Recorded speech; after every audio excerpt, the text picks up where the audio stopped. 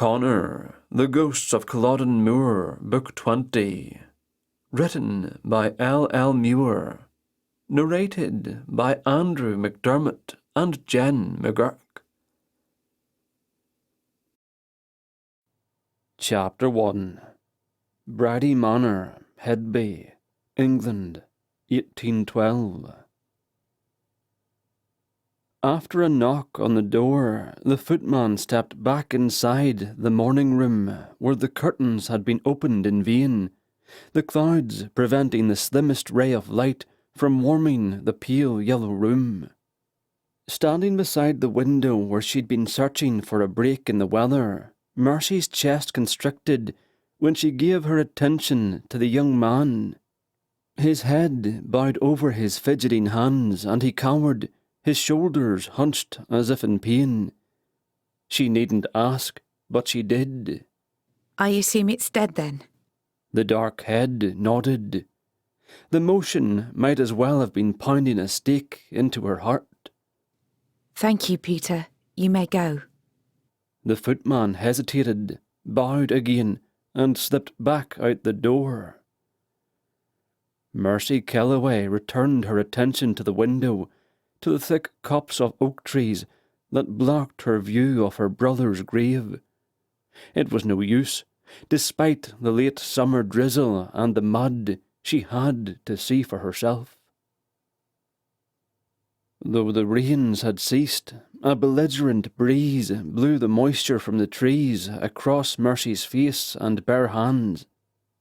It forced the icy drips and drops through the black lace of her sleeves and sent a chill into her blood.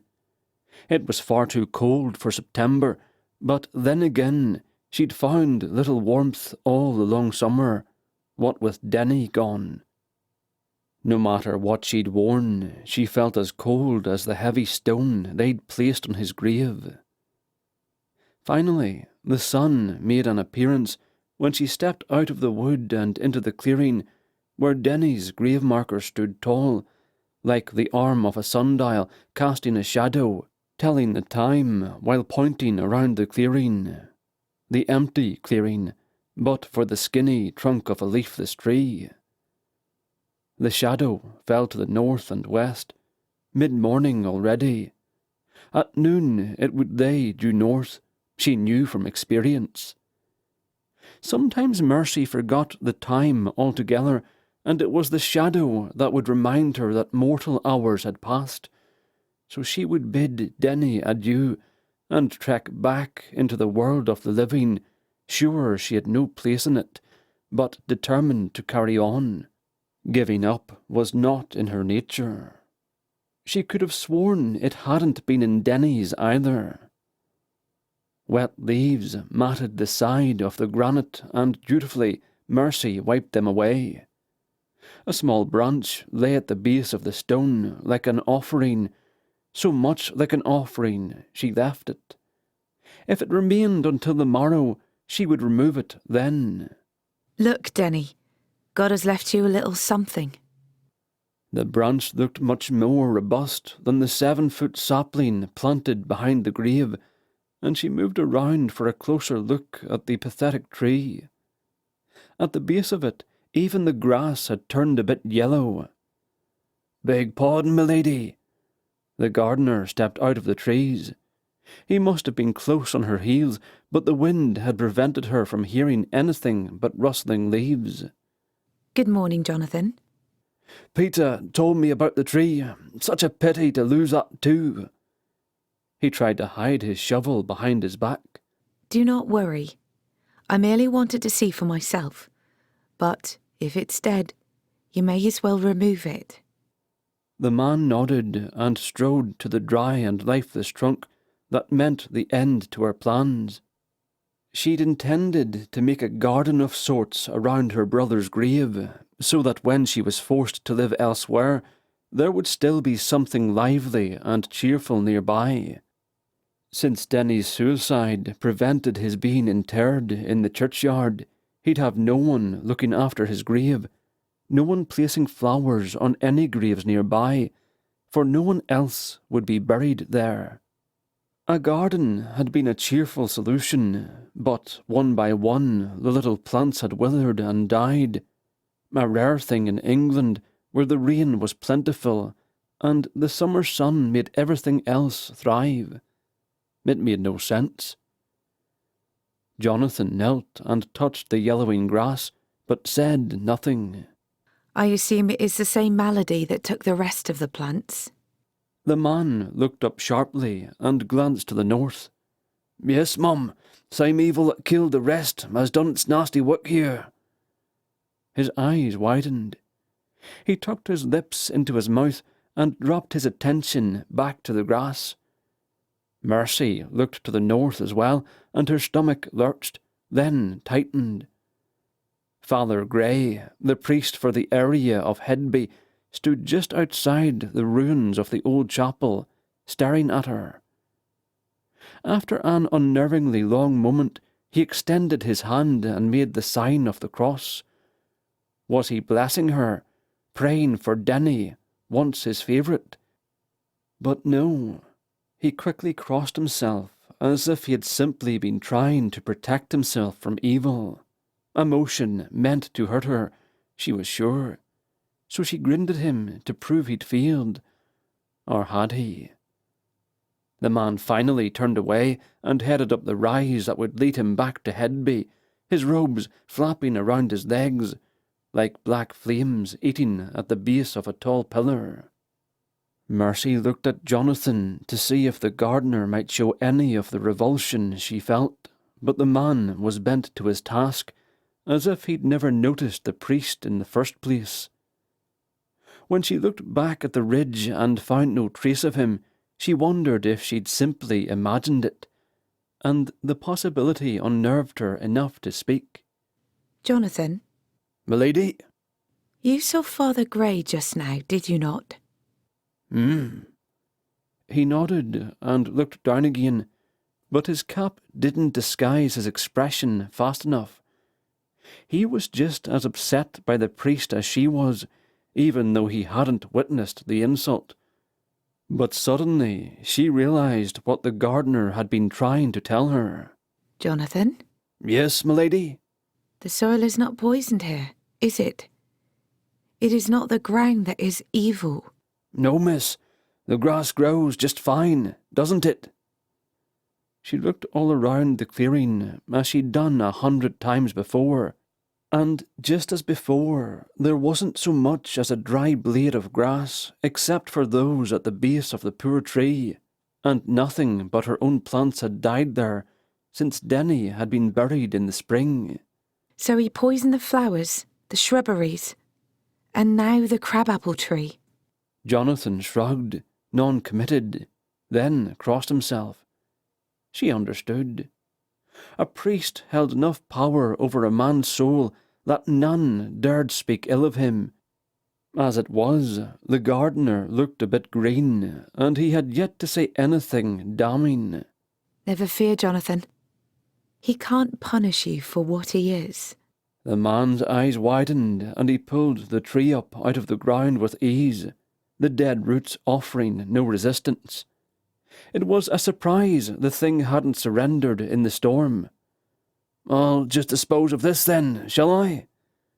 Mercy nodded and waved him away, but a heartbeat later she had a thought. Just a moment, Jonathan. The man stopped, but kept one toe pointed toward the trail that would take him back to the house. Father Grey spends an unusual amount of time at the old church, does he not? Yes, Mum. It's a peaceful place. Of course he says a prayer for your family and ancestors buried in the yard. She smiled and bit back the comment that not all her family had been allowed to join the others. But the old church is part of the estate, and he has no claim to it. Just so, miss. Well then, since I cannot make a garden for my brother, I shall simply have to arrange for something less vulnerable to poison. Miss? When you get back to the house, please send Mr. Gunnison to me. Mr. Gunnison had a much stronger back than Jonathan, and 6 strong lads at his beck and call. Mercy fairly danced around the clearing while she waited. The heartbreak she'd suffered for the little tree was forgotten, for now she understood it was neither her failure nor her brother's sins that killed it. Though she'd never indulged in the kind of superstition that plagued the people of Hedby, she hadn't been able to ignore the possibility that Father Grey's admonitions might have some basis in truth. But no longer. She would never again see the priest as anything more than a man, and a malevolent one at that. Though it didn't seem possible, Denny had been gone for 5 months already, so her period of mourning was nearing its end. However, it wasn't a sense of joy that made her keen to shed her black wardrobe. Rather, she was eager to serve justice to the one man responsible for her brother's death. But first, she would make Father Grey regret his condemnation of her brother, and the spiteful poisoning of the would-be garden. Mercy's first order of business was to have Father Grey notified that, for the foreseeable future, he was no longer welcome on the estate. She then had Gunnison post a man at the end of the road to keep the priest from coming over the rise to see what she was up to. Thus, freed from the cruel man's interference, she gave the order for Mr. Gunnison's workers to take apart what was left of the old church. From the servants' reactions, she surmised that they frowned upon the defacing of a building so ancient and sacred to her forefathers. But her forefathers were gone, and until her cousin, Thomas, came to claim his entitled property, she was the last surviving member of her family, and as such she would do what she liked with the ruins. And if she remembered Thomas clearly, he wasn't the sort of man who could be bothered to reassemble the old church when he couldn't yet be bothered to come inspect his new estate. The large, square stones of the 3 crumbling walls were dismantled, and the pediment was carefully removed. Then, the lot of it was used to create 4 low walls around the clearing. If a garden wasn't allowed to grow, then at least Denny could enjoy his new garden walls. She only hoped that her brother's immortal spirit was laughing himself silly at her knocking over the bastard's precious blocks. After a very long week of overseeing the construction of the walls, Mercy left Mr. Gunnison to placing the rest of the pieces where he thought best. It was satisfaction enough to know that Father Grey would never have the means to remove the walls from their new home. He would have a hard time convincing Thomas of ordering it done after Mercy reminded her cousin of the summer the priest took a switch to him for cursing, while Denny only received a stern headshake for doing the same. Justice. It didn't matter much to Mercy that the priest had treated her abominably all her life. Her nanny had explained that many men of God had no good use for women and were jealous of the men who did. And from that day forward, the frequent biting insults from Father Grey had ceased to upset her, which only made him hate her all the more. But Denny had been a different story altogether. Father Grey had treated him like the veritable Prince of Wales, bending his ear whenever he was able, tutoring, encouraging. But after they were grown, and the priest realized he would never be able to turn Denny against his sister, the man ceased his preferential treatment, and no matter how often Denny claimed otherwise, he'd been hurt by it. However, for the priest to deny him a proper burial was barbaric, in Mercy's opinion, and now, adding insult to injury, the man had thwarted any attempts to make her brother's final resting place less severe. Well, his punishment would fit the crime beautifully. With sacred stones surrounding Denny and the large graveyard left unattended, it would seem none of the ground to the north of Bridie Manor was more sanctified than the rest, and Mercy was satisfied. A few days later, Mr. Gunnison sent word asking that Mercy meet him in the clearing. With enough dread in her heart to make it difficult to breathe, she donned her riding boots and retraced her steps through the oak trees and fresh mud, trying not to notice how similar the morning was to that day she discovered the small tree had died. But this time is different. This time, I'm not wearing black. Everything was different in the clearing too. In point of fact, she couldn't see much of it. The walls were higher than when she'd last seen them, the last of the stones making a notable difference. But the most impressive sight was the pediment straddling the gap in the front, reaching nearly to the outer walls, sitting as naturally as if it had been designed for that very spot hundreds of years before. A mausoleum al fresco, as it were. Mr. Gunnison stood with hat in hand near the opening, his expression alternating between extreme pleasure and worry. She wished to set his mind at ease immediately, but tears poured down her cheeks while she struggled to find her voice. I couldn't be more pleased, Mr. Gunnison, truly. The man's eyes looked a bit wet as well, as he stood back and watched her walk inside. I would have hoped Master Denny would have liked it as well. Oh. Mercy was rendered speechless by the sight of the back wall. The apse had been recreated and enhanced by the row of 4 pilasters that seemingly supported it from beneath, and along the top of the side wall on the north, a full row of quatrefoil stones allowed the morning sunlight to fall upon the south wall like a Gothic lattice, and all with Denny's grave lying in the centre like a monument to a brave Knight Templar. Better in line with the Denny she'd loved all her life. I'm happy you were able to come before the sun rose much higher, Gunnison said. If Denny were able, I'm sure he would be sitting on the apse, dangling his feet over the edge. She could nearly imagine him doing just that, with a wide grin, swinging his feet back and forth, while he waited to see the look on Father Grey's face. But that wasn't right. Denny wouldn't like to see the man infuriated. Even now, from his grave, he would still be hoping Father Grey would mourn his loss instead of mourning his sin.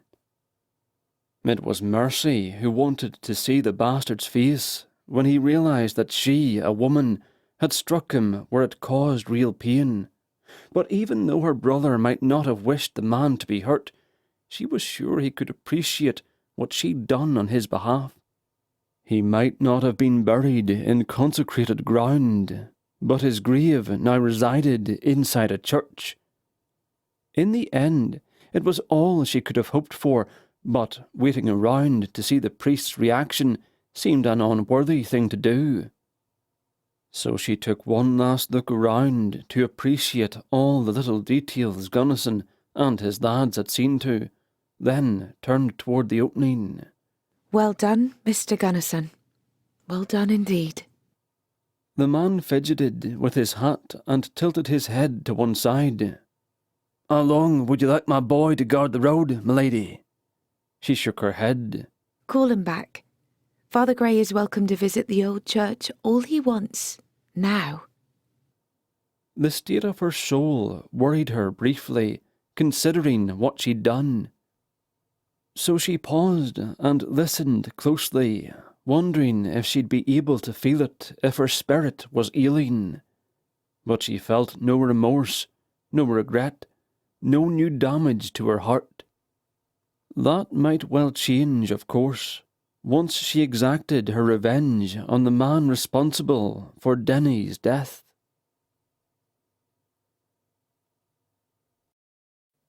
Chapter 2. Culloden Moor, 2 a.m., present day. I am Scotland. Laid low beneath the soil, I've become the land itself.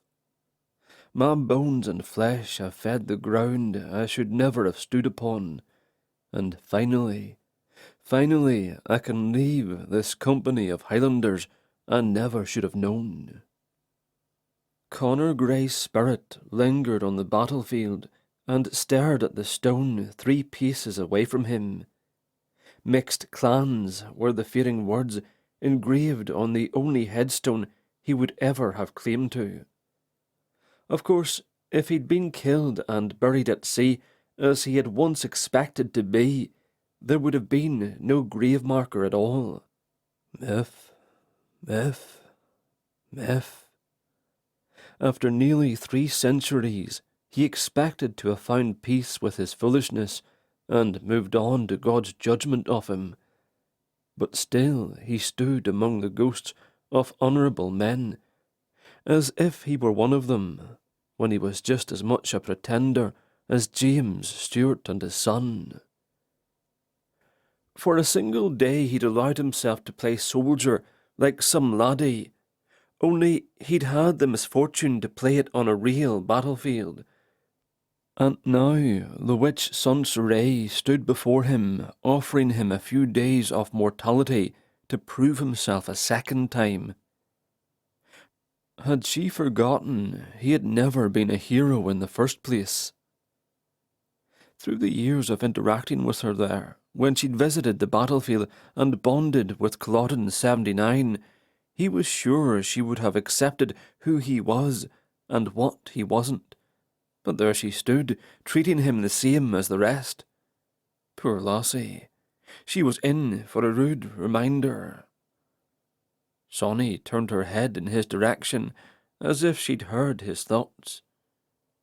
Standing with her back to her mystical bonfire and a pulsing, wavering ring of green light swirling round her just off the ground, she was a sight to behold. Connor Gray.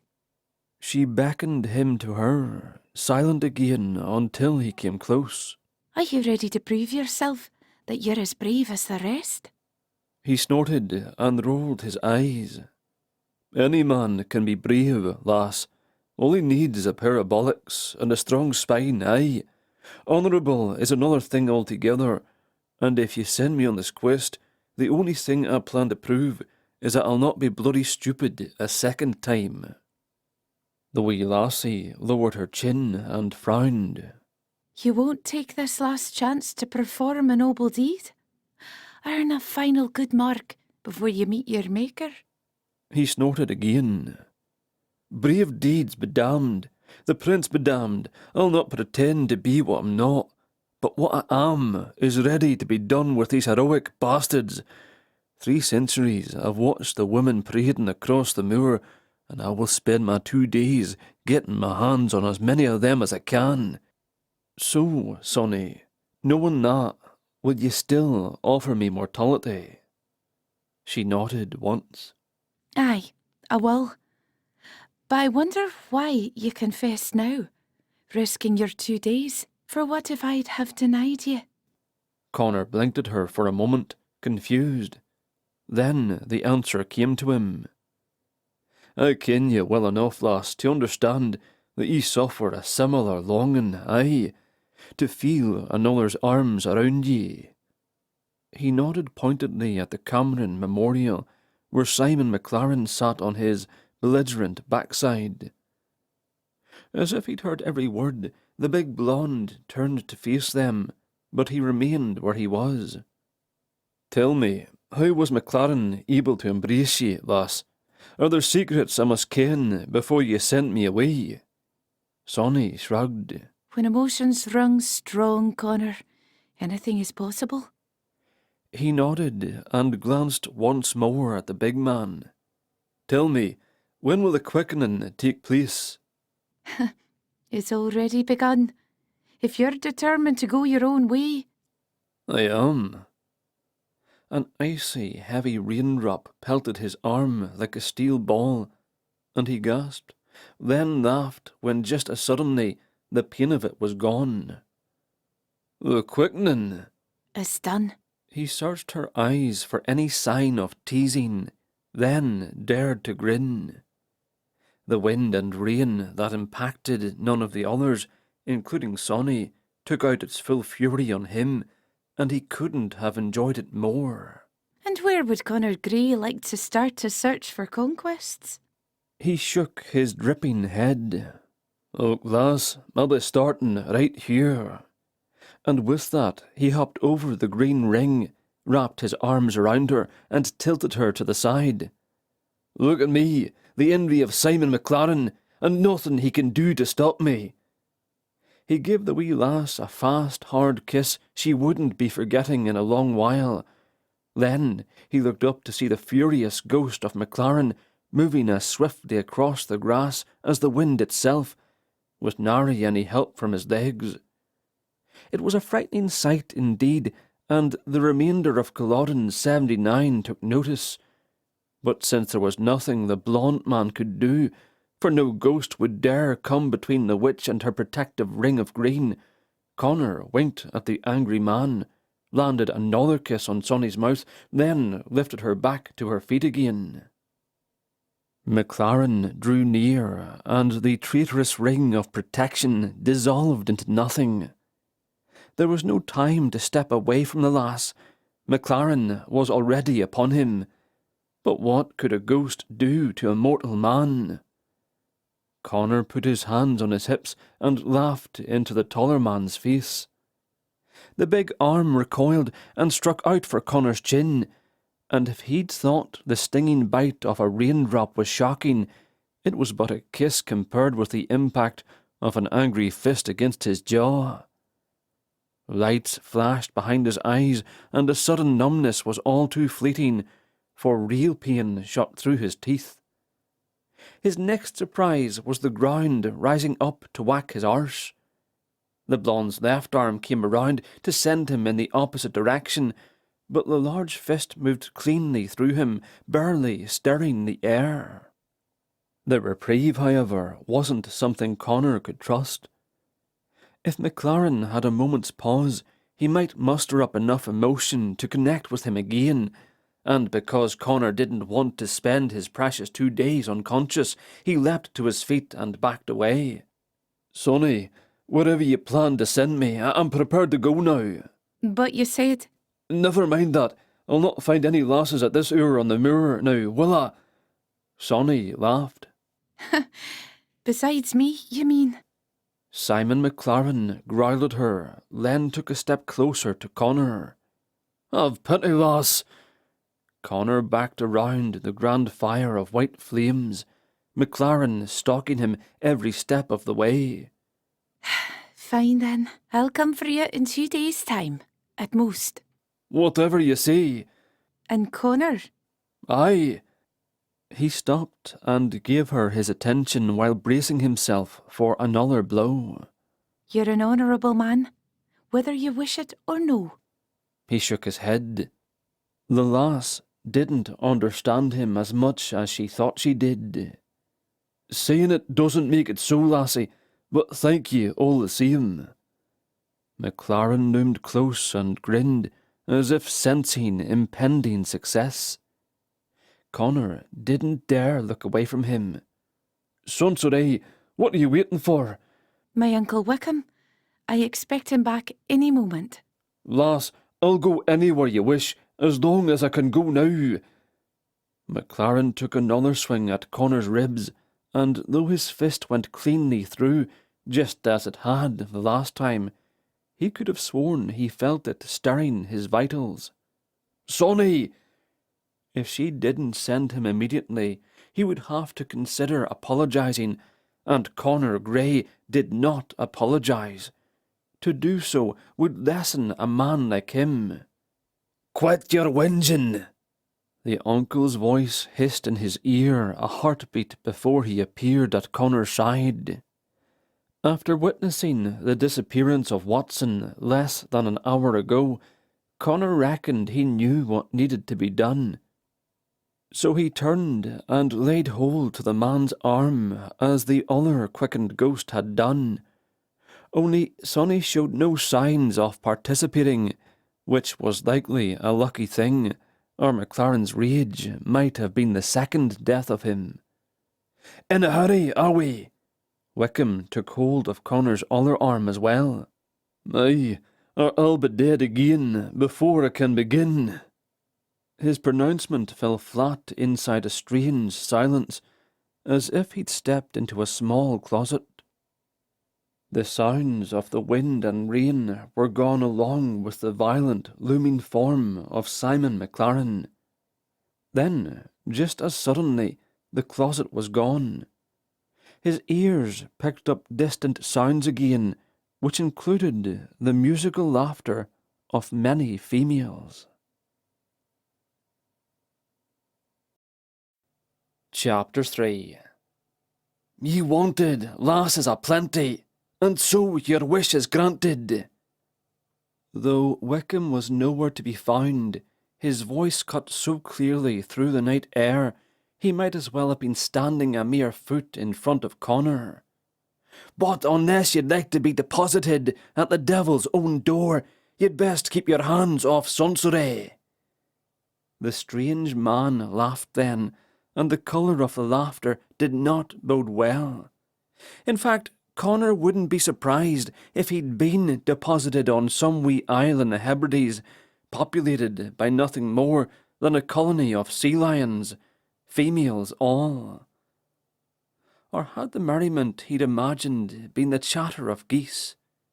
His ears strained to hear it again, but all laughter had died away, replaced by the clopping of horses, the rattle of carriage wheels and harness, and the high strains of a violin. He turned to find the corner of a large mansion, but the view of the yard was completely obscured by a tall, immaculately trimmed bush in the shape of a tall pyramid, with a ball beneath. A topiary, he believed it was called. After so many years on the wild moor, it was more than passing strange to suddenly find himself face to face with a whimsically manicured shrubbery. But it sounded as if all the excitement was on the far side, so he stepped around the creation and came face to face with the back of a buggy, and not the sort the security guards used to scurry around on the battlefield. This buggy had been taken straight out of the 19th century, complete with delicate wheels, a soft leather boot on the rear for storing baggage, and a pair of fine horses at the head. Actual horses. It had been quite some time since he'd seen a horse, let alone smelled one, and even longer since he'd been near a large beast that hadn't been terrified by his presence.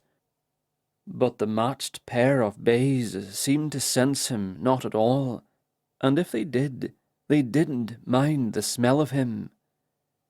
And that thought drew his attention back to his own body and what state he'd been restored to. He lifted his arm and sniffed. Nothing pungent there. In fact, he smelled much like he had after a long swim, if he remembered all right. A good perusal of his kilt and coat surprised him pleasantly, as he seemed to be dressed out for burial, his garb looking clean enough to meet God Almighty. The jabot, tied around his neck and sitting upon his chest, was as fluffy and white as the first day he'd purchased it. Well, stolen it, and hadn't been that white since. In fact, for nearly 3 centuries it had been smeared with enough mud and blood that no one could have guessed its original colour. The velvet of his fine short coat was green again. He'd nearly forgotten the colour, as it had always seemed a mottled grey on the moor. But no, he remembered now. When he'd first acquired it, he might have blended in easily with a thick stand of Douglas fir. His kilt below was equally clean. The pleats might have been made by his own mother had she not been long dead. The black of his boots held such a high sheen he looked around to see what great spotlight must be shining down upon him, but he found only flames.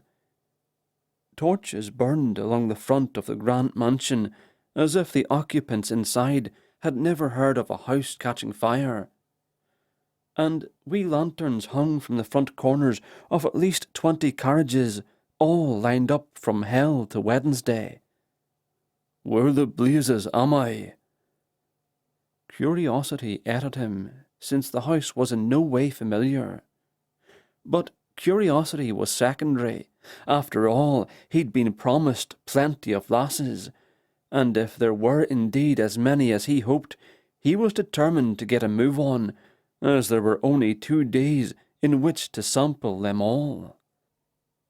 The wide front doors opened, and the tinkle of female laughter escaped again, as if taunting him.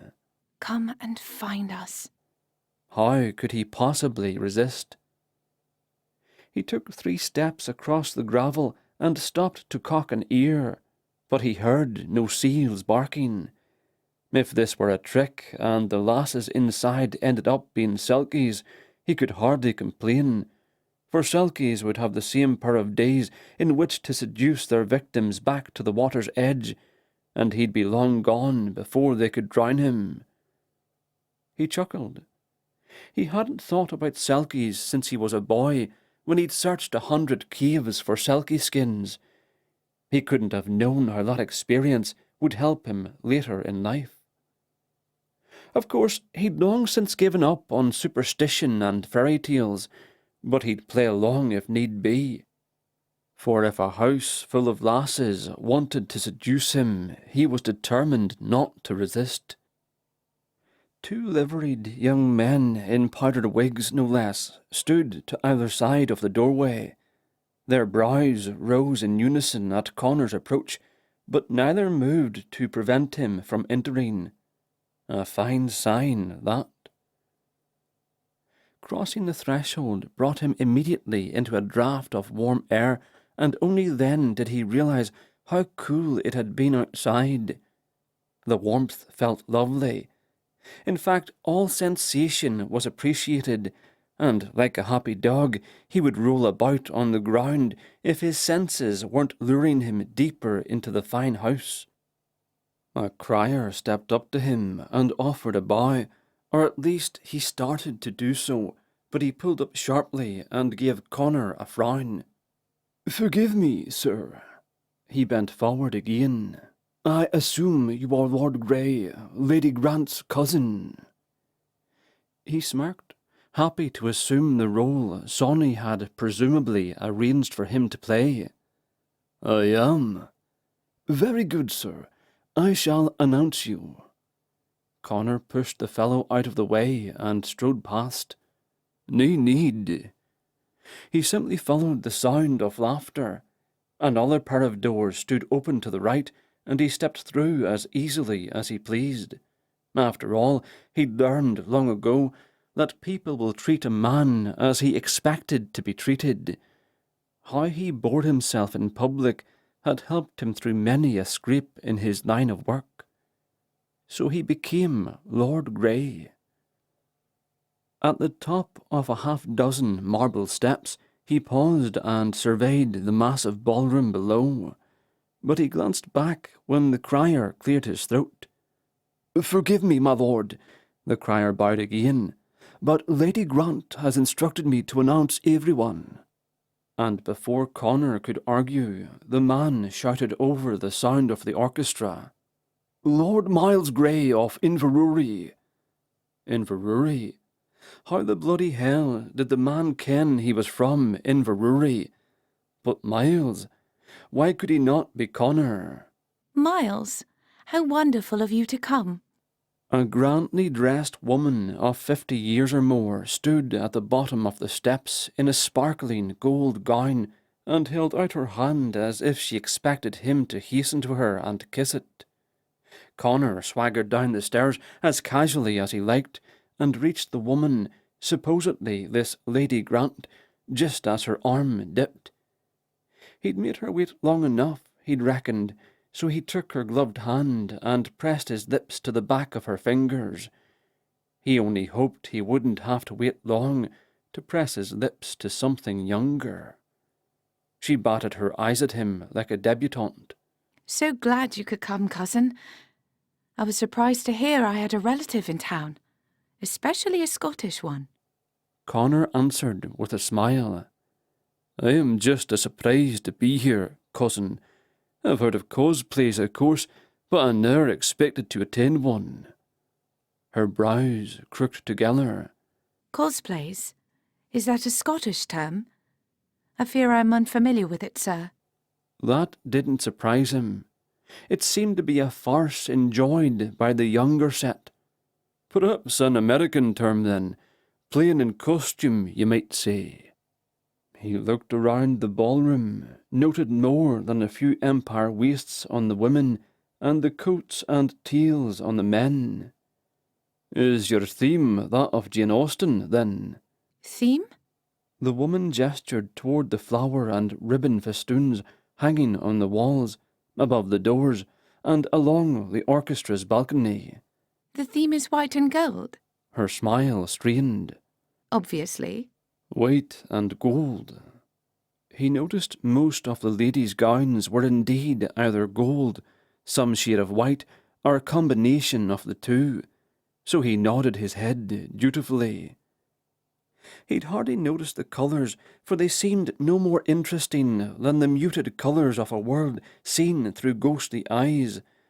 But after a glimpse of rosy lips and bright green eyes flashing by on the dance floor, he had an even greater appreciation for his mortal vision. He watched closely while the young woman laughed with her dance partner. In a possible act of defiance to the gold and white theme, she wore a dainty necklace of emeralds that matched her eyes. The next time she faced him, she lowered her lashes and blushed a rosy pink, making her the most colourful lass in the room. Her white teeth bit into a lower lip so plump he worried it might burst like a juicy berry. That one. He would definitely taste that one. He dragged his attention away from the lass when he realised he was being introduced to Lady Grant's husband. He copied the bow and played along. After all, the woman had gone to an enormous expense to create such an antiquated atmosphere. The least he could do was patronise her. Besides, if he made much of a commotion, he might be kicked out, which he couldn't allow, especially since Wickham was right about the plethora of lasses about. One to every gentleman, in fact, or so it seemed at first glance. A meticulously planned soiree, if ever there was one. But he would suffer no compunction over hoarding half a dozen or more for himself. The colourful lass moved past him again, walked around one man, then returned to another in the steps of a 200-year-old country dance that was now only seen in movies. He watched the steps and tried to identify the pattern. Lady Grant noticed him noticing. Not to worry, sir. I am certain no one expects you to dance in your uniform. After all, what if your skirts flew up? She and her husband had a hearty laugh, and though Connor would have liked to argue that a kilt is never to be called a skirt, the green-eyed lass moved close again, and he was reminded why he should swallow the offence.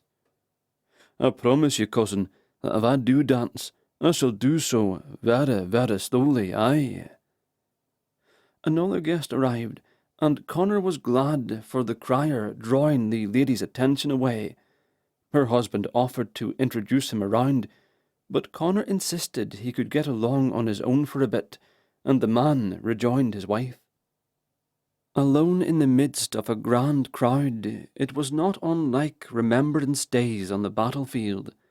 People looked past him, through him, unseen for the most part, while they chatted away, playing their own roles for the sake of the hostess. For an historical cosplay, he half expected to find someone dressed as Thor or William Wallace, all covered with blue paint, but the scene was so well controlled, he was a wee disappointed. The music came to an end, as did the dancing. People paused from their play-acting and began searching for the next bit of entertainment. He was entirely aware of the glances, both outright and sidelong, garnered by his traditional Scottish garb, But while others looked their fill, he searched for the green-eyed lass among the mob of dancers breaking apart and returning into the throng. Though he was half a head taller than most of the men in the room, he still couldn't locate his prey. But since he did remember her startling green eyes and the emerald necklace she'd been sporting, he hoped one of the other young ladies might know her. So he turned to the nearest Miss Plain debutante. "Pardon me, lass." He ceased speaking when it appeared she was choking. Her pale eyes rounded like saucers, and her gloved hand wrapped around her throat, an obvious sign of distress. "Are you choking, then?" He tried to move behind her, hoping to wrap his arms around her and give her a good squeeze, a move he'd seen practised a dozen times on the telly, but the distressed young woman ducked out of his reach and hid behind a portly man, as if she were more afraid of his touch than of choking to death. "What is the meaning of this?" The man turned a bit red around his pork-chop sideburns when he realised his words had drawn a great deal of attention. "I thought yon lass was choking," Connor said, "but she seems right enough now." "By my word, you are presumptuous!" The man never so much as glanced at the lass, so she might have keeled over dead for all he'd noticed. Another man stepped up and whispered in the rounder man's ear. His last words were clearly, "Cousin to Lady Grant." And whatever else the man had intended to say caught in his throat, and he too began choking. But since no one else seemed concerned, Connor grabbed the fellow's forearm, swung him round, and pounded on his wide back. The crowd fell silent, but for a young woman's giggle. Then she too fell silent, but not before Connor located her. It was Miss Berry-Lips, and though she blushed nearly red enough to match those lips, she was having a devil of a time keeping quiet. He gave her a discreet wink, then turned back to the man and his daughter. "Perhaps this choking problem runs in the family, then." A mature woman bearing a striking resemblance to the choking lass, with the same dark hair and pale eyes, stepped up next to the gentleman. She smiled with an unfortunately decaying set of teeth. My daughter was simply surprised when you addressed her, my lord. She had no proper introduction, you see. But since you are clearly not local... Connor laughed. "Proper introductions? Where are we? The 18th century?" A mixture of light laughter and murmurs ran through the crowd like a wave moving through a football stadium. Then all was quiet again until the orchestra struck up another tune. The choking family, along with everyone else, receded and left him standing alone with a great deal of space to himself. But on the edge of that space, the lass with the berry lips failed to escape with the others. Still amused, she hadn't realised he'd been relegated to a poor-mannered leper. "You'd best run away, lass, before you're seen speaking with a man to whom you've never been introduced, aye?" She shrugged a nearly bare shoulder. You are probably right. However... He took a short step to the side to close the distance between them while pretending to ignore her. However, I would risk a small scandal to help you a little. "Help me how?" He let his gaze fall to the floor so he could at least regard the hem of her gown while they spoke. We English are rather proud of our modern century, so I dare say you've dealt us all a great insult. But even here, in 1811, we still require adherence to society's rules, which include never speaking to someone of the opposite sex without a proper introduction first. Especially at a ball. I am surprised you don't adhere to the same in Scotland. He laughed outright, then had to pretend he was laughing to himself. After he felt it safe, he spoke again. "Here in 1811, does this mean a lot of a chance to taste a Coca-Cola?" It was the surest test he could think of. If she knew what the fizzy drink was, he would know it was all just a game, and he hadn't been sent through some wormhole in time. Is it a Spanish treat? I've heard they'll all be serving Spanish delicacies later this evening. A small gasp escaped her, and he found her following the progress of a tall, handsome gentleman as he entered the ballroom. Best of luck, sir. I've helped you all I dare. After a fleeting, genuine smile, she lifted her skirts and manoeuvred her way into the masses of bodies decked out in historical finery, the likes of which Connor hadn't glimpsed near the Moor in real time for nearly 200 years. There wasn't a poorly rigged costume in the lot, and when he considered the sheer number, it all came down to two possibilities. Either he had stumbled onto a set of a Regency period movie, or Sonny's uncle had deposited him back in history, and he truly was living out his 2 days of mortality in 1811, an era devoid of iron brew and indoor plumbing, both of which he'd been hoping to test. Since there were no hulking cameras positioned around the room, nor mobile telephones lifted into the air for a memorable selfie, he had to conclude that Wickham had performed a proper miracle, nearly as impressive as Sonny's feat of breathing life back into him. The question was why? As Connor took a closer look at the body of party guests before him, noting the costumes once more, the steps to the dance underway, and the general manners on display, the answer came to him. Wickham had indeed played a very cruel trick on him. Plenty of lasses. Aye, he'd been granted the company of more lasses than he could kiss in a month, and still keep his head in an age where those lasses wore gloves, specifically to protect themselves from being touched by a man even while dancing.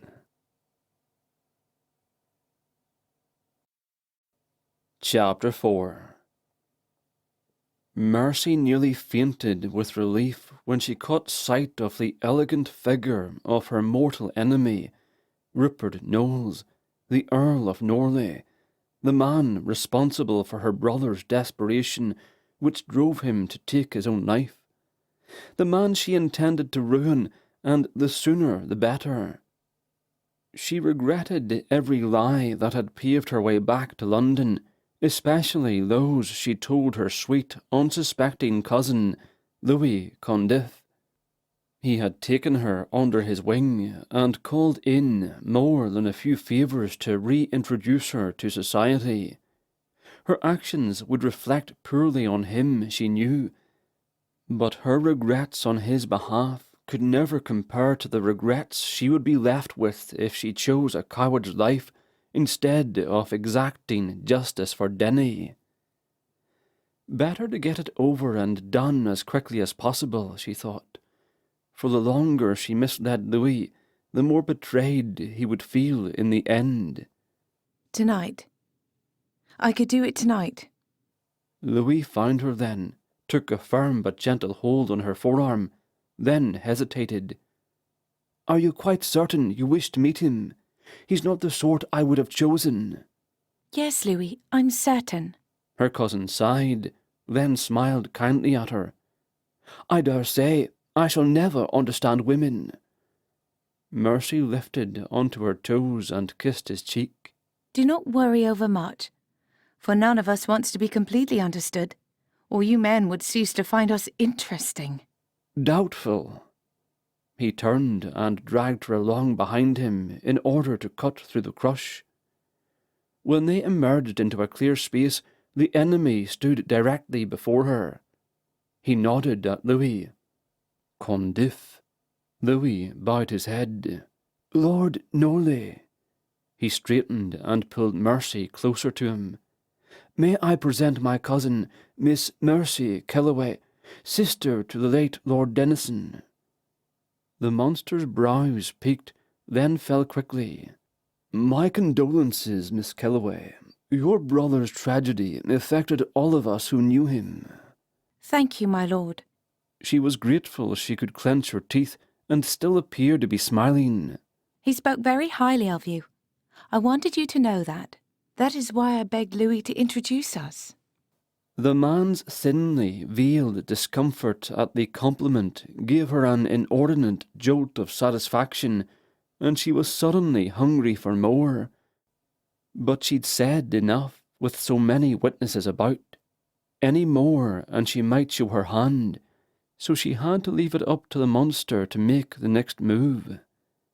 His gaze slipped to her bosom, and a genuine smile appeared. "I'm gratified to hear that Denny spoke of me at all, and now that we've been introduced, I'm sure we'll become great friends as well. Have you promised the next dance?" I have not. "Then promise it to me."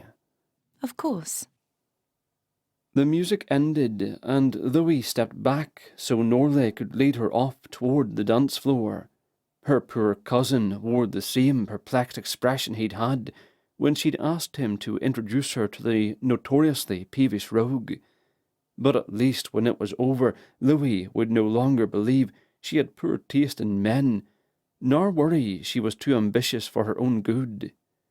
He would understand that all her flirting would have been for Denny's sake, and not in fact for marriage or money. The country dance afforded her little opportunity to speak to the man. Each time they came together, they immediately turned and stepped away again. A teasing ritual, to be sure, and luckily it seemed to work on Norley.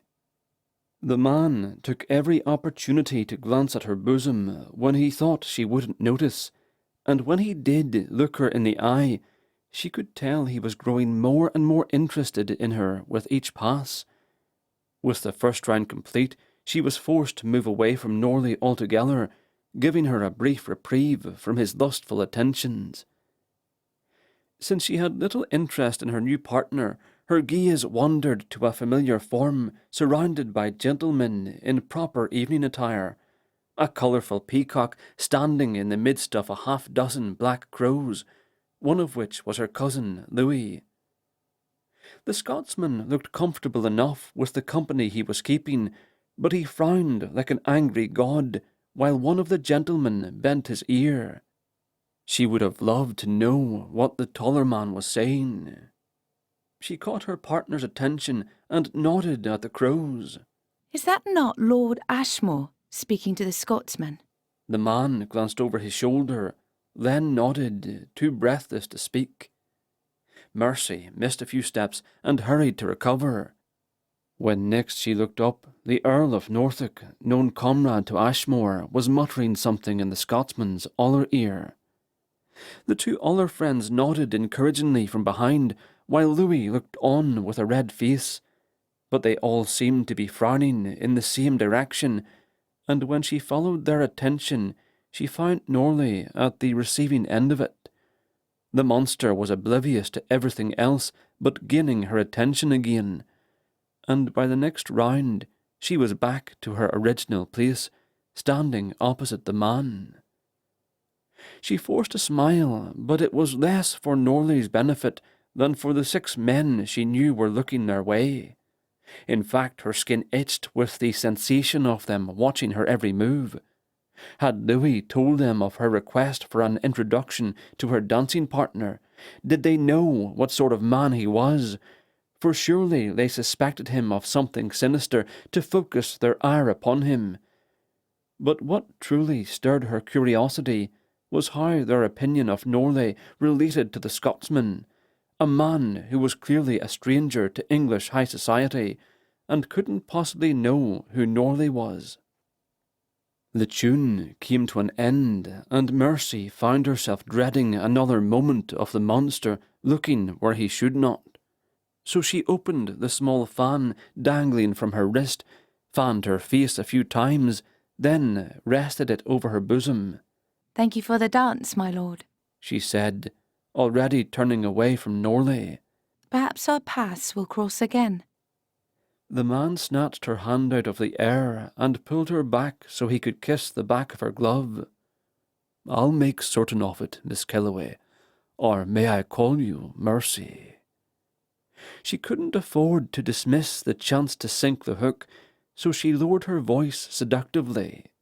"Why, Lord Norley, it is far too soon to be crying mercy, but I suspect it will happen soon."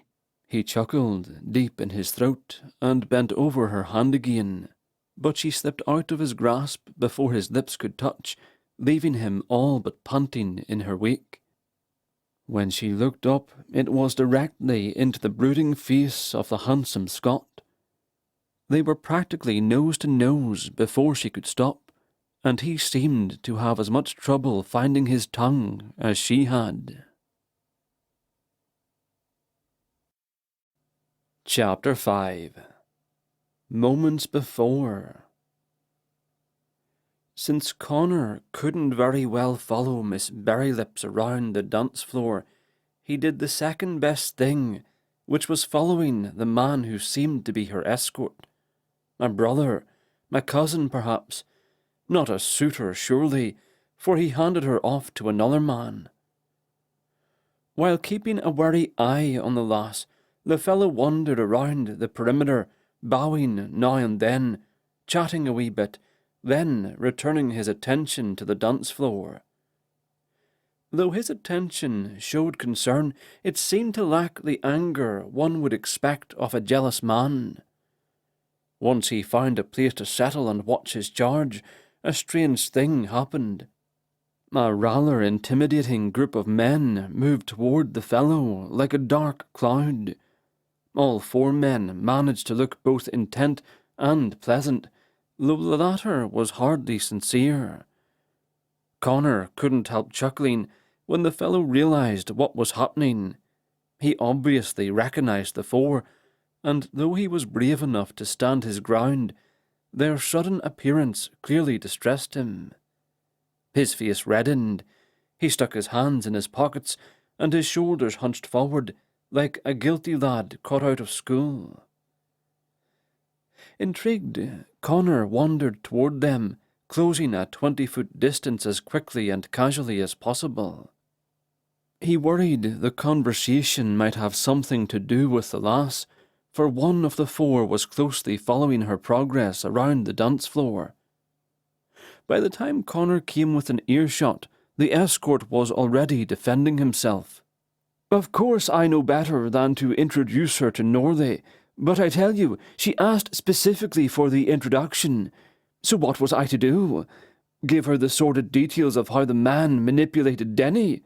What good would it do to prove her brother was a fool? His reputation has suffered enough in her eyes." The tall brunette standing to the left frowned at the dance floor for a moment, then turned back. "I heard the 2 were very close." The lass's escort nodded vigorously. "Yes, Northwick, they were, at least in her eyes. Once Denny came into his own, she got pushed to the wayside, but that is to be expected." Northwick nodded. "I remember her from last year. Harcourt's sister Anna forced us to attend 2 balls every season, and I remember Miss Kellaway as a shy, nervous girl, but she is hardly that tonight, Condiff." "I remember," the escort Condiff said. "She is definitely not the same young woman she was last year, though Denny's death is explanation enough." The white-haired man, standing to the man's right, shook his head sharply. "I would have thought the opposite, considering a quiet, shy woman would have retreated further from society, I would think."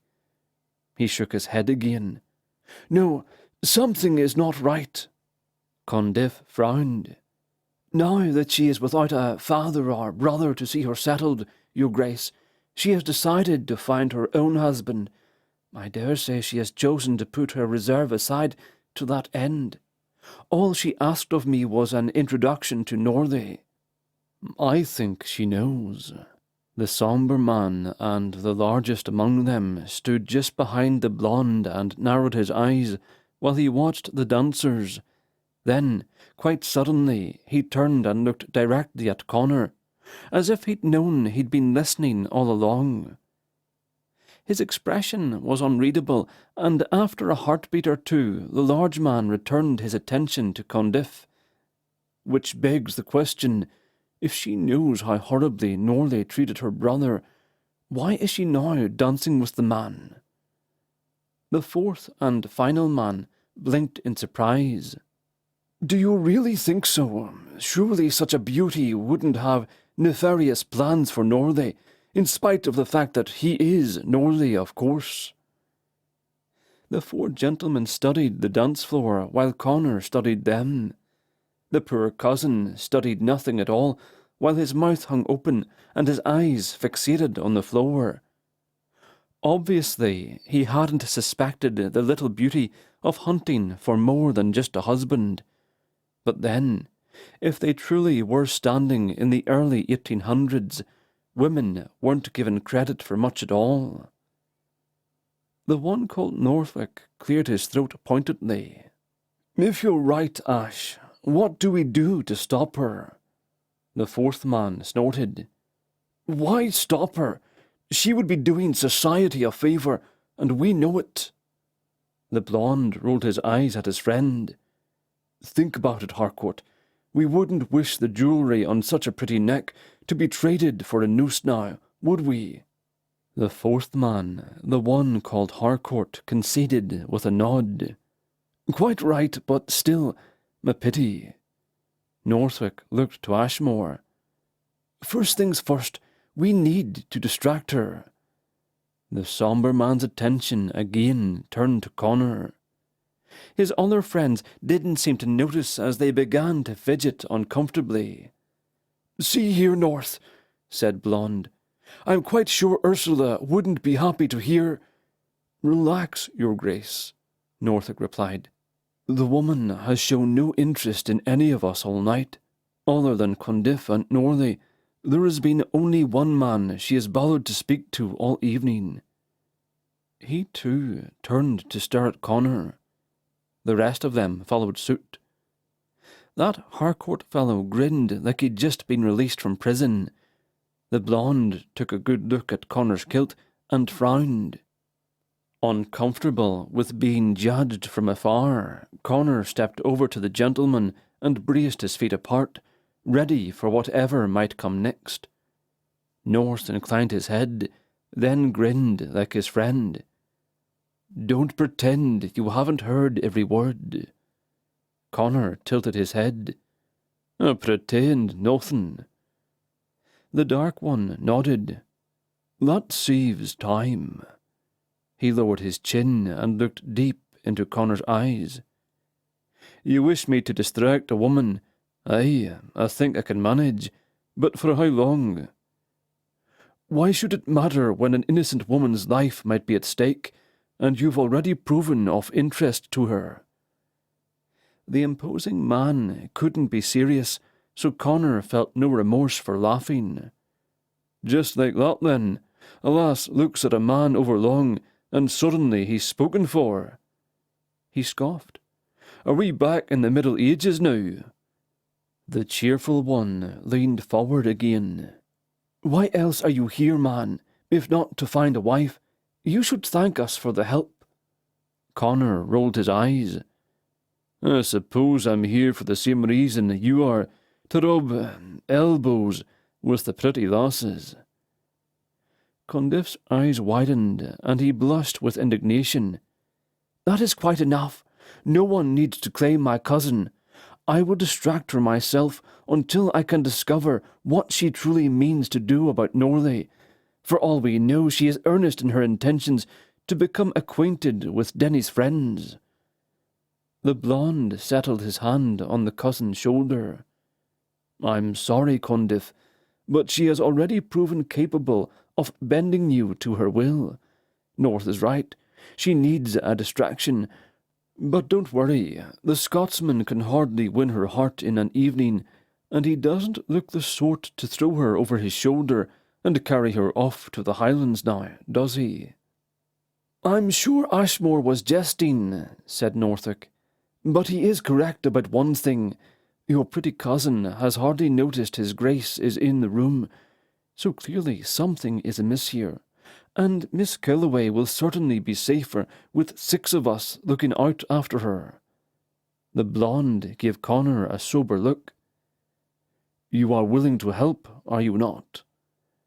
Connor felt more than a wee bit prickly under the steady stare of a man who was apparently a royal.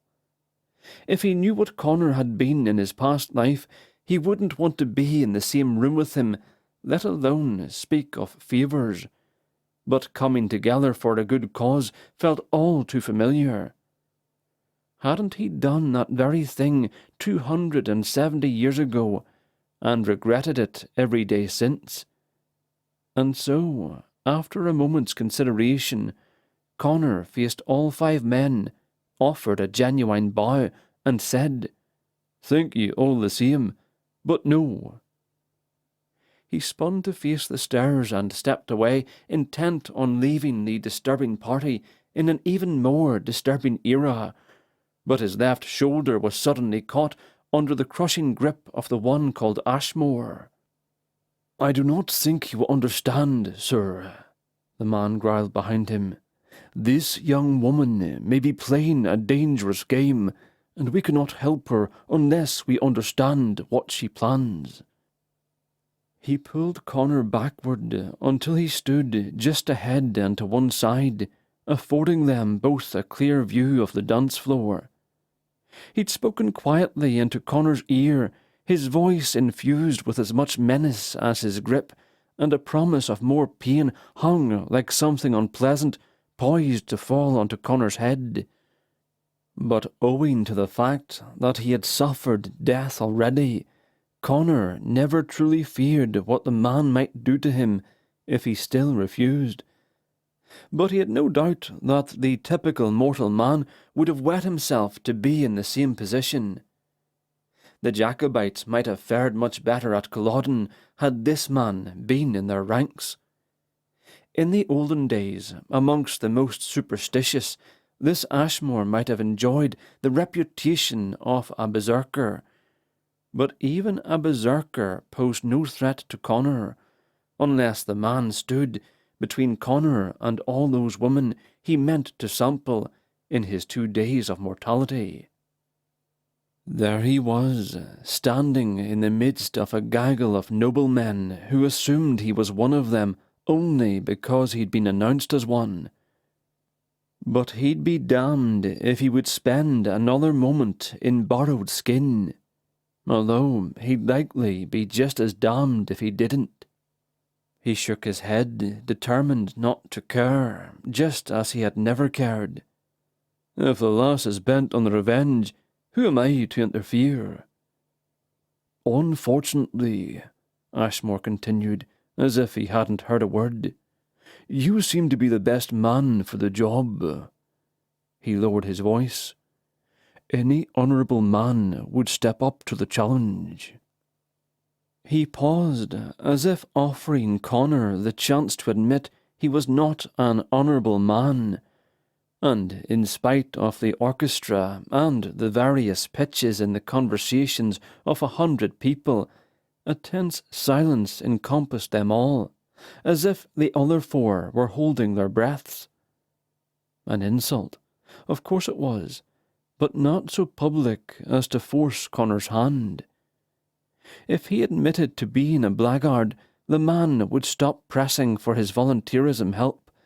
If he had any pride at all, he would either offer his service or would have to call the man out, and he was fairly certain that few men would be fool enough to do the latter.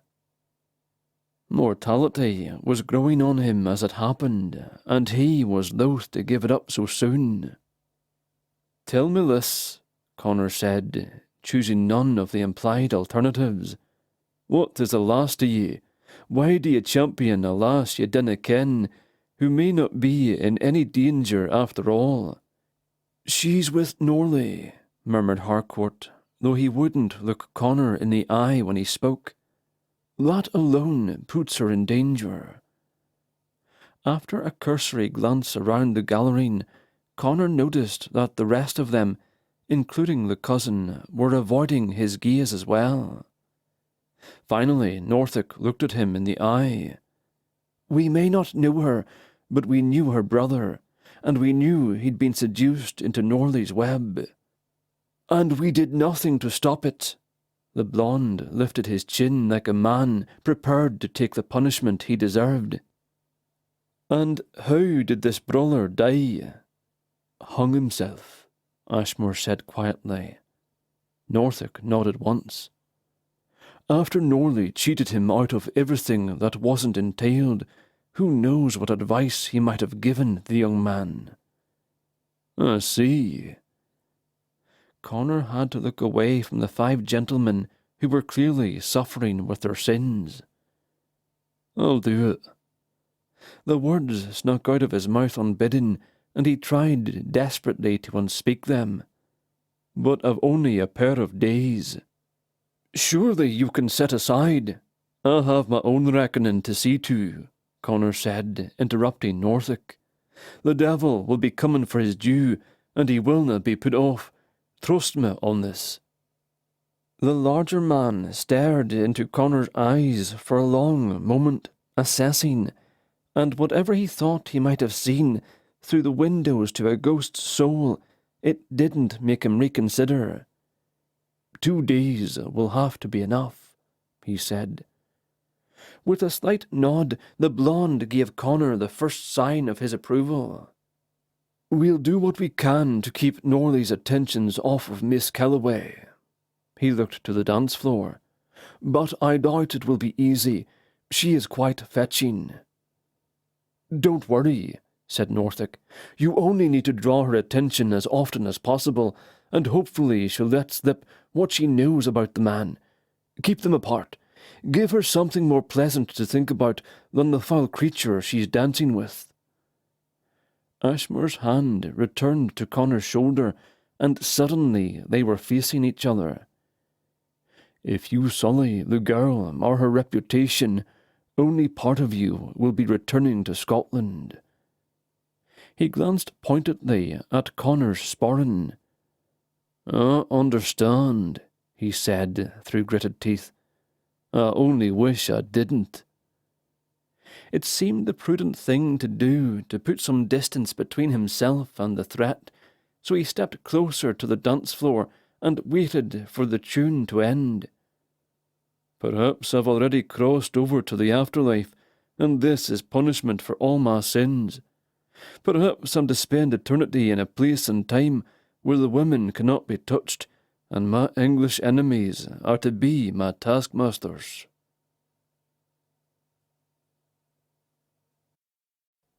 Chapter 6. Mercy felt the heat rise from her face, and didn't know if it was due to the exertion of the dance, or because she was standing so close to the Scotsman that her skirts covered his boots, and she could see each of 1,000 small whiskers beginning on his face. She stepped back quickly and curtsied. My apologies, Lord Grant. I am afraid I was still reeling from the dance. His frown lessened, but only a little. "My name is Grey, not Grant, cousin to Lady Grant." She took a swift breath and held it for a few seconds, trying to control the resentment that rose in her chest at the mention of her other enemy. I owe you another apology then, Lord Grey. She inclined her head and stepped to the side, but he mirrored her movement, and she could not pass him as smoothly as she'd intended. "Since everyone here has seen us speaking together, introductions or not, won't you linger a wee moment?" Mercy was temporarily at a loss for words. It was obvious from the set of his jaw that he was upset about something, and quite possibly her. But she wasn't particularly interested in wasting breath with another man named Grey, either. His eyes bore into hers. He forced a smile she knew he did not mean, and showed no signs of relenting, so she sucked air deep into her lungs, and a few breaths to clear her head and find her voice. My lord. She refused to speak his unpleasant name again. Is something the matter? He glanced down long enough to smooth his features and gave her an improved smile. As a matter of fact, there is, lass. Someone behind the Scot cleared his throat rather loudly, and they were both distracted. Would you mind telling me just what you're about? He stumbled forward as if he'd been shoved from behind, but the handsome Duke of Rochester was the only one within reach of him, and the blonde's attention was on his friends. The Scotsman frowned briefly over his shoulder in any case, then turned that frown on her again. What I mean to ask, milady, is if you have somewhere particular you mean to go, or could you take pity on a countryman and show me the next dance? He cleared his throat as if the words had left a sour taste in his mouth, but made no sense to her. The man had obviously been interested in her earlier, but suddenly he thought it a chore to ask her to dance. And the way he'd ground out the word countryman, had he only just realised she was English, or been reminded that, as a Scot, he should have held her in some measure of contempt for what her ancestors had done to his? The man was a mystery, certainly, but she had no time and no attention to spare for puzzling him out. She had a task to accomplish, and that task only involved herself and Lord Norley. As I assume you aren't truly interested in dancing with me, sir, I will happily decline. She picked up her skirts, bobbed quickly, and turned to her left, intent on giving him a wide berth. But there he was again. Happily. She huffed out a breath, but wasn't so cruel as to let others hear her exasperation. Yes, happily, for both our sakes. For I can promise nothing tonight. My schedule is not my own. I cannot know from one dance to the next where I will be needed. At the moment, I am needed elsewhere. I am certain there are dozens of young ladies eager to partner you for the next dance. Perhaps someone who interests you more than I. Perhaps you can find a young woman wearing a touch of plaid. Now, if you will excuse me. She gathered up her skirts and scurried around him, foregoing another curtsy in hopes of escaping while he bowed. She moved toward the stairway that would lead up to the ladies' chamber on the first floor, and left all thoughts of Scotsmen behind her. Lord Norley needed time to wonder where she'd gone off to, and with whom.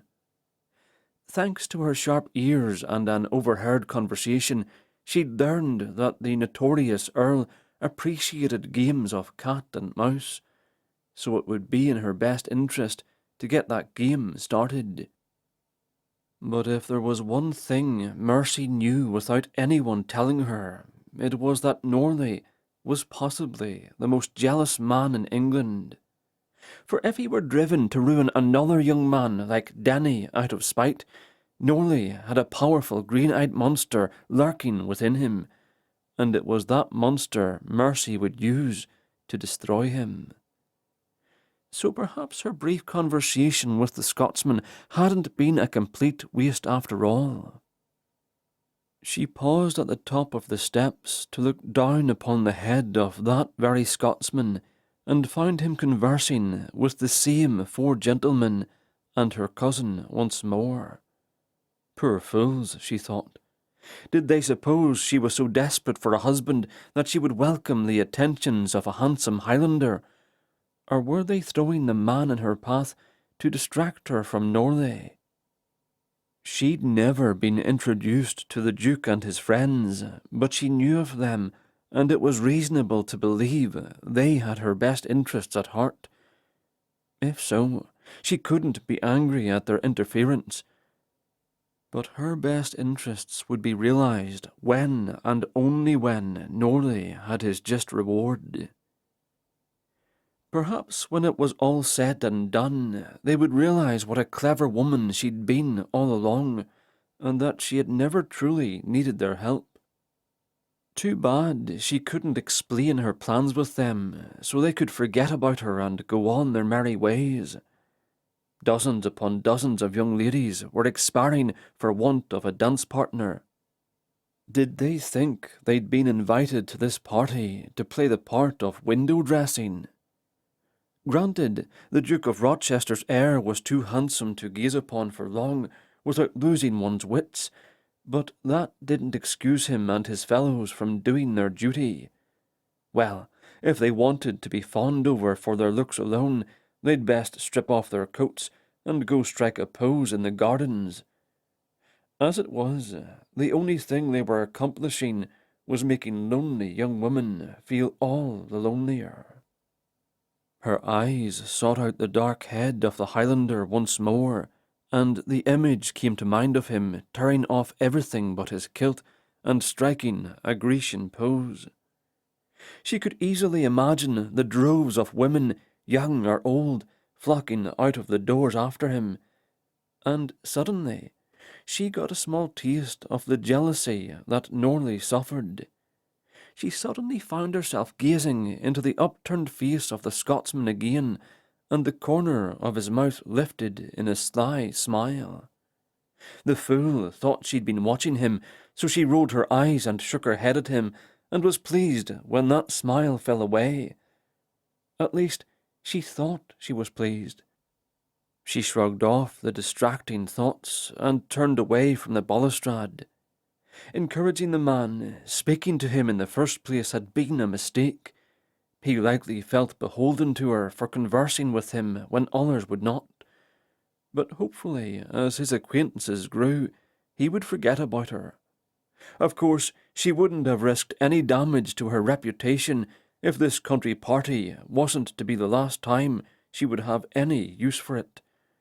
Why safeguard her name when its destruction loomed near?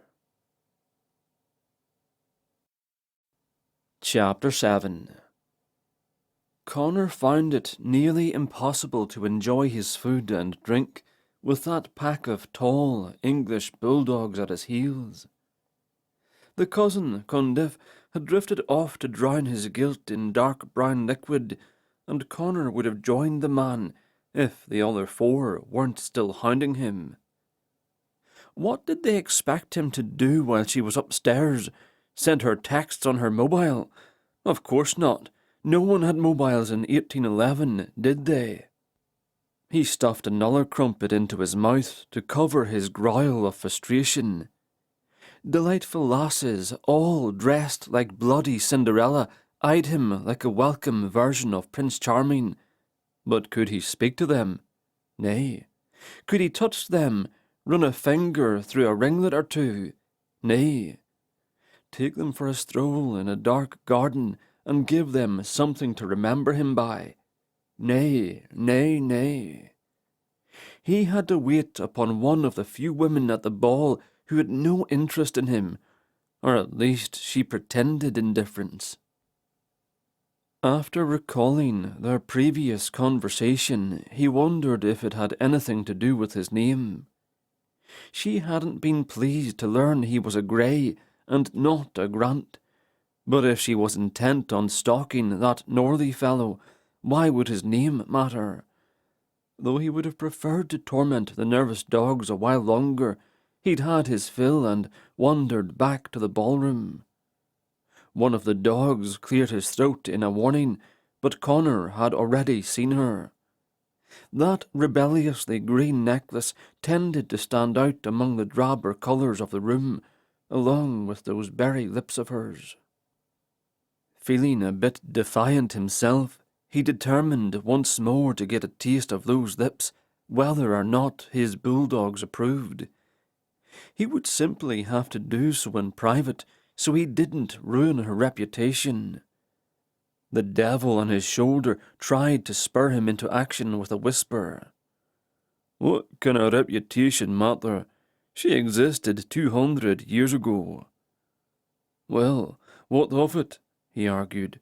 "I existed 70 years before her, and I am here now." Yes, he was there, and she was there, and since the impossible had already happened, what was to say that more impossible things weren't there for the taking? Lifting onto her toes, she surveyed the crowd, and seemed to find what she was looking for. Connor followed her gaze and found Norley standing at the French doors that led to the balcony. The man's head turned back and forth, searching for someone as well, but Connor had no doubt it was Mercy Kellaway. The lass seemed pleased, and when she found Connor staring at her again, she smiled even brighter. He was instantly suspicious and held his ground while she made her way toward him. As she closed the distance, he tilted his head to one side and cocked an eyebrow, then waited for her to confess. It was a trick he had used on many in his day, and few were able to hold their tongues when they thought he already knew the truth. It was a trick he might have learned from his father, what little he remembered of the man. She offered a curtsy. He ignored it. If I said I was here to apologise, would you believe me? He shook his head infinitesimally. Then will you believe I wish to dance? He lowered his brows in answer. She sighed and stepped closer. His heart leapt with anticipation of her confession, for whatever it was, he would use it as a blackmail to get that kiss. In all honesty, sir, I wish to make Lord Norley jealous. I thought you might find it diverting to help me do so. He shrugged a shoulder. You'll owe me a favour in return, then. Now she was the suspicious one. I'm certain I'll think of something you can live with. Very well, I accept. He offered her his arm and led her to the open floor where couples were facing off. When the orchestra began, he was relieved. I believe I ken the steps to this. She looked doubtful. And if I forget, I'll just throw in a jig or two, aye. The lass laughed and relaxed a bit, and though they could do little more than smile at each other through the exercise, he felt as if they had become very familiar with each other by the time the dance ended. I thought of my favour, he said, while they applauded the musicians. She bit down on her plump lower lip and braced herself for the rest. A stroll in the gardens. The lass pretended to consider it, but he knew she was really looking around for Norley. They both found him surrounded by a familiar foursome, and for the first time Connor was grateful for their interference. Their faces bore the same expression they'd had when they'd first gone after Condiff, intent but pleasant enough. Very well. A short stroll in plain view. Connor pretended shock.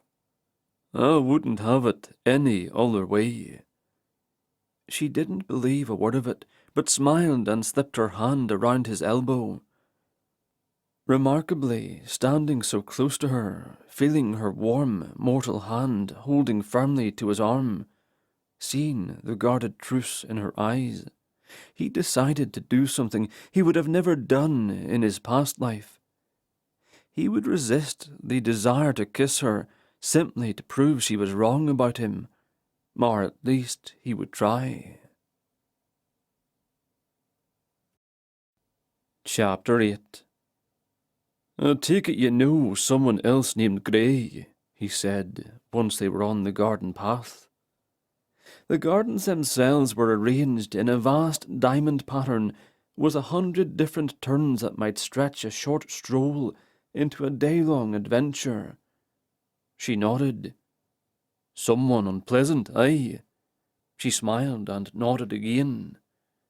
Is he Scottish? I wouldn't think so. Then he's no kin of mine. Mercy shook her head. I wouldn't think so. It was just a reminder, that's all. Would you like me to murder the man for ye? He thought she would be shocked by this outrageous offer, but she only smiled. He has already paid for his crime, sir, but thank you. Look, I see. The wee lass can take care of herself. Aye, she can indeed. They walked in silence for a bit. He should have jumped at the chance to repeat her words to Ashmore and his lot, but he knew he would not. Whatever there was between him and Mercy now belonged to them alone, and his thoughts wandered as he tried to remember something he might once have felt similarly possessive about, but for the life of him he couldn't remember what. Money, perhaps. But whenever that had been taken from him, he'd easily found a way to replace it. Who are you? Her green eyes had turned almost black in the low light. Connor leaned close and lowered his voice playfully. I confess I'm a Silky. From the Scottish fairy tales? She glanced heavenward and shook her head. Aye, I am, and I have a mere 48 hours to win a lassie's love, so she will follow me back to my watery home, or I will die of a broken heart. She was unfazed. That's a horrible story to tell children, by the way. Be careful whom you set your sights on, Selkie, or you may drown. No doubt that is sage counsel for all. Mind who you love, lest you pay for it with your life. She studied him so intently then, he wondered if he'd divulged too much about himself, so he sought to recover. But don't mind me, lass. What would life be without someone to love, aye? She shook her head, dubious again. Oh no. Too late, my friend. You've already shown your true colours, and now I wonder if we don't have much more in common than I might have suspected. She studied his eyes again. Will you tell me what you love so dearly? It was a safe bargain to agree to, since he'd never truly loved anything.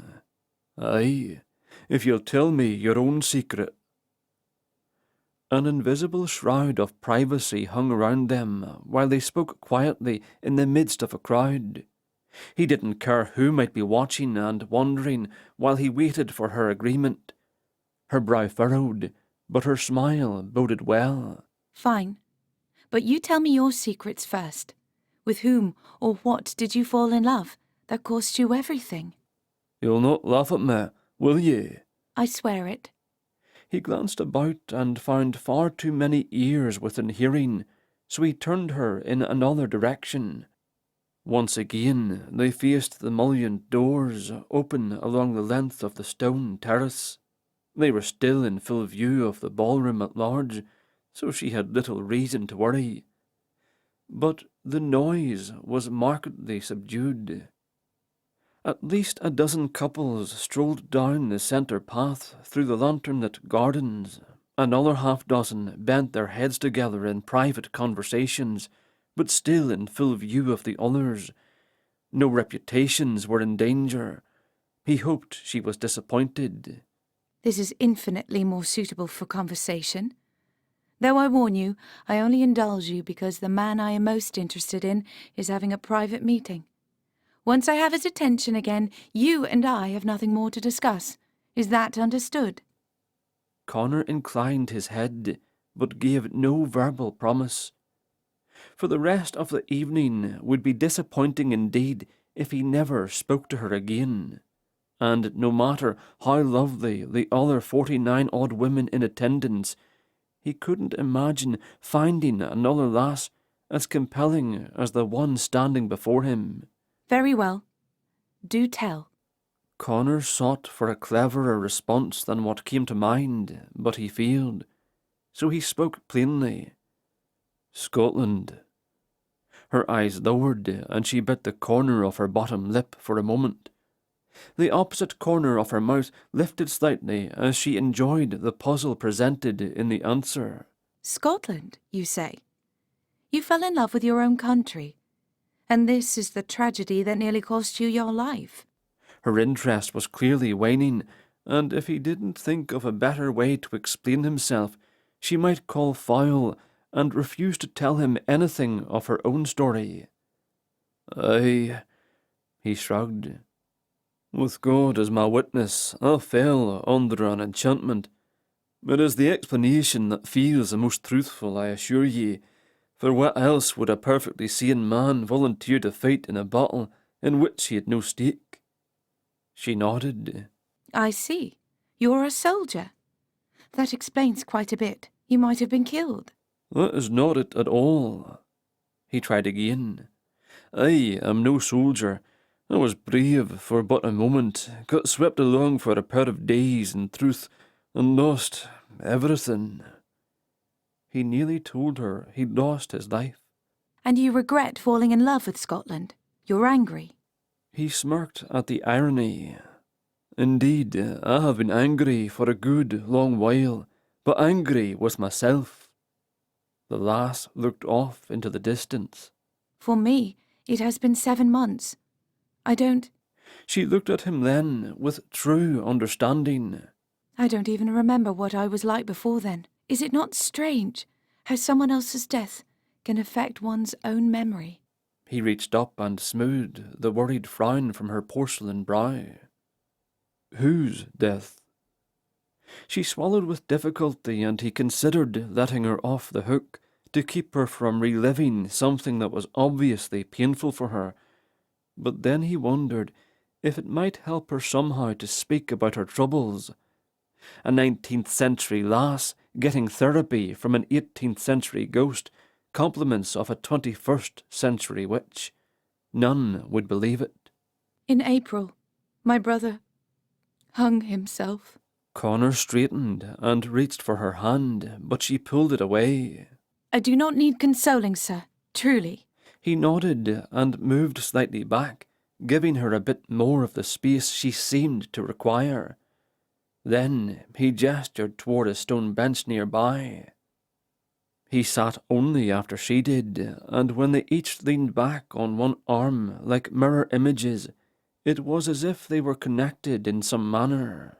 My brother was Lord Denison, She said finally.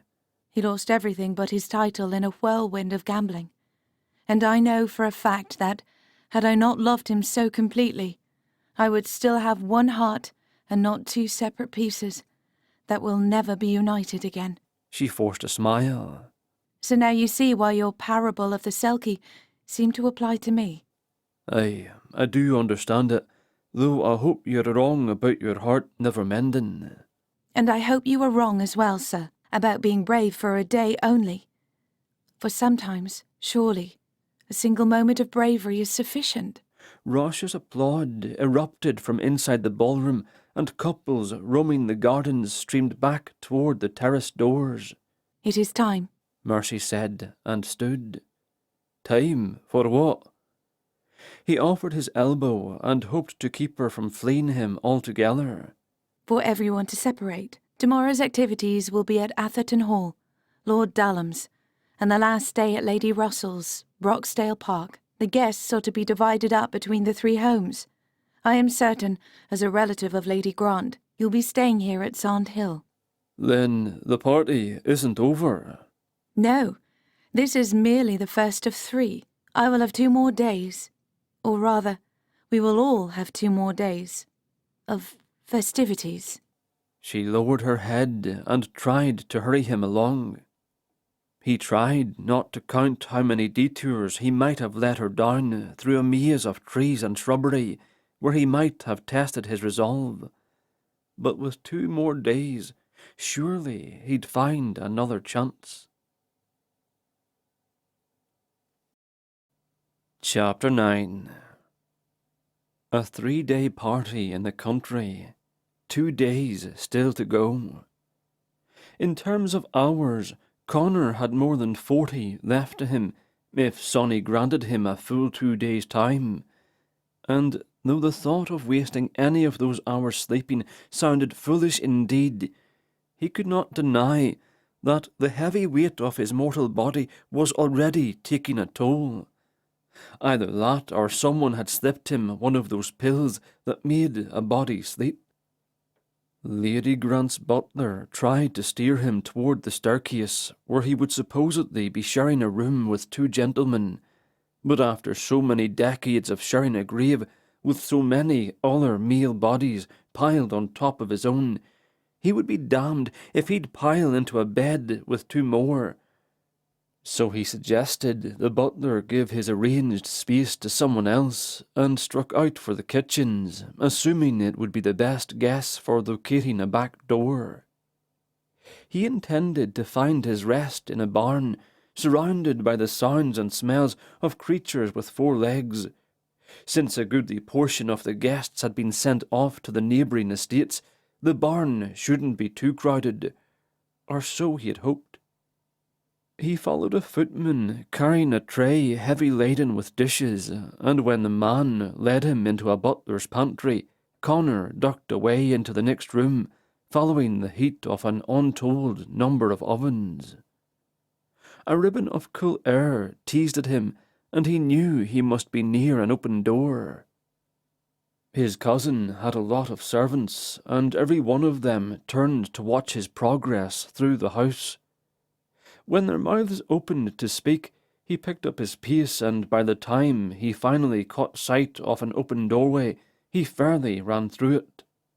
Fresh air, with a wee nip to it, just the stuff. He paused in the darkness and filled his lungs with it, ignoring the fact that it was, in fact, English air and not Scottish. A warm spot of orange glowed bright to his left, and he turned to find two maids helping themselves to a footman's pipe. The young man's smile fled when he noticed Connor, but the maid holding the pipe wasn't bothered in the least. She took a long drag on the stem and blew the smoke his way. When had he last smelled tobacco smoke?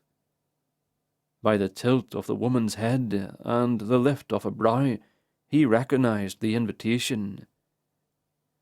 Except for Miss Kellaway and a few others, the maid was as pretty as any of the ladies in the ballroom, in a 19th century way, and seemed to have all her teeth.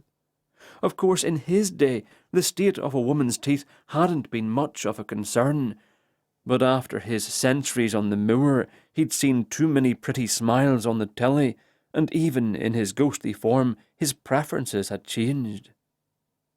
40 hours left, and he had yet to kiss a pair of rosy lips. But something kept him from accepting the invitation, and that made no sense to him at all.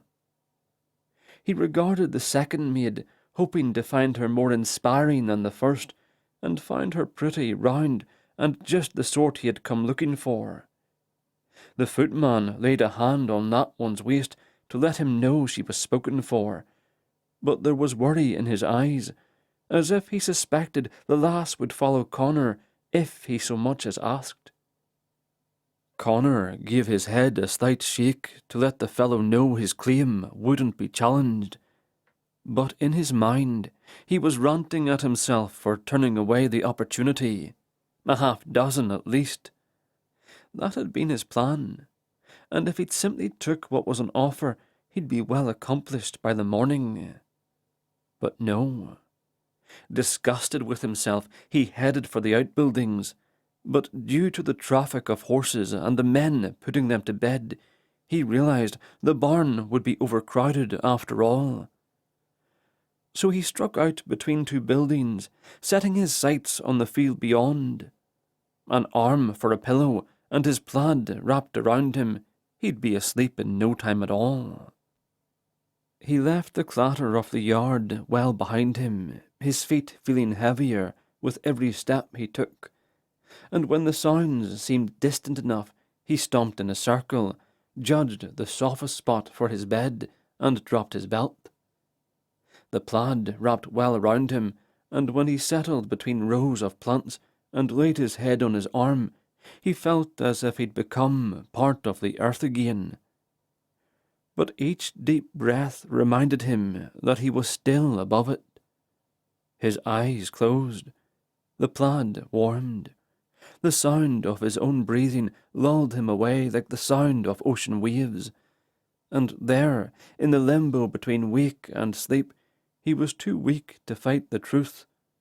That if Mercy Kellaway had been standing outside the kitchens, with "Come hither" in her eyes, he could have stayed awake all the night long. He cursed how time had changed him, or perhaps it had been the years haunting the moor with so many honourable men. But never in the life of Connor Grey would a willing lass have been left to her lonesome by the kitchen door. He had half a mind to go back and fetch her, half a mind but no enthusiasm. Dumb. Chapter 10. Mercy couldn't have planned it more perfectly. Sitting opposite Norley in a dark carriage, while the two older couples nodded off on each other's shoulders, practically left them alone in a dark room. But because of their company, Mercy was safe from any advances the Earl might wish to make. All she had to do was keep his attention, keep him wishing, so she stared at him in silence. In the thick shadows, he couldn't see that she was seething with hatred, not simmering with anticipation as he might assume. "I'm certain you'll appreciate Lady Russell's accommodations," he said quietly. "I've been her guest on 2 other occasions, and while she keeps the genders in separate wings, she does not lock us in." Mercy said nothing. She only stared into his eyes until he finally fell silent and stared back. No doubt he believed they were still communicating, but she knew he could not be plotting her downfall as she was plotting his. She'd stared down her own conscience in the same way, ignoring it outright until it finally ceased prodding her. Would she regret what she was about to do? Certainly. But what she would regret more would be doing nothing to punish the man. No, the murderer. After nearly a half-hour of torturing the man in silence, they arrived at Broxdale Park, where Lady Russell was hosting more than a third of the revellers. They waited another 10 minutes before their carriage was close enough to disembark.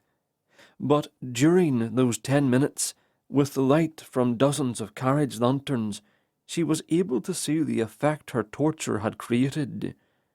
Norley's eyes flashed with excitement. Though the other passengers had roused, he could hardly take his gaze off her, raking her from nose to knees while he shifted uncomfortably in his seat. She smiled to one side, in earnest for once, while she appreciated her work. Yes, she had him now, and if she remained patient, she would have her revenge before the end of the party. "I am anxious to see Broxdale's famous fountains in the morning," Norley said loudly as he helped her from the carriage. Then he leaned close to her ear and whispered, "The fountain is in the back garden. Meet me there in an hour." Then, louder, "We had best hurry off to our beds, or we shall sleep through breakfast." The 2 older ladies hurried off toward the grand entrance, excited by the prospects of either sleep or food, it was hard to say. Their sleepy husbands toddled along with their eyes half closed. Norley prodded her on with a hand on her back. She imagined he would have nipped at her heels like a border collie if he could have managed it discreetly.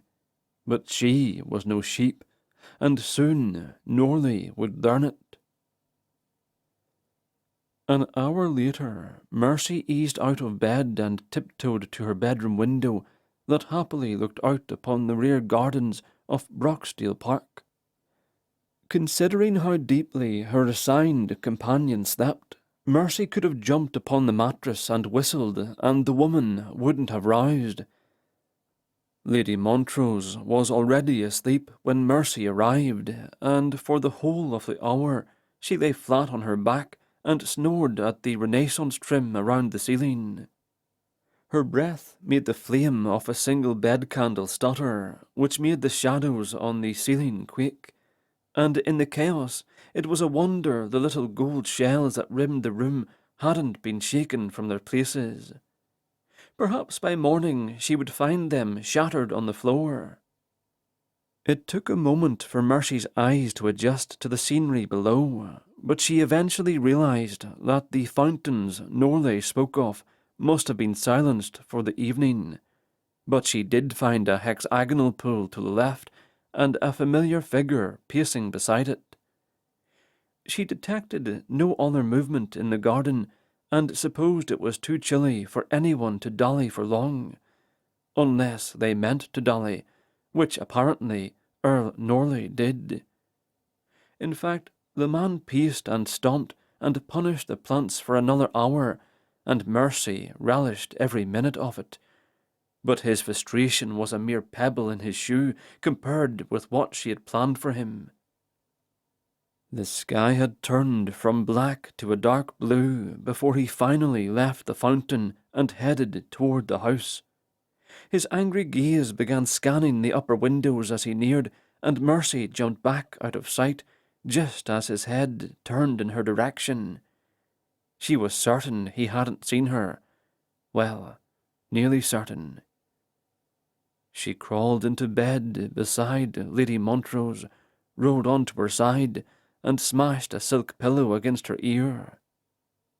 It had been a long while since she'd fallen asleep with a smile of contentment on her face, but she was terribly pleased with her first day with the enemy. Unbidden, the image of the Scottish gentleman pushed Norley off the stage of her mind and demanded her attention. "Go away," she told him. "The former Mercy might have found you charming, but the new Mercy has no time for you." And as she forced herself to clear her thoughts and sleep, she had to ignore yet another phantom, that of her younger self weeping from inside the grave she'd been buried in. Chapter 11. Connor woke with the birds and made his way back to the manor. His supposed cousin fairly attacked him when he appeared in the hall. She made half a dozen excuses, only half of which he was able to argue, and half an hour after he broke his fast, he was seated in a carriage, dressed as an English gentleman, and travelling to Atherton Hall for the day's planned activities. He objected to everything but the destination, since Miss Kellaway would be there. His change of clothing he'd accepted only after he'd caught sight of himself in a mirror. It seemed he'd carried half the field inside with him, and the finery he'd arrived in was now more fit for cleaning the stables. His hair had to be washed for pity's sakes, and the valet assigned to him wouldn't allow him out of the dressing-room again unless Connor allowed the man to brush his hair first. When he checked the mirror again, however, he was pleased with his appearance, until he wondered what Miss Kellaway would think of him. His stomach nearly sent back his breakfast, it wobbled so. In his old life, all he'd ever worried over was whether or not he'd look convincing for whatever scheme he'd planned for the day. Well, if distracting Mercy is the plan, I should be able to do a decent job of it, aye. He had to turn away from the mirror, however, before he slit his own throat. He looked that convincing as an Englishman, except for the whiskers he refused to shave off, and the shoulder-length hair he refused to allow the valet to tie into a tail behind his head. Besides, if he looked too much like the rest of the men, how would he turn the lass's head? As he watched the English countryside roll past the window, a particularly full copse of trees reminded him of the dream he'd had while sleeping in the field. In it, he'd lured Mercy Kellaway behind a similar screen of trees and kissed those berry-coloured lips. But before he'd had much time to savour the taste of her, Lord Ashmore had come along. After taking a firm grip on Connor's shoulders, he'd ripped him in twain, bare-handed, and while Connor hadn't been particularly surprised, he'd been upset by the fact that the two sides of him had been tossed so far apart from each other. If it had been Culloden, he might have been placed in two separate graves. No wonder he'd looked such a fright when Lady Grant caught sight of him. He shuddered and turned away from the window, willing to forego the scenery for a bit of peace. The question was whether or not that peace was worth forgoing a taste of those lips. No, that wasn't right. A taste of her lips was no longer what compelled him to seek her out, nor was it worry for her safety and possibly dangerous plans for Lord Norley. But compelled he was, and he racked his brain trying to imagine what would truly satisfy him now. The affection of 6 women had been his goal. Now he sought only one, but it wasn't solely her affection that he craved. He summoned her image in his mind, pictured her smiling at him, a genuine smile, a happy smile, happy to see him, willing to give up on her plans for Norley, willing to leave the party with him alone, willing to settle for what? He had nothing to offer her, not marriage, not a full life, in fact, not any life at all. A few more than 30 hours was all he had now, a wee bit more than a day. It was just as before. There was a limited number of things he was good for, and the only thing he was good for now was a distraction. If she planned to get Norley alone, to exact revenge, he could at least do what he'd promised and divert her for as long as he could. But once he was gone, who would save her from a noose? On the other hand, perhaps some of his former nefarious skills might come in handy after all. Perhaps if the lass was bent on murder, he could at least help her get away with it. He could just imagine Sansaray listening in on his thoughts and plotting to drag him back to Culloden if he did anything as dishonourable as that. But she'd known what kind of man he was when she'd sent him there. He'd warned her, and she'd sent him in any case. Surely she wouldn't be surprised if he showed his true colours.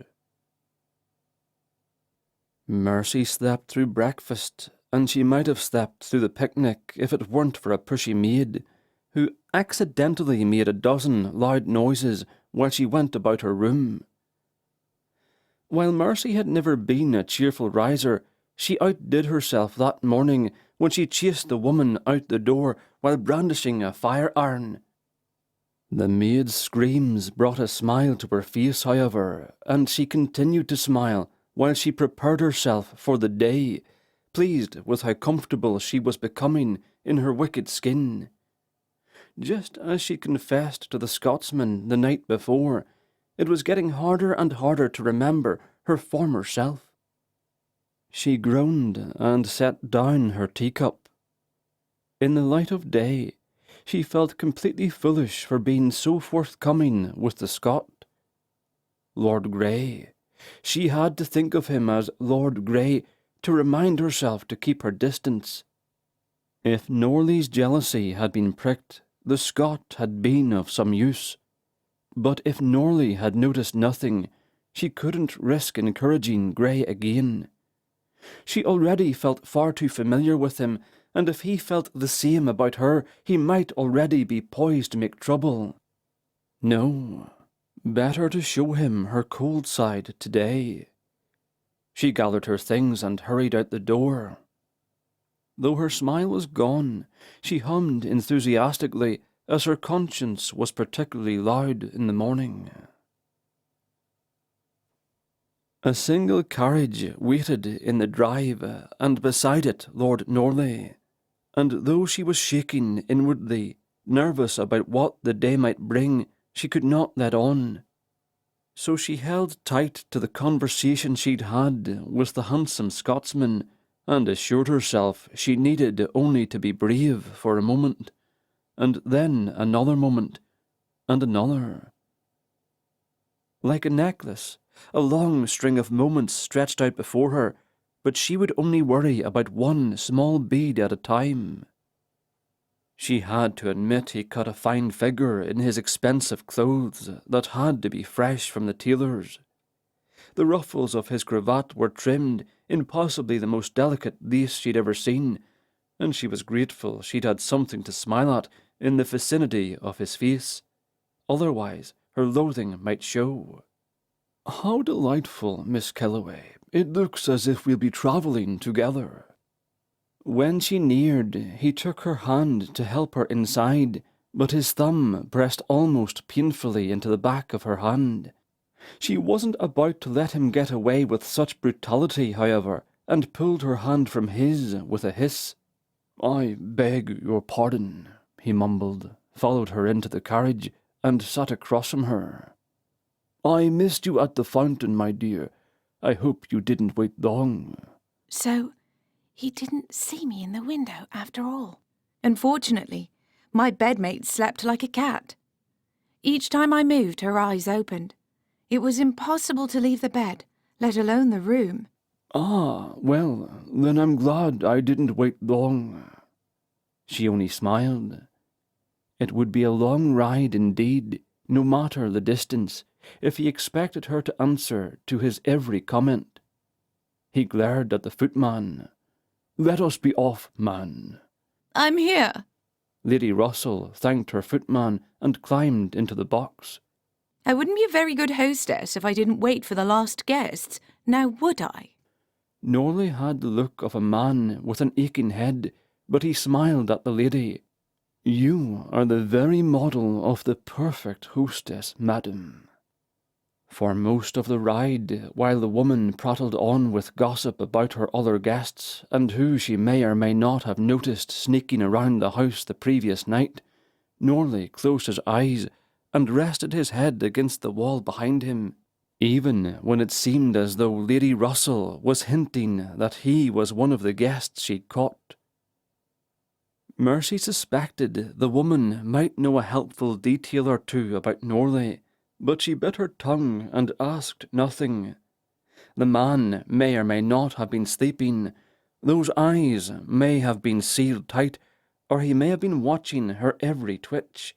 She couldn't be certain, and couldn't take that risk. Besides, she knew everything she needed to know. He was a man, a jealous man who begrudged anyone who had something he hadn't. A man who had been determined to meet privately, and who could probably be tempted to do so again. If that meeting came to pass, however, his satisfaction would be fleeting. Chapter 12.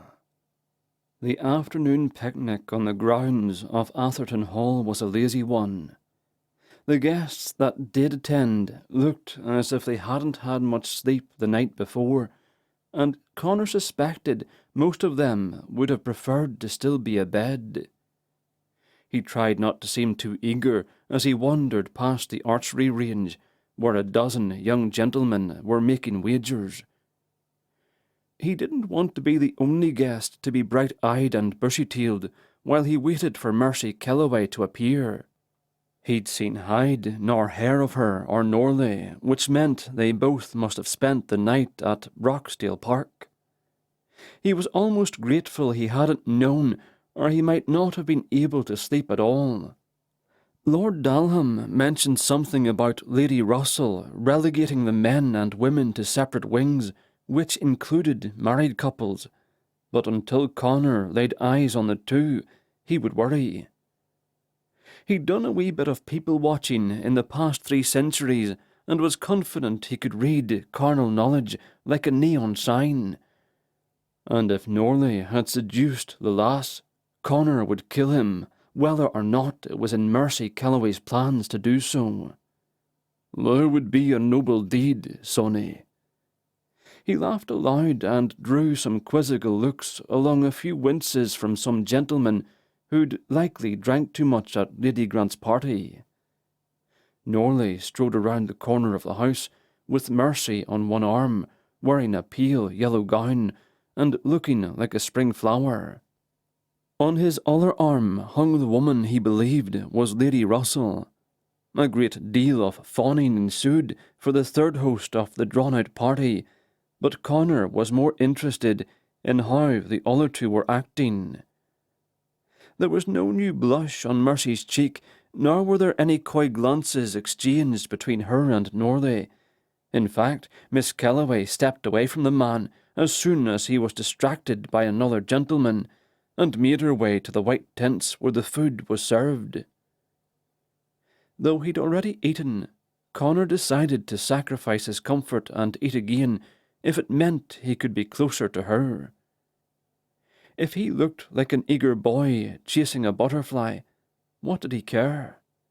Yet another noble sacrifice that would not fulfill Sansare's requirements. But then again, he had no interest in seeking revenge against bonny Prince Charlie, so a truly honourable deed was unnecessary. He lifted a plate and hurried to Mercy's side, then copied the choices she made. Though she noticed, she said nothing, but did laugh a little. "Good morning," he said.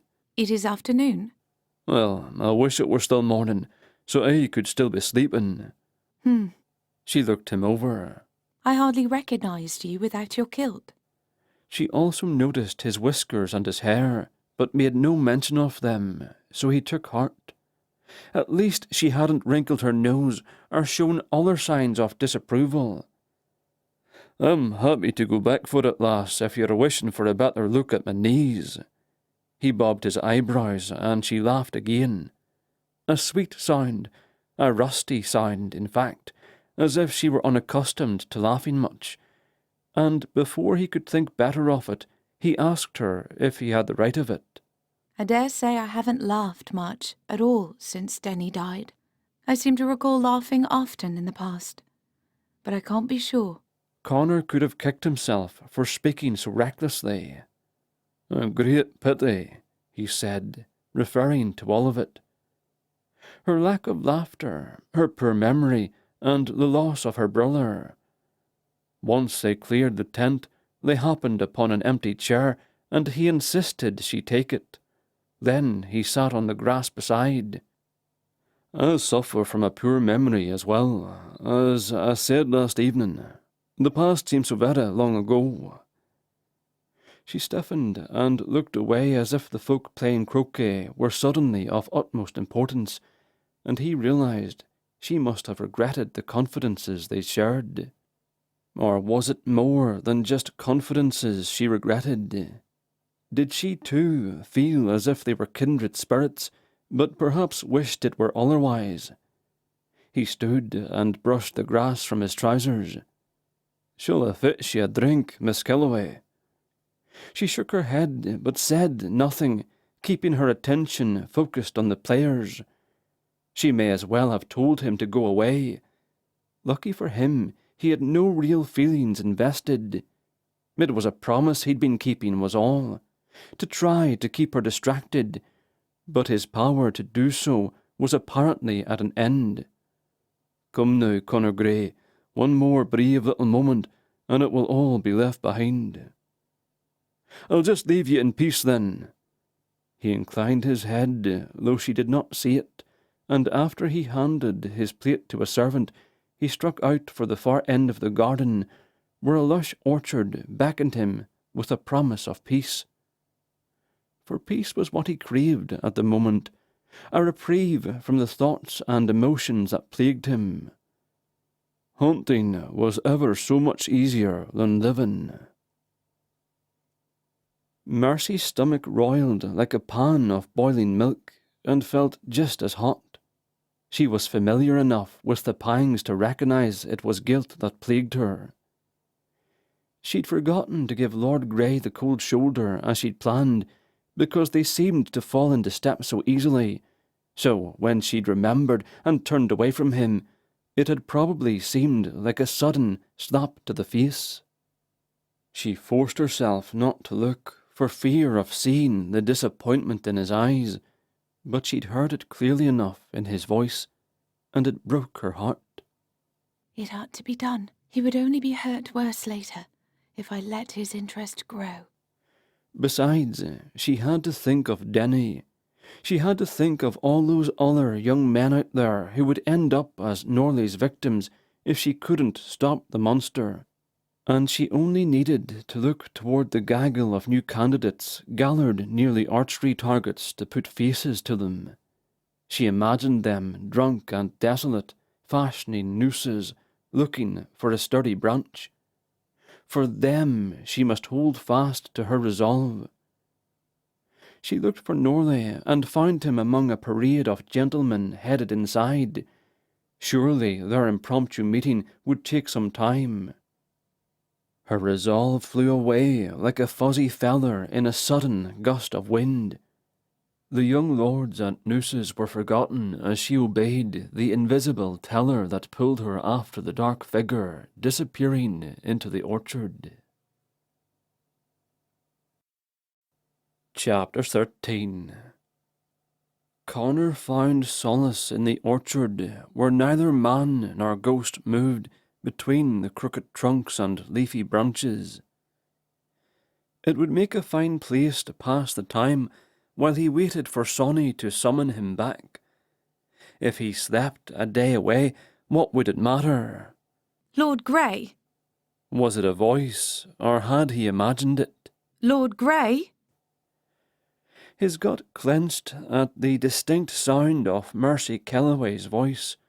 He was suddenly an embarrassed youth, hurt, vulnerable, and hating his loss of control where she was concerned. If he kept silent, would she leave him in peace? The pale yellow of her gown flashed between the leafy branches. Lord Grey!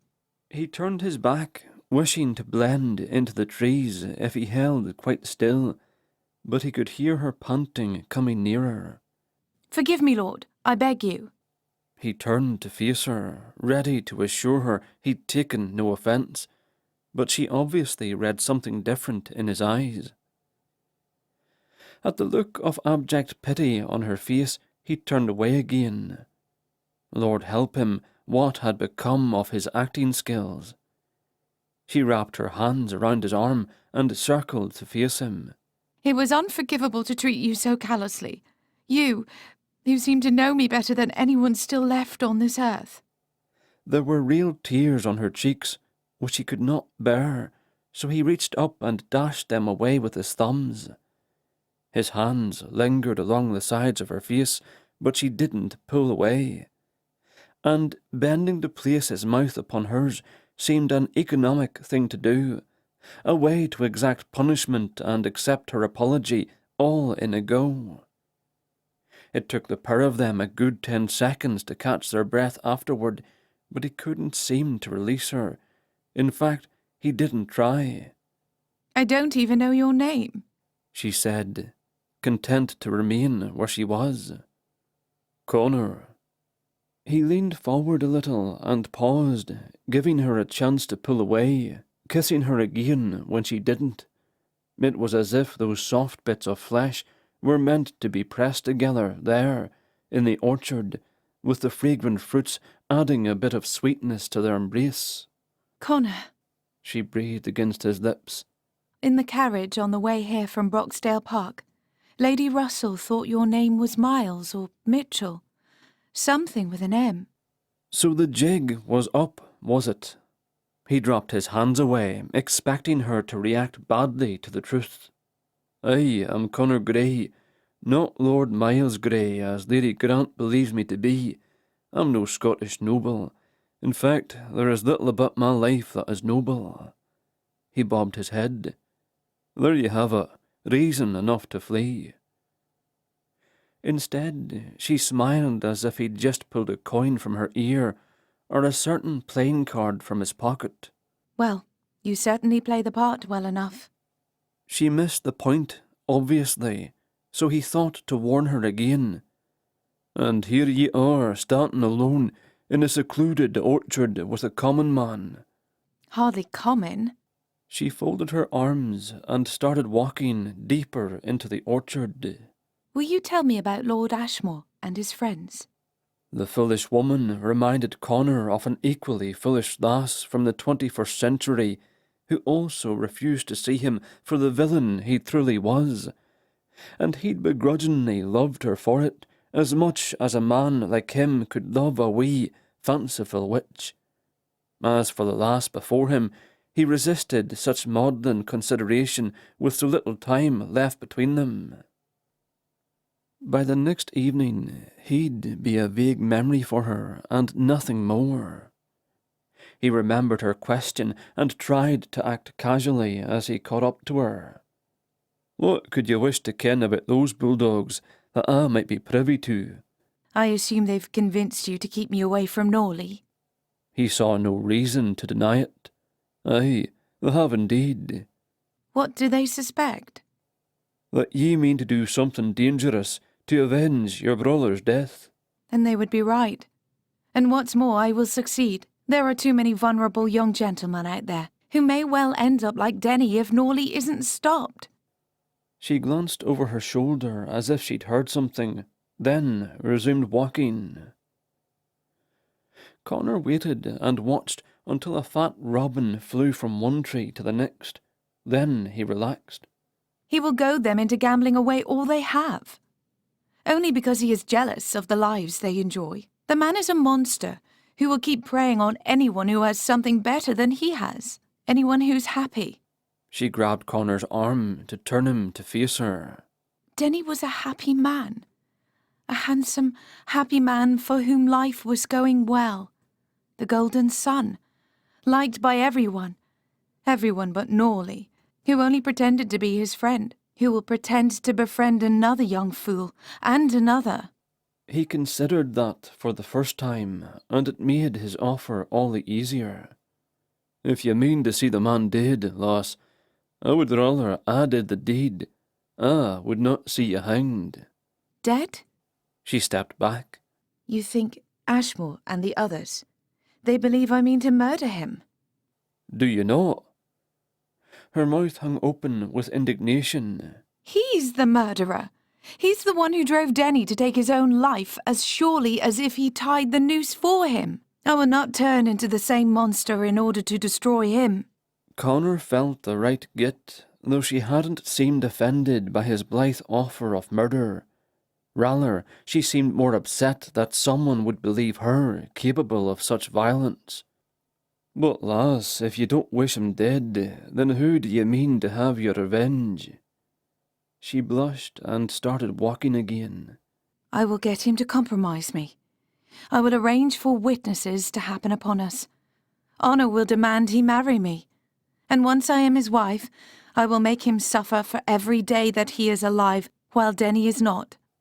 She smiled, as if she were proud of her plan, but he couldn't ignore the way she clenched her hands against her stomach while she laid it out for him. I will find 100 ways to ruin him, to drive him to the despair he so deserves. And more importantly, I will keep him occupied with keeping his own dam from bursting, so he won't have time to ruin anyone else. They continued walking in silence until they came to the last of the trees. The hillside beyond was far too steep, and the terrain too rocky for a lady in slippers to continue, so they stood there, staring up at the hill. Mercy was the first to break the silence. You understand now why I cannot let you come between Norley and me. I understand, he admitted, but you cannot waste your life with a man whom you hate, aye, no matter how much satisfaction you might achieve from torturing the bastard. You've forgotten that you will know no happiness. She shrugged and lifted her chin. Satisfaction will be enough. Others will be spared. Bollocks! She narrowed her eyes, hands on her hips. I beg your pardon? You heard me. Bollocks! You're after vengeance, plain and simple, if you're willing to go through hell just to make sure Norley takes the trip with ye. It's a meaningless sacrifice to give up your own future for a crime against nameless, faceless young men. A crime that may never be committed. Vengeance makes sense. The rest is bollocks. Her shock gave way to confusion, and then resignation. I can see how you might think. Bollocks, he said again, though more gently. But beware, Mercy Kellaway. You want revenge against a man that might not be strictly responsible for your brother's death. She curled her fists and gritted her teeth. But he is. I know he is. The guilty man is the one who tied the noose, aye, and unless you can prove it was someone other than your Denny who did it, you might consider that your true displeasure is with your brother. Considering the harshness of his suggestion, he should have expected the snap. But it was Mercy who was most surprised by it, and judging by the sting on his face, she had to be feeling the same across her palm. It stole the breath from both of them. I loved my brother.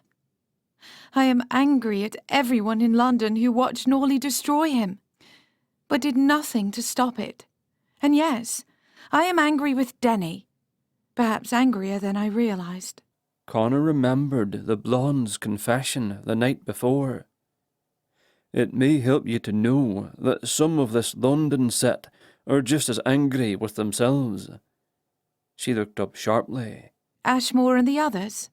He nodded. She took a swift, deep breath and let it out again, and when it was gone, she seemed a bit smaller. After a moment of studying the ground, she sighed again. If I am honest, I should admit that I am most angry with myself. Look, lass, there is little a sister can do to stop an elder brother. Not that. I couldn't have stopped him, but I believed I knew him so well, and now I feel like I didn't know him at all. The Denny I knew would never have been too ashamed to face me. There was nothing that couldn't have been forgiven between us. Her voice broke on a sob. I thought he knew that. With one long step, Connor erased the space between them and engulfed her in his arms. For a long while he simply held her and let her greet, but when an inordinate amount of tears began falling on his arm, he finally noticed it was raining. "I have no plaid with which to cover you, lass. We need to return and get you out of the weather." She straightened and nodded. Her face was pink, her eyes red, where salty tears had spilled unchecked over the rims.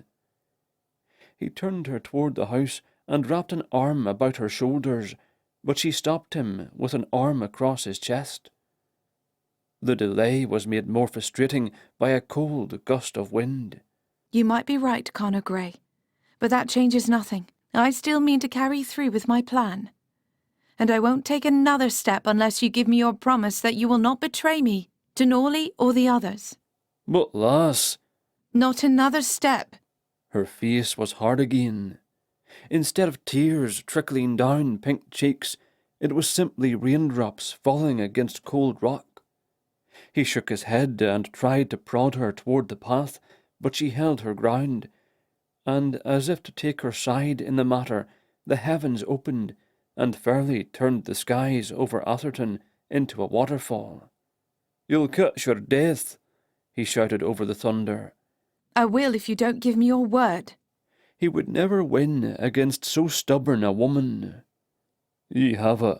I'll not share your secret with a soul." And you'll stop trying to interfere. How could he promise such a thing? But the set of her jaw insisted that he do just that. A tremor racked through her frame and proved she wasn't impervious to the weather, even if she had hardened her heart. So for her sake he relented. "I will not interfere." She gave him a slight smile of thanks and took off running, mud flying up from her slippers as she hurried away. But the knowledge that she was rushing toward her own ruin was too painful to watch, so he followed at a slower pace, accepting the rain as punishment for his weak will.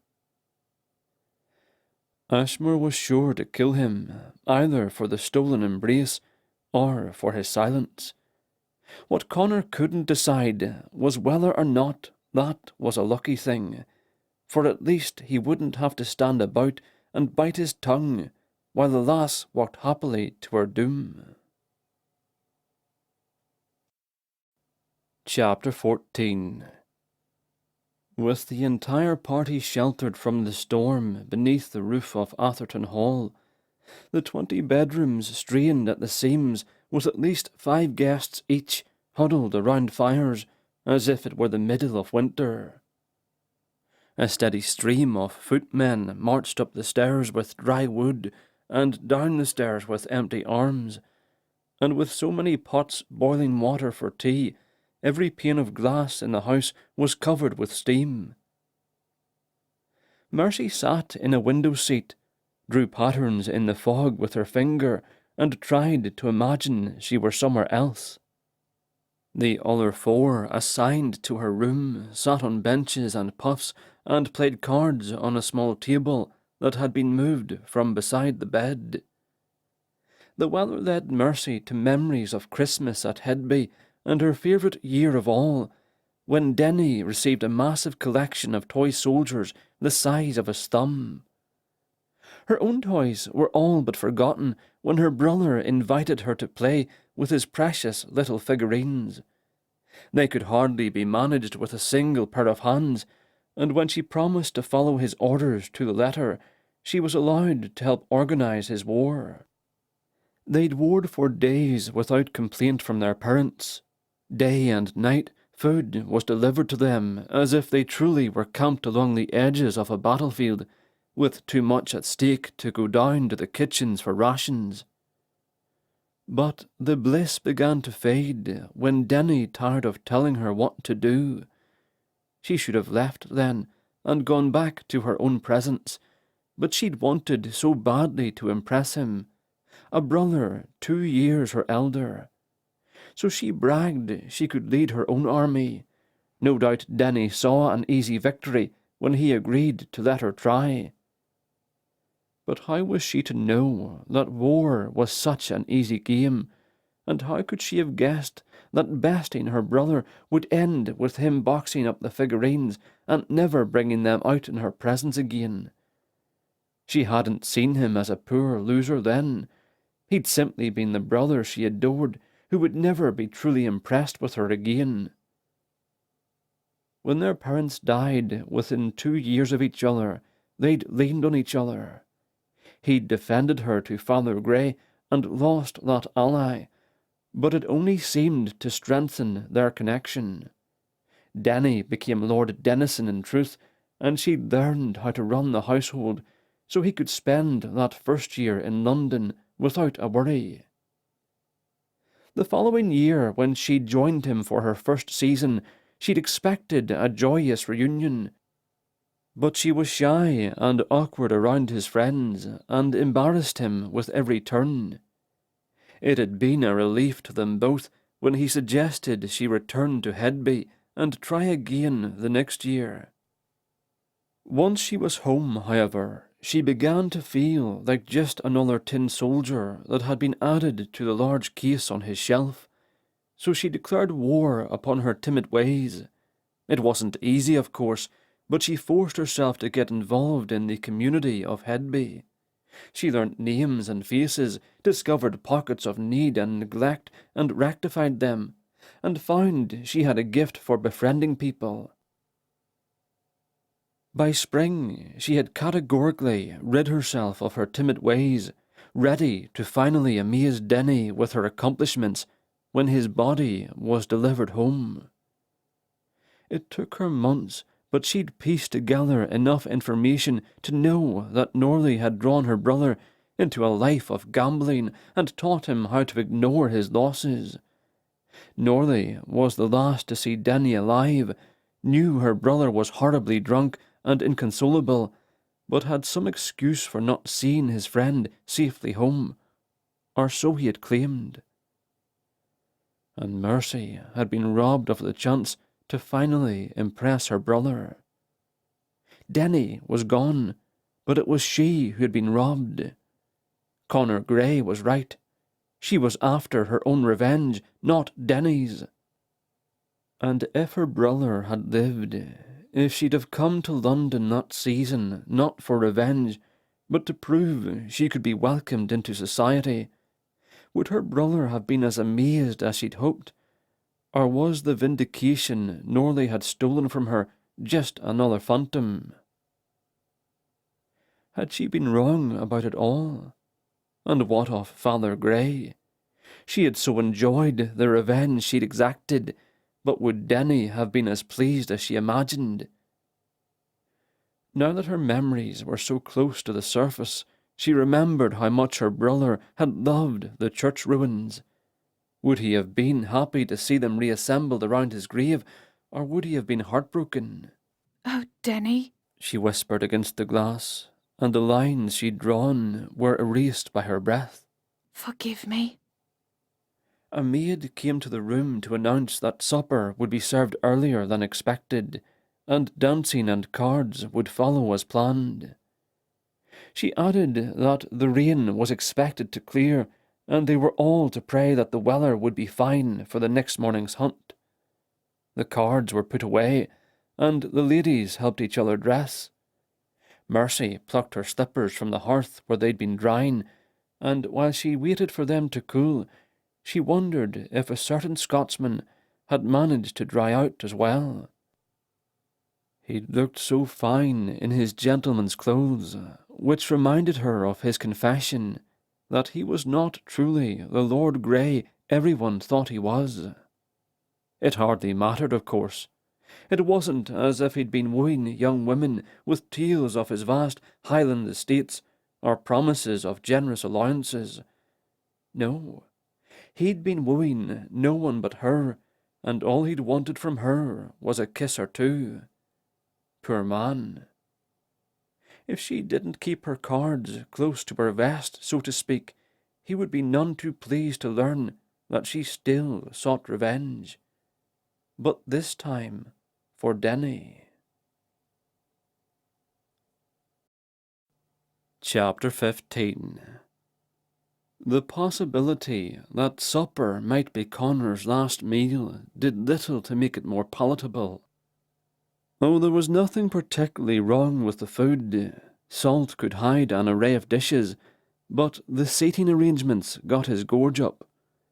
The elderly woman to his right had a feather attached to her head that completely blocked his view of Mercy Kellaway, and she kept whining about the food being bland, which only embarrassed the footmen and made the seated guests turn away from them both.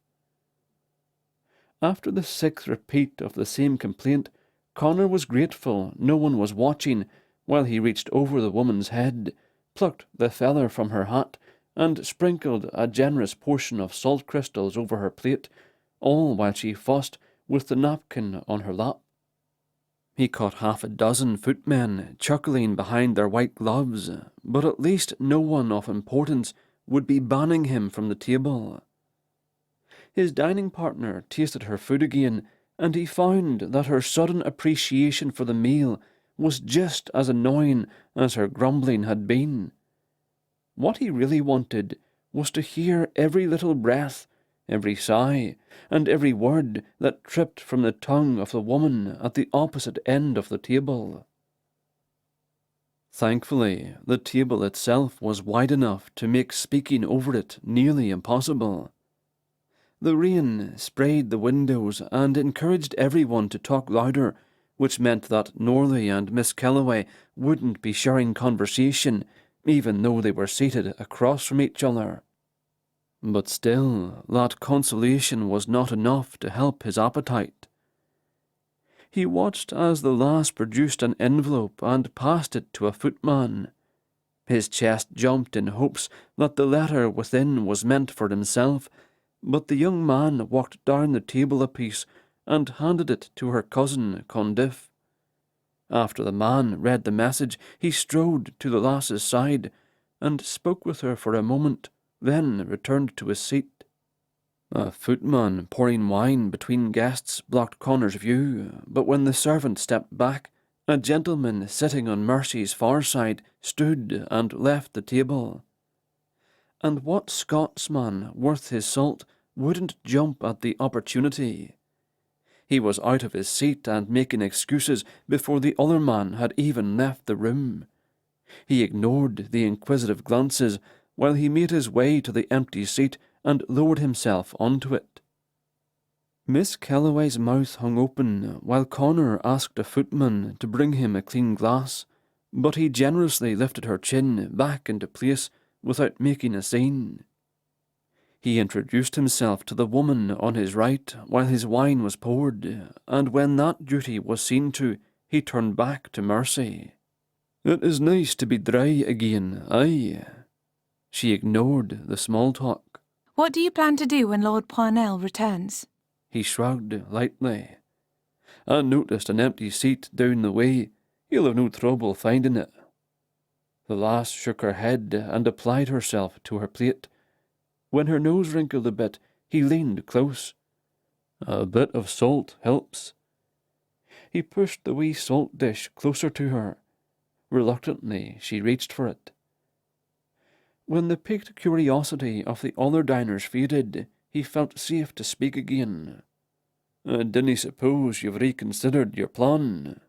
I do not care to discuss it again. Since he couldn't very well argue with so many others sitting close, he reached for another topic just to keep her speaking. Her voice was much more pleasant than his last dining partner. "Let me put a question to you, Miss Kellaway." Her eyes widened with worry. "If you kenned you had only one day left on this earth, and you found yourself at this country party, what would you do with that precious bit of time?" Her brows pushed together over her nose. "Here, now, it's a simple enough question. A diversion is all. Dinna fear that I mean anything by it, aye?" She nodded, but her frown proved she didn't believe him. Are you talking about you or me? "Me, a man. If you were a man with only one day remaining." He resisted the urge to look in Norley's direction. He was still loath to share their conversations with anyone else, but especially that bastard. Well, with only one day left, I suppose I'd find a pretty girl and dance the night away. "A fine idea." He grinned. "So, may I speak for the first dance this evening?" She gave him a look of warning. "Just the first.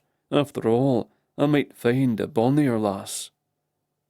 She laughed before she could stop herself, but eventually she nodded. Unless something unexpected occurs. Then an awkward silence descended between them while dessert was served. Beneath the table, Connor nudged her knee with his own, then pointed with his knife to a pair across the table and down away. They were carrying on a conversation with their eyes alone. "If we'd have been two other people," he said in a low voice, "like those two." She watched the couple for a moment, then nodded discreetly. "I would have crept up to your balcony every night to watch you sleep, until—" He held her gaze. She bit her lip and blushed. "Until the night I could finally lie beside ye and watch you sleep." She laughed quietly, but raised no argument. "I expect you say a great deal." She rolled her eyes. And I suspect you snore, though we shouldn't be discussing such things. "Nay, you're wrong. In fact, I sigh a great deal myself." She laughed a bit louder, and it garnered much more attention than he wanted. He simply wished they could converse alone, but since he couldn't afford to waste opportunities, he pressed on. "If we had been like these other people, I should have liked to show you the Highlands, perhaps married you there on the shores of a glossy loch." And I would have worn heather in my hair. The picture nigh stole his breath. And for our honeymoon, a trip to the fairy pools. He shivered, remembering how cold those pools had been in his youth. "Nay, let's give Italy a go." That sounds infinitely warmer. He grinned. "I suppose we could hurry off to Gretna Green tonight and be married by the blacksmith." Her smile fell away, and he realized he'd shattered the fairy tale. For Gretna Green and the blacksmith might be in her immediate future, but with another bridegroom at her side. "Forgive me, lass." She smiled sadly and shook her head. Hope is a cruel thing to offer me, when you know I cannot take it. After a sip of wine, she turned her attention to the man on her left. The large doors opened, and the man whose seat Connor had taken stepped back into the room. 4 burly fellows in Atherton livery shadowed him. He looked to the far end of the table, then scanned the length of it until he found Connor sitting in his seat. "This looks ominous," he murmured. Of course, he had no fear of embarrassment, and he never apologized, so the only thing left was to wait and see what the other man might do to embarrass himself. The 5-man parade marched to his side of the table and down the length of it. It was no surprise when they stopped at Connor's back. "You will come with me now, Mr. Grey." The woman to his right lifted her nose in the air. Lord Parnell? You mean Lord Grey, do you not? "I'm afraid not," the man told her. "He's an impostor, actually, preying upon Lady Grant's generous nature." He stepped back and motioned for Connor to stand. Connor stood while keeping his eyes on the dishes, but every nerve was focused on Mercy Kellaway, waiting for the slightest hint of regret. Alas, she made not a sound. He'd have heard it if she had, since the entire room had fallen silent. But why waste all that attention? He drank the rest of his wine, cleared his throat, and spoke to the company at large, though the lass would know his words were for her. "Beware of guilt, aye. 'Tis the deadliest weapon, all blade, no hilt." His warning was met with blank stares, and he allowed the large men to lead him away. He realized the person he'd really meant the words for was himself. Chapter 16. Unfortunately, the party at Atherton Hall must have required a great deal of wine, for the small section of the cellar in which Connor had been secured for the past 2 hours had not a bottle left in it. Cruel, that. If he was to spend the rest of his brief mortality locked in a dim dungeon, the least his captors could do was provide him with enough wine to dull his senses, aye. But when have the English ever given a thought for a Scotsman's comfort? His shout ruffled the flame of the single candle burning outside his makeshift prison, and he decided a little light was more important than venting his spleen. So he moved back into the room and sat upon a sadly empty barrel. He could have used a cool drink of something to ease the burning in his gullet whenever he thought about Mercy Kellaway's betrayal. Of course, he tried to avoid thinking about it at all, but when he allowed his thoughts to drift where they would, they always returned to her and those deceitful, berry-coloured lips. Had she planned to turn him in before or after she kissed him? That thought made him look down at his chest to see if there might be a gaping black hole that could explain the throbbing there. But no, even in the shadows, he could see he was whole.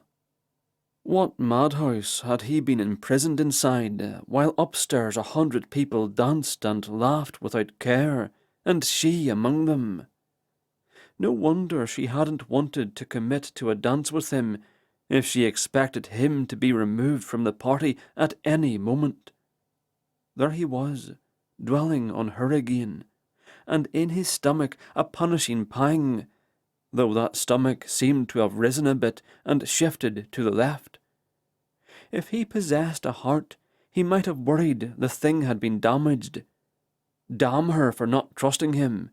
He'd given his promise to keep her secrets and stay out of her way.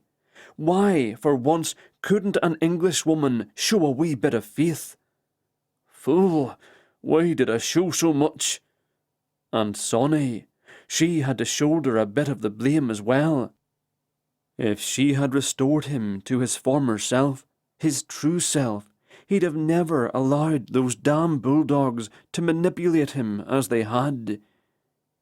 He'd have walked away, shown them the Bras d'Honneur, and found that maid just outside the kitchen door.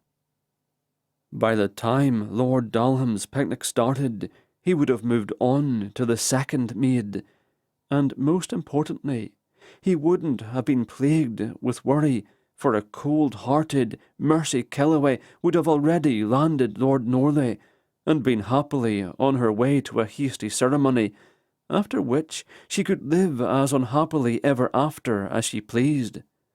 And I wouldna care, The dirt swallowed up his echo, and the door hinges complained as the portal opened wide.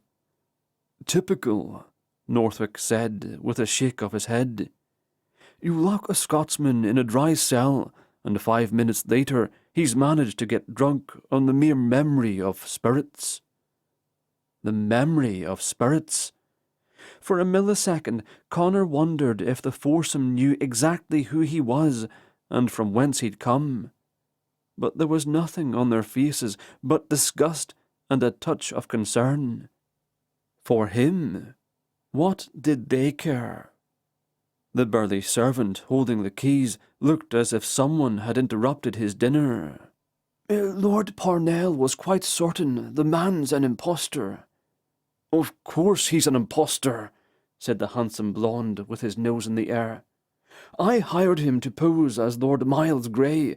As I explained to Lord Dalham, we suspect there is a jewel thief among the party guests, and we hired this man to ferret him out."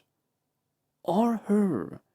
Harcourt fairly bounced on his heels, enjoying himself no matter what was afoot.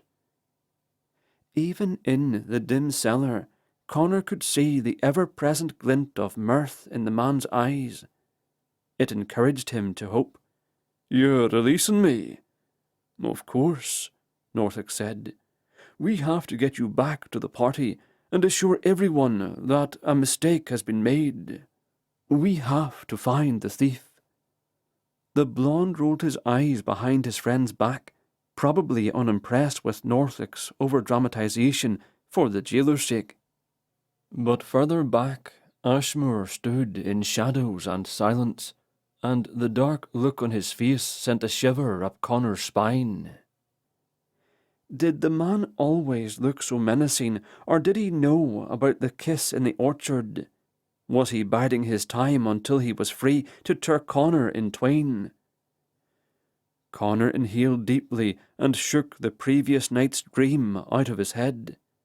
The man wasn't a mind-reader after all, was he? He shook his head again and resisted the urge to ask the brooding man if he happened to have any Moor blood running through his veins. The men parted and allowed Connor to lead them out of the cellar. Northwick's hand landed on his shoulder as if they were the best of friends. Harcourt and the blonde grinned as if they were all just coming out of a friendly pub. It was all suspiciously chummy until Northwick's words came back to him. He dared not pause, however, until he knew he was free for good. "Did you say you're taking me back to the party?" Connor asked out of the side of his mouth.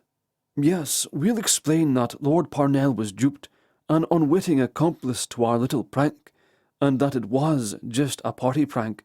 With Stanley involved, no one will dare condemn it." "Stanley? You know Stanley."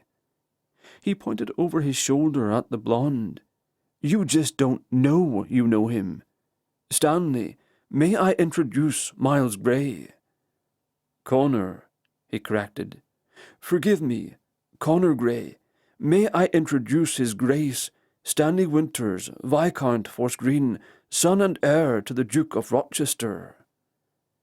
Connor glanced back and met the man's eye. "Hello, Stanley." The blonde's mouth lifted to one side. "Mr. Grey." Chapter 17. When Connor and his rescuers paused at the top step that led down into the ballroom, the dancers ceased in order to stare. Even the music died a dissonant death, and though Connor had known few self-conscious moments in his various lives, that was one of them. In fact, it was the heat of his own blush that embarrassed him all the more, while Northwick told the crowd about their elaborate prank on their new friend, Lord Grey, who'd been gracious enough to forgive them.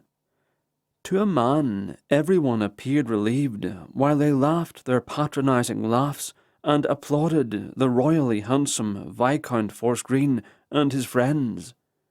Connor looked at Northwick. "Now what?" Now you find Miss Kellaway, and keep her on her toes, so we won't be forced to. Connor tilted his head. I don't think so, mate. Prison has left me with a grand thirst.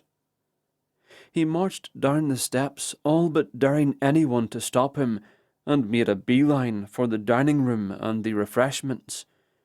Aye, but he was going to get well and truly refreshed.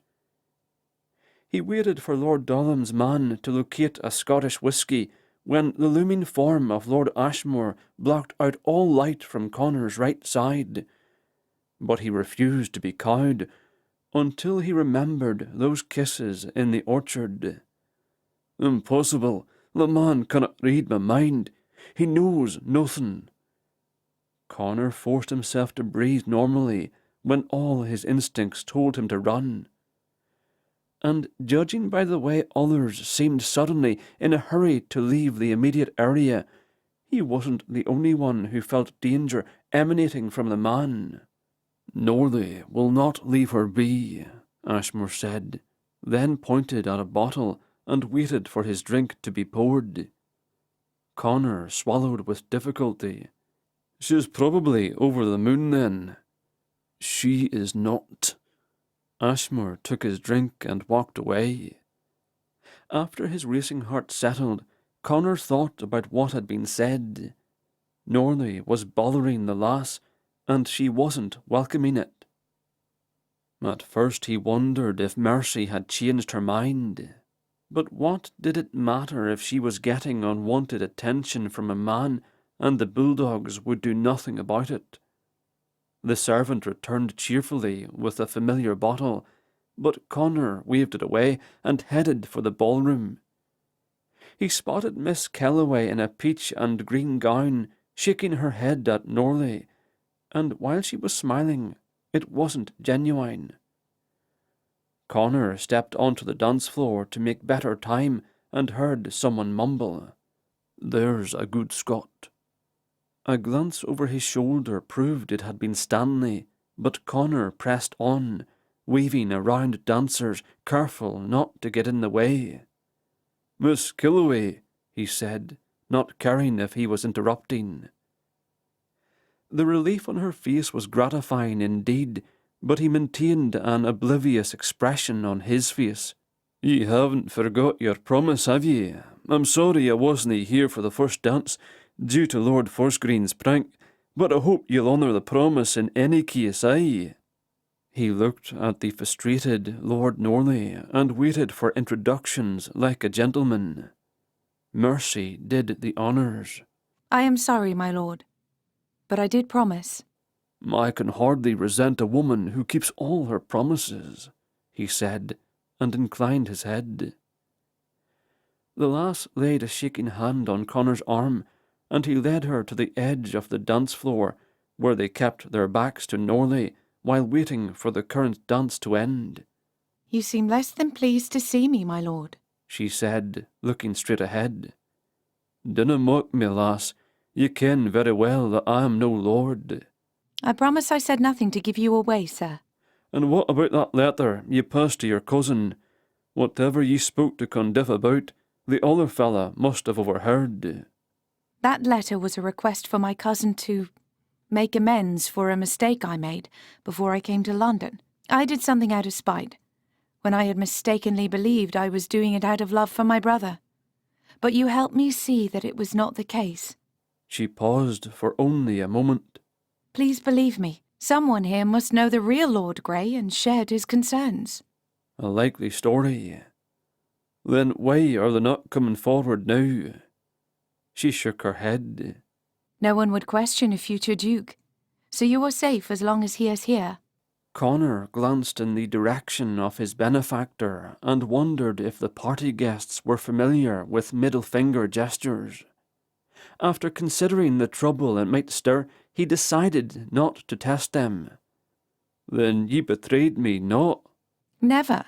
"Because ye fear I would betray ye in return." He turned to watch her reaction. She met his eye. That is not why. For once he decided that he wouldn't ask her to explain herself. instead preferring to believe what he wanted to believe, that she was too fond of him to do such a thing. It was a fact he had thought so before, in the orchard, after she had accepted him as a common man and allowed him to kiss her twice. He hadn't noticed the music stop. In fact, it was difficult to concentrate on anything other than the living, breathing lass, with her hand warming his arm. But somehow he managed to lead her onto the floor for their promised dance and not embarrass either of them. There seemed to be no colour theme for the night's festivities, but even though the ladies wore an array of colours, none seemed to draw his eye like Mercy Kellaway. Even the pale topaz of her necklace failed to catch his attention until he thought it best not to stare at her face so long at one go. The swirl and twirl of the dance floor gave them a false sense of privacy, though they had to speak quickly and sporadically as the dance steps moved them together and then away again. "I hope this doesn't alarm ye," he said, "but a very long while ago I would have been considerably more interested in the gems around your neck than in your kisses." My kisses? The sparkle in her eyes and the roses on her cheeks led him to believe she had missed his confession altogether. And now? He stared at her lips outright until he was certain she knew the answer. Then he replied anyway. "The only gems I see are on your cheeks, in your eyes, and presently awaiting the moist touch of your tongue." He watched her struggle against his suggestion while they took their turn dancing in the centre of the quadrille. She even bit her lips together to keep her tongue from escaping. But once they were back at rest, apart from the others, she turned her head away. When she turned back, her lips glistened. She peeked at him with guilt on her face. He might have laughed had he not been quite so gratified. In fact, neither of them smiled for a pace, and they stared so intently at each other that they missed their next cue. When next they stood at rest again, she narrowed her eyes and spoke quietly while they watched the others. Did I hear you rightly? Did you actually confess to being some manner of thief? Aye, I did, lass, so feel free to seek out the authorities as soon as the tune ends. But know this, the only thing I mean to steal this night is your heart. She sighed. I had hoped to hear something more original from someone not English. Not English? He growled and plucked up her hand to take her into the centre again. She was laughing by the time they met on the opposite side. Did you just growl at me, sir? He shook his head. It was a fine compliment, aye, to call me not English. So nay, it wasn't a growl so much as it was a purr. When the music came to an end, they were both laughing. The other couples in the square smiled cheerfully, while they all applauded the musicians. But Mercy's laughter cut off abruptly, and Connor turned to find the cause. He followed her sober gaze to find Norley stalking across the dance floor in their direction. Please, Lord Grey, do not ruin my plans. Pretend you were in earnest, and that you truly care about my heart, and if so, beg an excuse and leave me. Leave you to him? Is she mad? I thought you wanted rescued from his advances. No, I was just nervous. She looked into his eyes with an intensity he'd never felt personally before. Please, go now. I'm glad we had our dance, but... Mercy. His voice held warning aplenty, but her head tilted at a stubborn angle, and he knew she would not relent. He had hoped to dally long enough that the blackguard would overhear their conversation, and her plans would be jeopardized. But Norley had been waylaid by a pair of older gentlemen bending his ear. Connor turned back and grinned. You see, you are mine for a precious moment more, Just let me pretend it is for always." He closed his eyes and savoured the seconds. She pulled on his sleeve. "I beg you, go." He grasped at one last straw. "You'll owe me a boon. It is a great sin ye ask me to commit, believing ye in that man's reach." Her eyes widened with panic, as he knew they would. "If I do what ye ask, I'll need a little something to balance the scales." Norley freed himself and was on the move again. Mercy painted a smile on her face. "Yes." He cocked his head. "Ye dinna wish to hear it first." "You'll ask for a kiss, I'm sure. Now go. Bow and go." He choked back his rebellious nature and did as she asked, though the bow was likely more dramatic than necessary. He was also tempted to warn Norley with a stern frown, but for once he would keep his word. Besides, an enemy forewarned was an enemy forearmed, and he should know that better than most. Hadn't Cumberland's troops found a way to defend against the foolproof Highland charge before the Battle of Culloden, and not only stopped it, but taken advantage? No, Norley would have no warnings from him. And by the look on the man's face, infatuated with his new devotee, he suspected nothing on the lass's part either.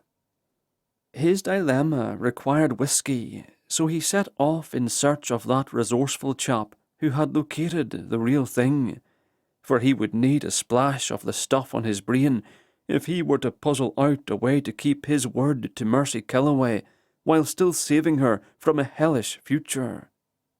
All this he would need to do while ducking 4 bulldogs and a certain Scottish witch who might summon him away before he could find his bloody drink. Chapter 18. "The exertion of the dance has flushed your face, my dear," Norley said, as he scooped up Mercy's hand and took possession of it between both of his.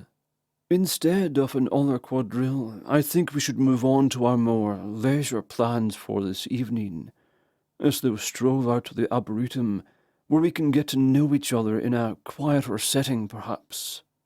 He lifted a brow. "You did promise." "Of course, my lord. But if you'll excuse me, I would like to freshen myself in Lady Dallam's retiring room. I won't be long." She freed her hand and curtsied, hoping to walk away before he had a chance to protest, but he stepped to the side to delay her. "Meet me on the lower terrace," he said, then stepped out of her way as if her compliance was expected. She swallowed the temptation to speak her mind, an exercise in control she'd been taught from an early age, but she was astounded how strong had become her urge to rebel. As soon as they were married, however, she wouldn't be suppressing any of those urges again. Upstairs, in the room allotted for the women to escape from male attention, she asked for a pen, ink, and paper. She checked the time on the clock over the mantel, made her best estimates, and penned a note for Lord Grey. She took her time, hoping to irritate Norley just a little, and accepted a glass of sherry from Lady Dalham, who seemed content to spend the rest of the evening in her own boudoir with fatigued friends and an even more exhausted-looking maid. She left strict instructions with a footman posted outside the room, then made her way down the back stairs, determined to avoid any more confrontations with Connor. Indeed, she felt her resistance to him weakening as time wore on, and she was determined that what happened in the orchard would not be repeated. After all, she was soon to be married to someone else. It would only cause her more heartache later if she were to fall in love with the man, any further than she already had. "No!" She couldn't afford to entertain such thoughts, so she shook them out of her head as she descended. She glanced up as she reached the first landing but no one took notice, so she continued down to the next floor and found a convenient door onto the lower balcony, where Norley paced back and forth, glancing at the outer steps where he obviously expected to see her first. His expression frightened her. He seemed so angry. Have I truly left you waiting so long? She tried to appear innocent and worried at the same time. It did the trick, and his face cleared. "I would wait a lifetime for this night," he purred, and hurried to take her hand again. But instead of an innocent kiss on the back of it, he pulled her close and pressed his wide mouth onto hers. She gasped and pulled back, but pretended like his passion had surprised her, not repulsed her. Damn that Scotsman! Had he never kissed her, she might not be so disappointed in the kisses she would be forced to endure for days, maybe weeks to come. My lord, forgive me. I cannot seem to catch my breath. He grinned. "Come, we must hurry before Lord Grey comes searching for you. The man clearly can't understand when the game's lost." He pulled her back into the house. I thought we were going to the Arboretum, my lord. "Call me Rupert," he said, "and the Arboretum is already occupied. I've discovered a better place to play." But I had hoped to see the orange trees. She said, with a hint of complaint she hoped he would want to rectify. You promised. A promise kept was how he'd tried to control the situation. She had hoped it would work on him as well, but he showed no signs of stopping. And if she didn't find a way to halt their progress through the house, she would be ruined with nothing to show for it. And Norley would have committed another sin against her family. He turned down a dim hall, and she planted her feet, determined not to take another step toward her destruction. Lord Norley, Rupert, He yanked her off balance and kept moving, giving her no choice but to scramble to keep her feet beneath her or be dragged. My lord, stop this instant! And she said it loudly enough so that any servant within hearing would know that something was wrong. "Do not bother calling out, Mercy. No one will hear you now." He faced her, stepped close, and slapped his hand over her mouth before she thought to scream. And like a heavy sack of potatoes, he picked her up by the waist and held her against his side, while he elbowed a wide door open and started down a flight of stairs. At the bottom, he pushed her away from him and closed the door. By the time she recovered her balance, he had a hold on her wrist again and was pulling her through the cellars. She strained against him and screamed in the direction of the stairs with all her might. Her voice broke, and she screamed again. Norley stopped, swung her around to face him, and raised an arm to strike her, and though she heard the blow, she lost consciousness before she felt much. Chapter 19. The dining room, a quarter of the size of the ballroom, had been rearranged to accommodate gaming tables. Along one wall was the table that held libations of all sorts at the near end, and at the far end food. And while Connor had hoped to enjoy a full belly and a satisfied palate during his sojourn into mortality, the liquor called loudest to him. An added bonus to his choice of refreshment was the fact that he could see a good portion of the ballroom while he imbibed, so when Miss Kellaway returned, he would be able to see her clearly. The important thing was that Norley had gone in the opposite direction, so for the time being he was on a break. He took up his second glass of whisky, since the first one hadn't brought him any inspiration, and only then did he give any attention to the gaming tables. Unfortunately, the same 4 English bulldogs were paying attention to him. Son of a bloody... He didn't finish the sentiment thanks to a sharp look from a grey owl of a woman who had her cards mere inches from her face. Judging by her tetchiness, he assumed the stakes were high, though there were no coins on the table.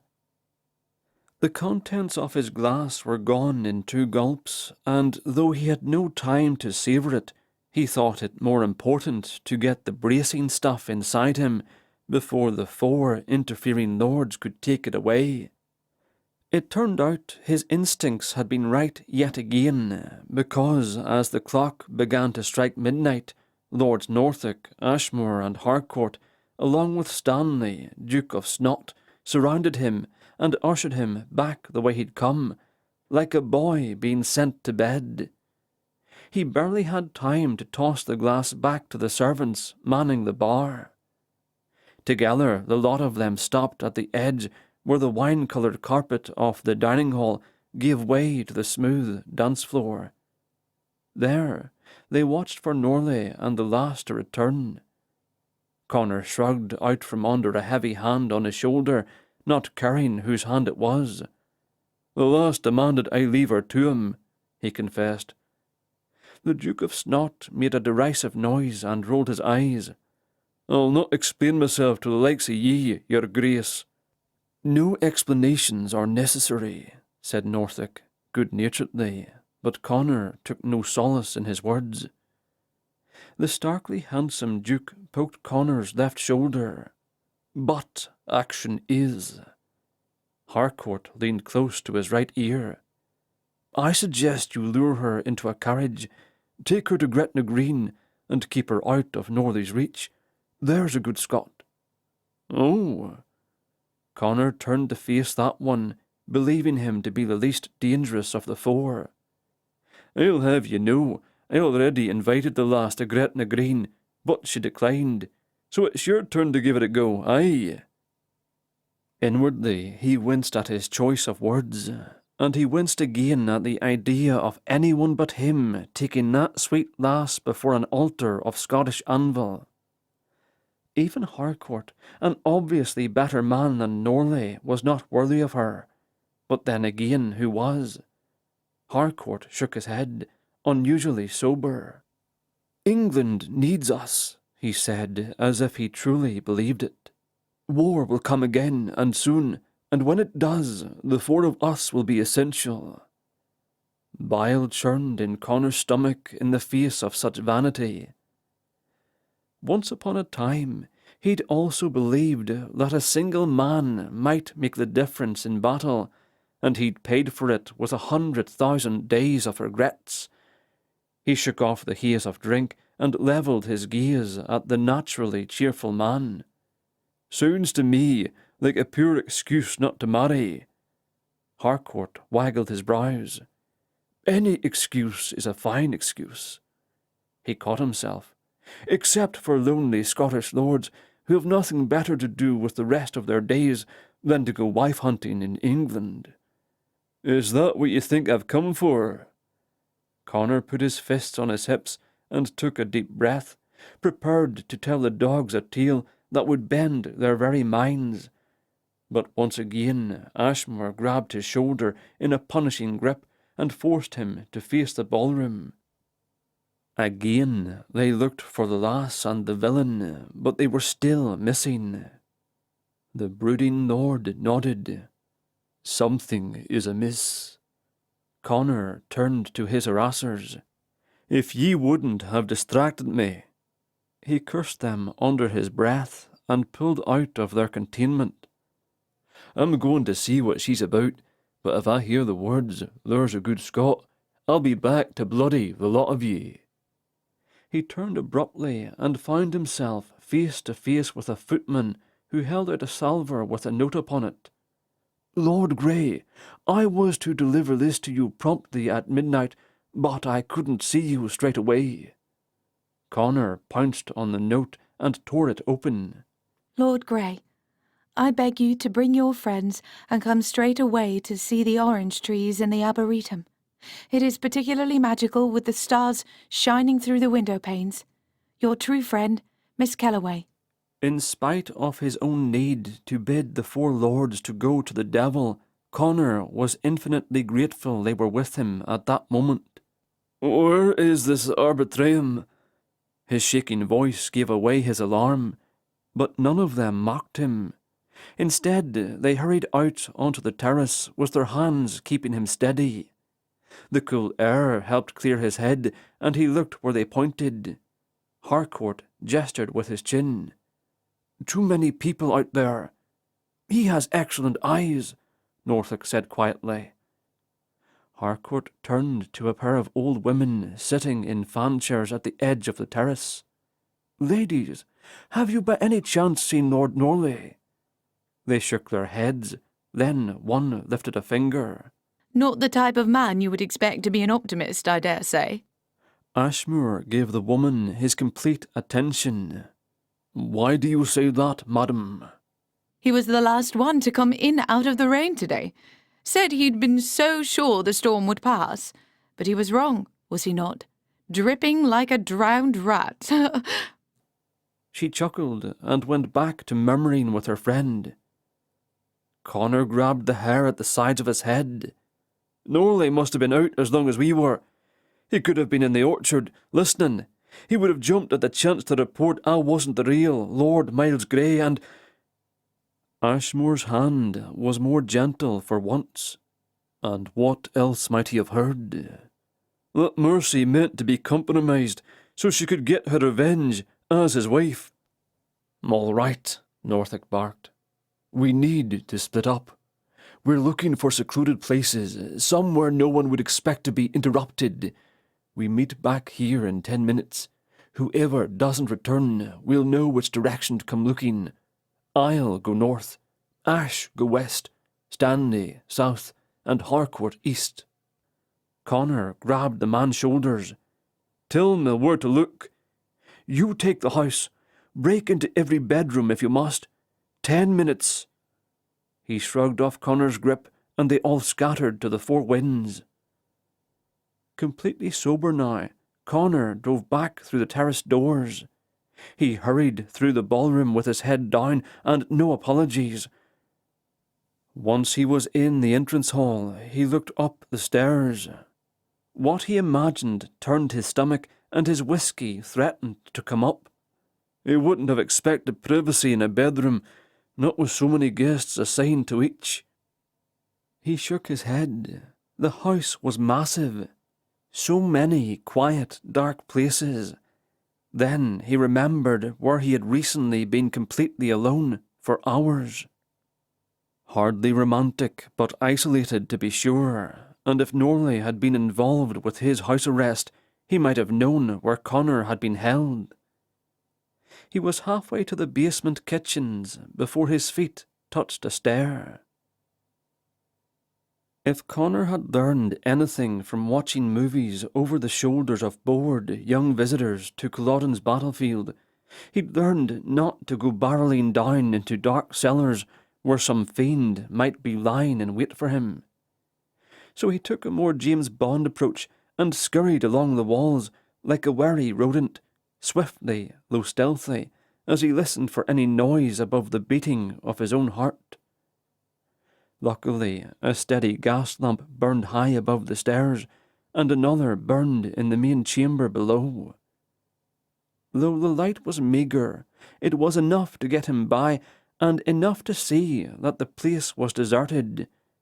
No doubt all the food stores had been depleted along with the wine, or would be soon, before the flock of hungry mouths moved on to Lady Russell's estate in the morning.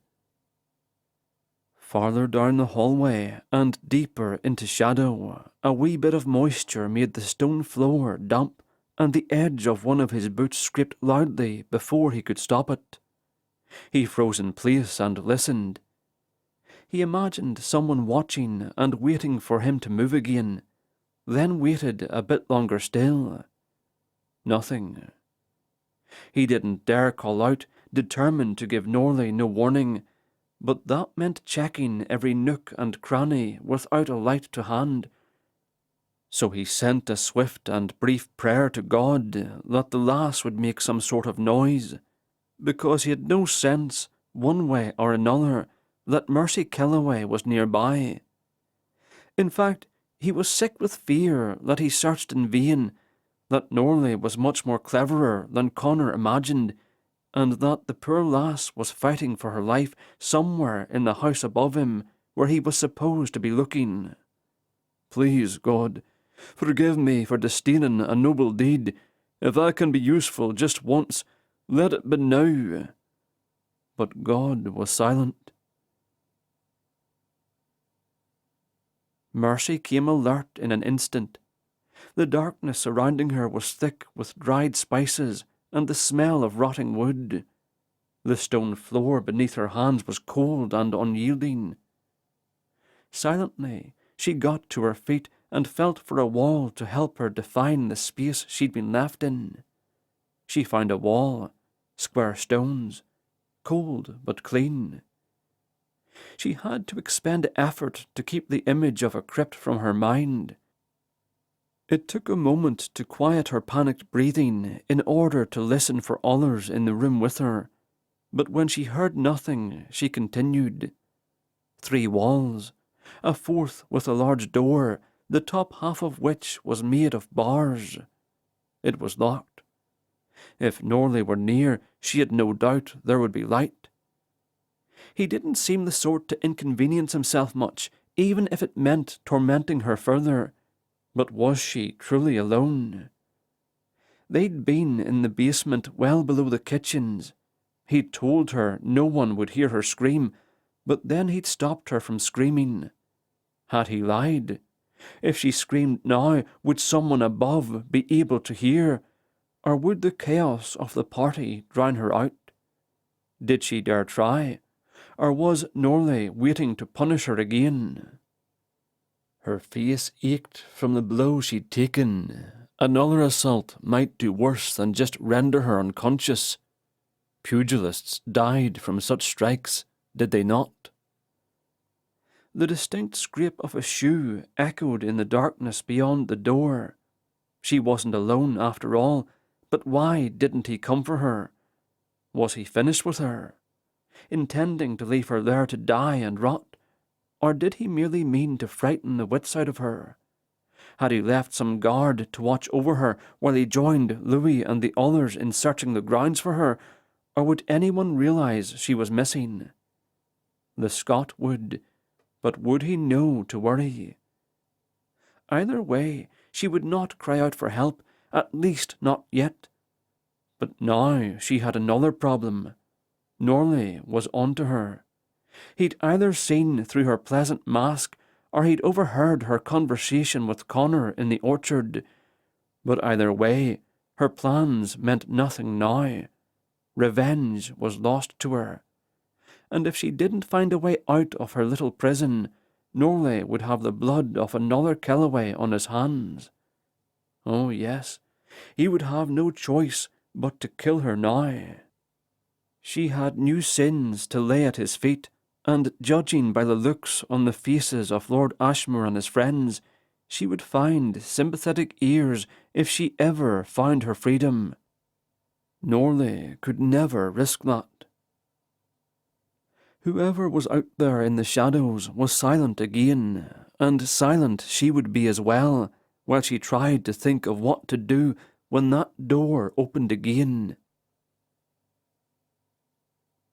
It was no use.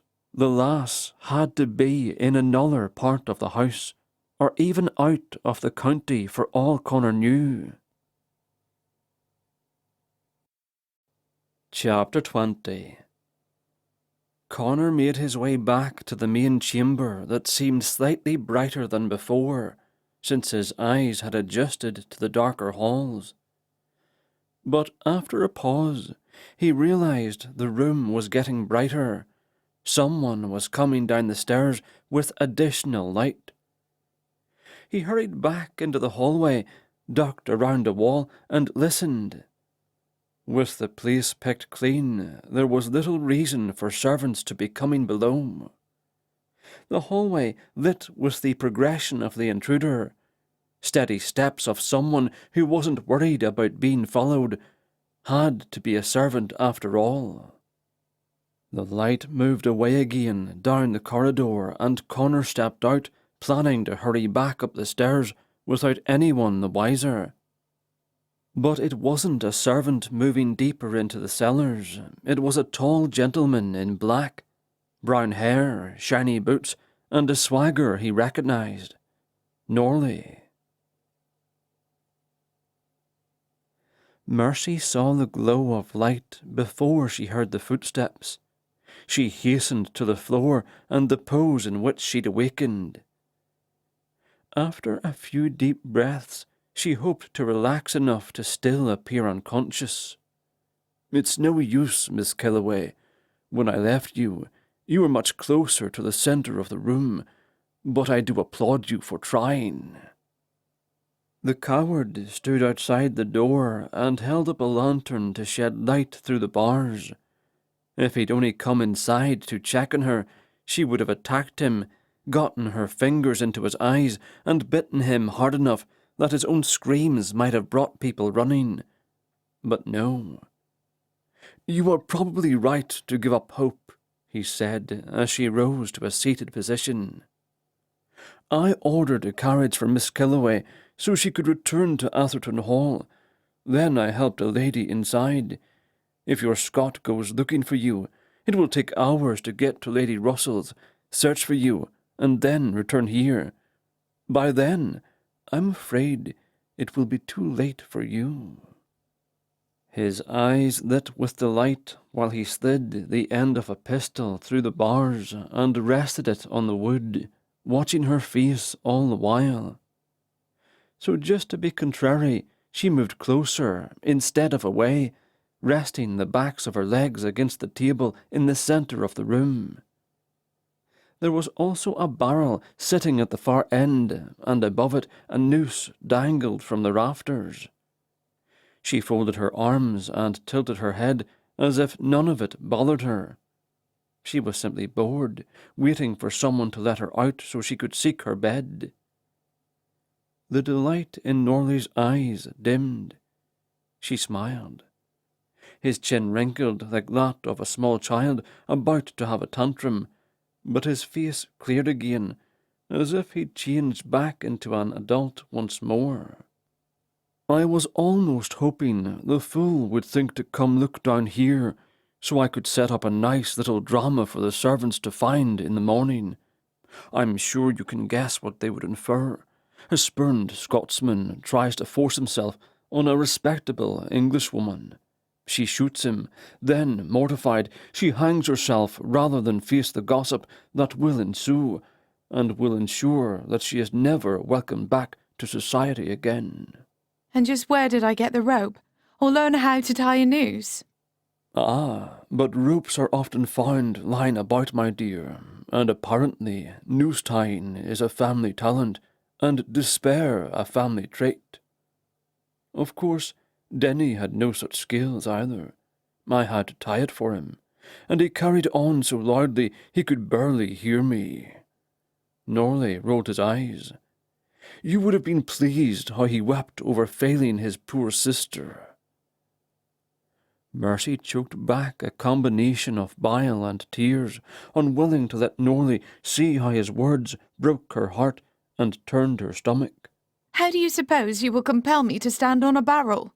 His smile stretched wide, and his brows bounced once, but he said nothing. "Come to think of it, if my brother was so drunk, how did you get him to climb onto a table?" "I had to keep him drinking to get him to shut up, and his legs were useless. I had to put the noose around him just to get him on his feet. It was rather like lifting a heavy puppet, you see."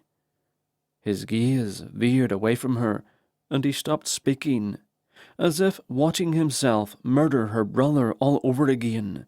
"I knew it was you.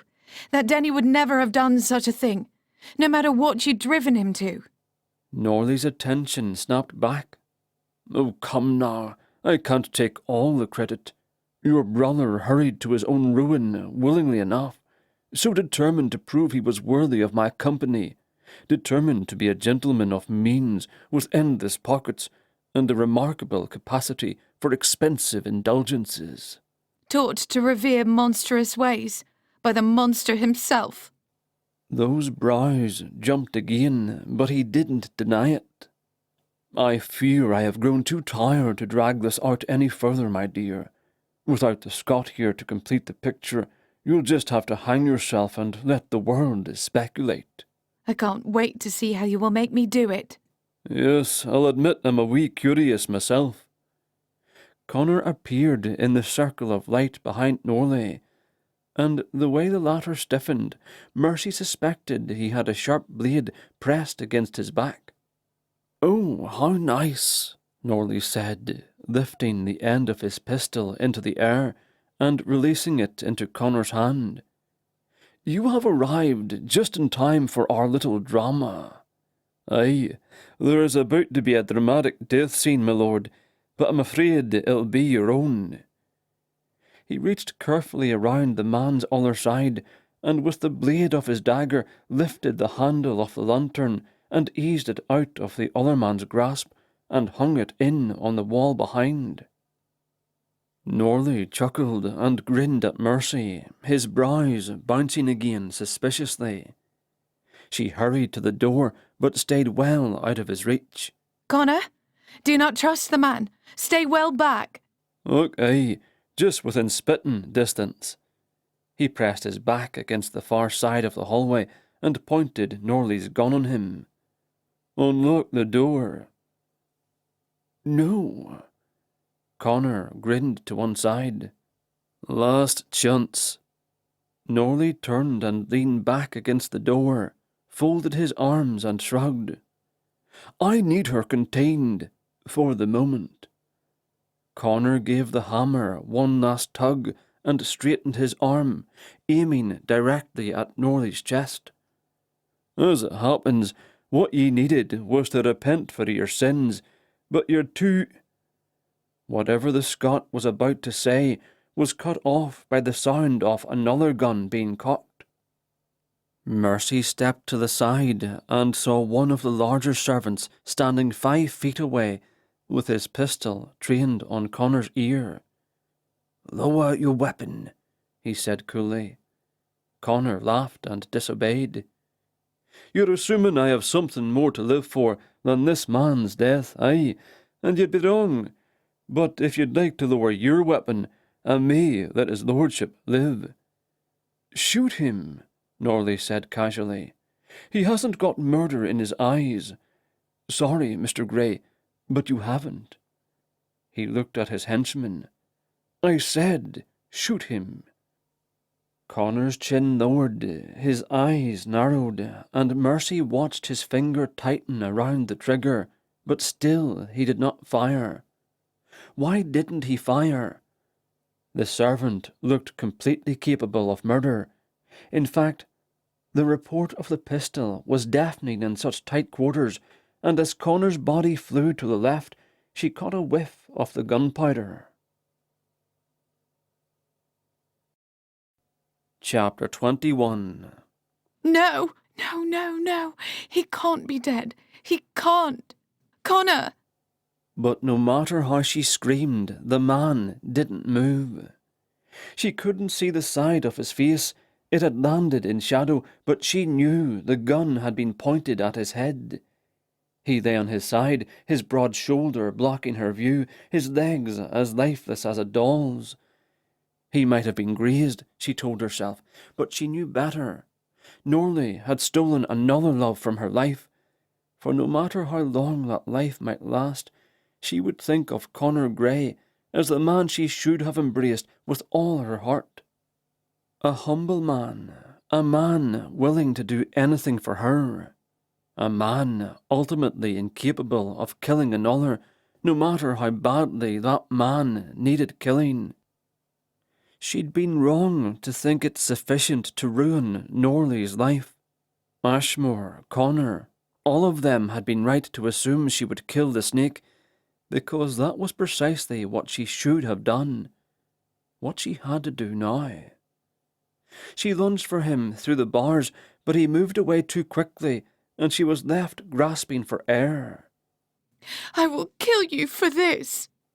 "You are being tedious, my lady." He nudged Connor's unresponsive foot. "This man means nothing to you. If you want to hate me for Denny's sake, do. tear-stained cheeks will make it all the more believable in the morning. But you cannot expect me to believe your tears are for this Scotsman." He waved her away from the door. "Stand back, or I will not unlock it." She backed up against the table and watched while the big man dragged Connor's body in through the opening. With his own gun again in hand, Norley aimed it at her. "Remain where you are." He then closed the door and locked it, then dropped the large key into his pocket. "I cannot have you running away after I've gone to all this trouble." She couldn't rush him and expect to avoid being shot.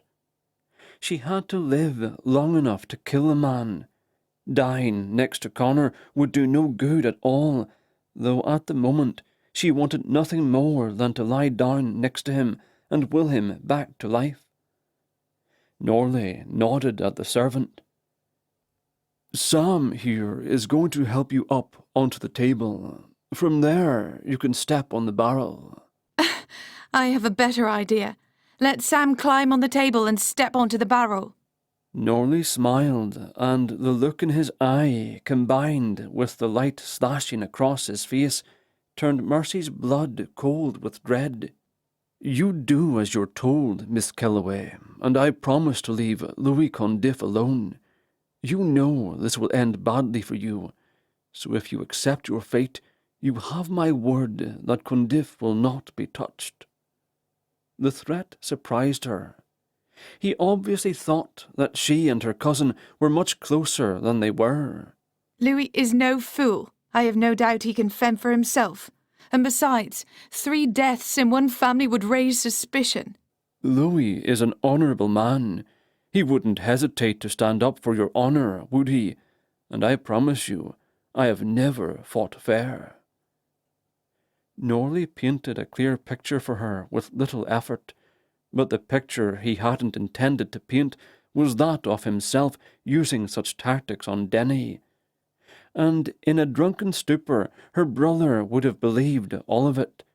But Mercy wasn't drunk, and she wasn't foolish enough to play into the monster's hands. You shouldn't have shot Connor Gray.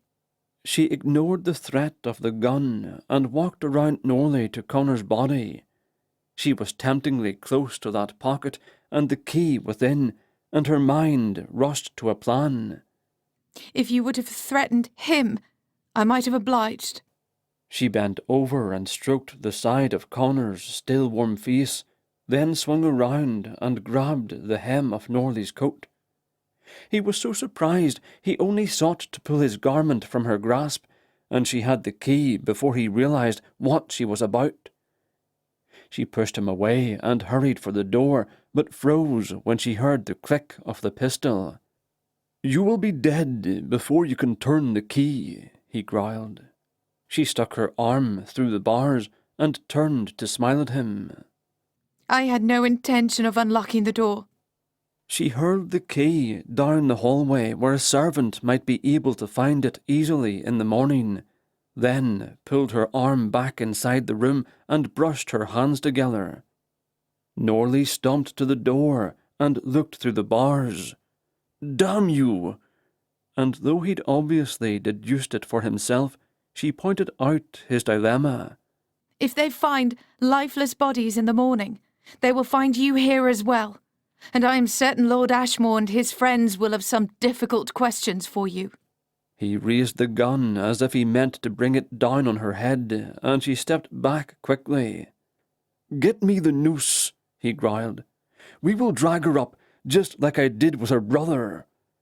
He narrowed his eyes and leaned close, his rotten breath puffing into her face, his gaze boring into her own. "That is what you want, is it not? To be like your brother in all things."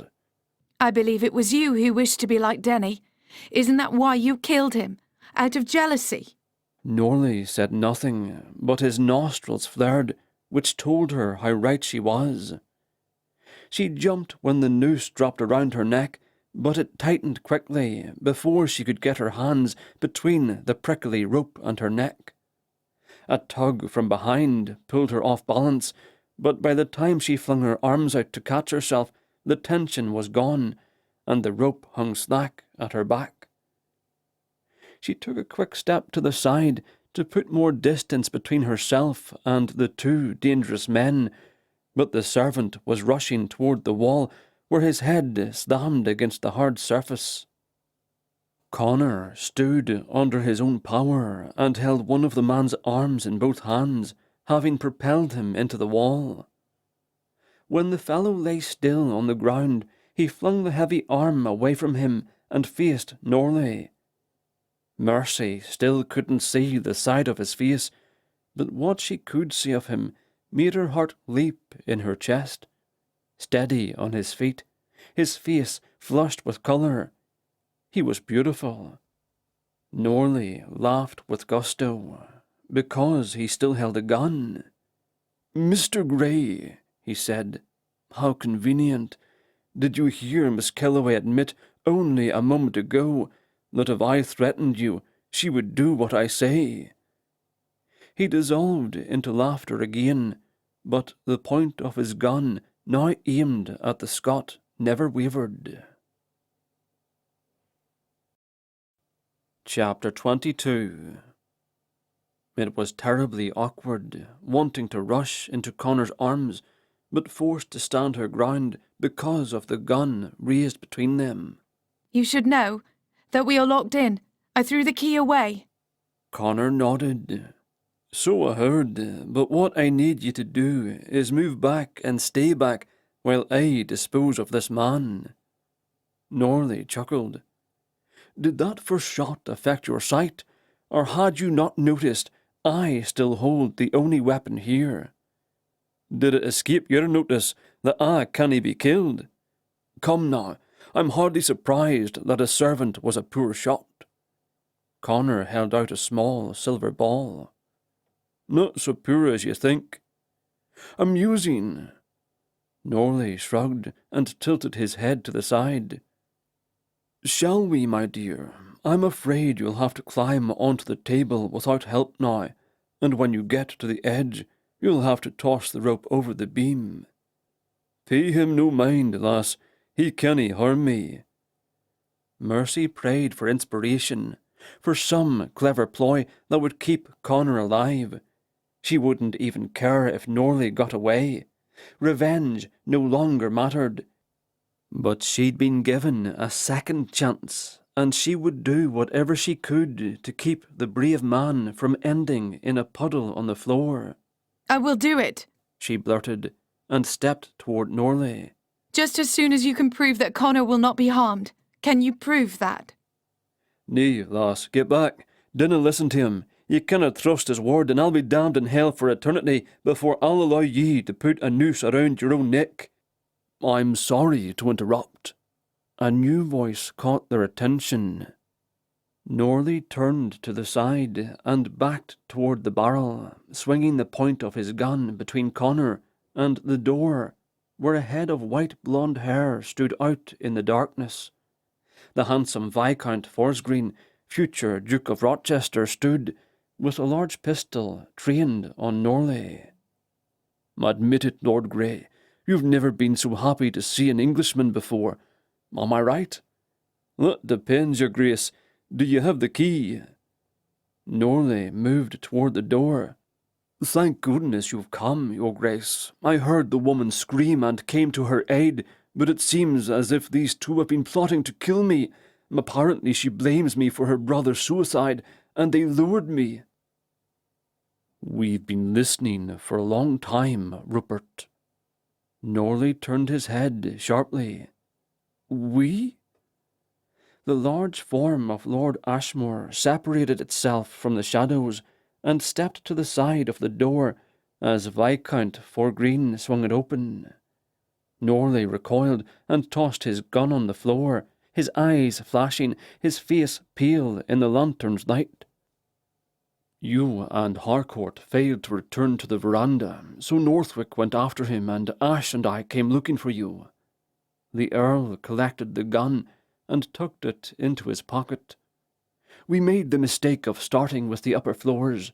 We should have thought to come here first. though we did arrive in time to hear how Norley murdered Lord Denison." He turned to Mercy. "I am sorry, my lady." Mercy was suddenly lifted into the air by two strong hands grasping her ribs. Her skirts swayed to the side as she was moved swiftly away from the others and had her back pressed against the wall. Connor's face was level with her own, and though it would have been a simple thing to lean forward and kiss her, he glared at her instead. "Are ye mad? I told ye to get back, aye, and instead ye pranced out to do the devil's bidding." She couldn't help smiling, she was so grateful he was alive. But he needed reassurance, it seemed, so she wrapped her arms around his neck to do just that. "I had no intention of cooperating. I just wanted to distract him until you came to your senses." "My senses?" "You thought you were impervious to bullets." "You don't understand, lass." "And I would have rather died myself than stand by and watch you die again." He opened his mouth to interrupt, but no words came out. After a moment he leaned forward and took that kiss he should have taken from the start. The kiss was passionate on both their parts. Mercy tried to convey how thrilled she was to have him return from the dead, and what he tried to convey to her seemed just as extraordinary. It was impossible to know whether her difficulty breathing was due to the emotion coursing through her, or the press of his warm, firm hands against her ribs, but she thought she could go on that way forever. Finally, he paused to catch his breath, and allowed her to do the same. "Ye would have mourned me." "Of course I would have mourned you. You came after me. You nearly died for me. I only wish I deserved your devotion." A wide grin set off ripples in his cheeks. "Ye have no idea how lovely that sounds, lass, and I didn't ken how badly I wanted to hear such a thing, that I would have been mourned." "And loved?" His breath caught, and he searched her eyes like he was looking for proof, but he should have been looking at her lips instead. "I seem to be interrupting again," said the Viscount. Connor pulled back and gave her a wink, then set her on her feet again. "We're not finished," he whispered. Then to the Viscount he said, "Aye, what now, ye blithering bag of manners?" Chapter 23. At the other end of the room, Lord Norley knelt on the stone floor, his arms raised out to the sides, and his hands shaking as if he were objecting. Behind him stood Lord Ashmore, who held a long blade against the man's throat. Connor pressed Mercy's head against his chest to spur her from witnessing the man's murder. "Lord Grey," Stanley gestured toward the other two, "it is your right to execute the man." He cocked his head and waited for a response, but how could he respond to an invitation to do murder? Even with his own life in danger, Connor hadn't been able to pull the trigger. And as much as he hated to admit that Norley was right about anything, he had been right about that killer instinct. Either you had it, or you didn't. And if he'd met the enemy on the battlefield at Culloden instead of being shot down, would he have been able to kill then? He would never know. And after holding Mercy Kellaway in his arms, neither the question nor the answer mattered. "I am surprised to find I have a healthy respect for life, my lord. Shocked even, but I suppose that is what a woman can do to a man." He sobered. "But mind ye, neither can a stomach allowing such a monster to roam free." Ashmore nodded, then grasped Norley's hair and pulled his head back, exposing his neck. The kneeling man hissed. Ashmore paused and looked at Stanley, who shook his head. "I believe the honourable way to handle matters is to avoid a trial."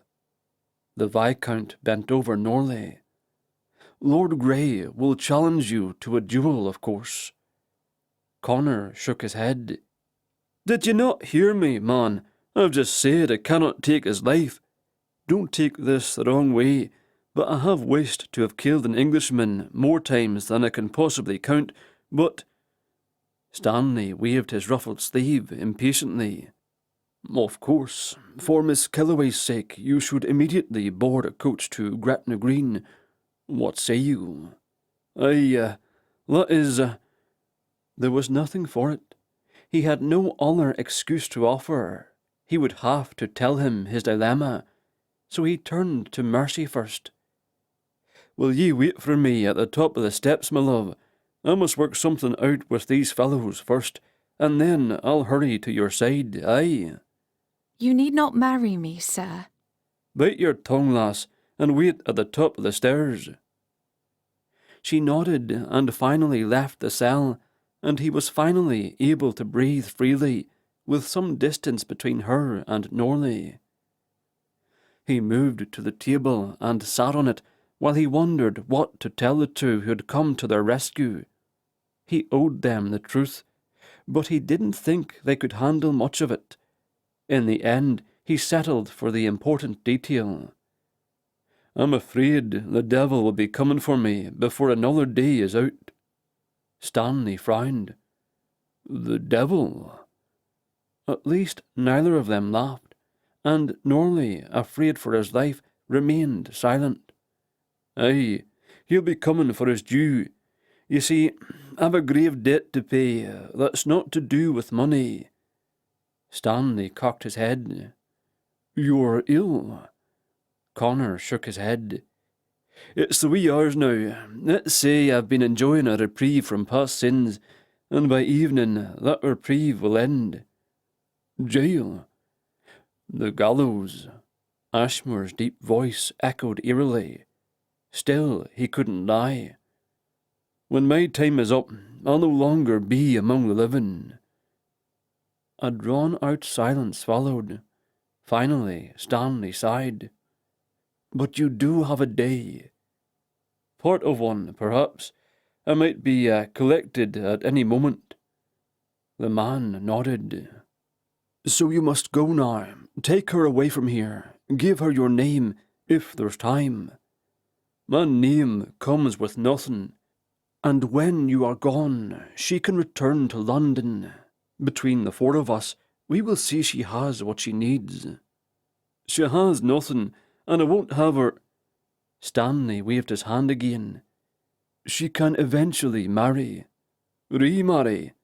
Yes, you have my word. Connor nodded toward Norley. And what about him? The duel will eliminate him. But if I am heading to Scotland, your second will stand in for you, Ashmore said. Yea. The big man nodded. Not to worry, said Stanley. Norley's second will make certain he arrives at the duel hale and healthy. And who is fool enough to be his second? He bowed. Viscount Force Green, at your service. Ye aren't foolish enough to fight Ashmore, surely. No one is that foolish who has a choice. Connor acquiesced, confident that the bulldogs would see justice done.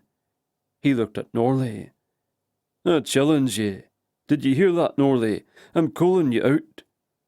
The man shook his head. I will not accept. Ashmore nodded. Yes, he will. It's settled then. Connor moved to the door. At the end of the orchard, just before the hillside, meet me there at dawn. If I am able to be in two places at the same time, I promise I'll be there. If not, my second will attend ye. He turned to Ashmore. Are you so certain you wish this man's death on your conscience? He'll be given a chance to fight. Hardly sounds the same as a fighting chance, aye. The sober man shrugged. Tell the devil not to wait on me. Oh, well. Norley and the henchmen were locked in the cellar, and guards were sent for. The magistrate would be called for only after the duel was over. Chapter 24. Mercy paced at the top of the stairs for so long she worried that the men had found another way out of the cellar and chose not to face her after all. But finally, to her heart's relief, Connor appeared, followed by the two men who had come to their rescue. Of course, she had every confidence that Connor would have been able to save her in the end, had the other two not appeared when they had. But she was grateful he hadn't been forced to take Norley's life. No matter what had happened in the past, it was refreshing to think that they wouldn't have to carry that deed into the rest of their lives together. Heaven help her, she'd been prepared to marry in the next day or so, but she'd never been happy about it, and at the moment she was positively giddy, knowing that she might be marrying a man she could love. That was, if Connor Gray wanted to marry her. After all, it hadn't been his idea to take her to Gretna Green, but the Viscount's. "Don't worry that pretty lip of yours," Connor said, as he reached the top step. "That's my new job, aye." She hadn't realised she'd been chewing her lip and promptly stopped. "I want you to know," she began her practised speech, "that you are under no obligation to marry me, sir." He scooped her up into his arms and pressed his mouth to hers until she forgot what she'd intended to say. "Then tell me, just what must I do to obligate ye to marry me?" He set her on her feet again and pulled her along to the stables. Stanley clapped Connor on the shoulder when it was time for him to climb into the carriage with his would-be bride.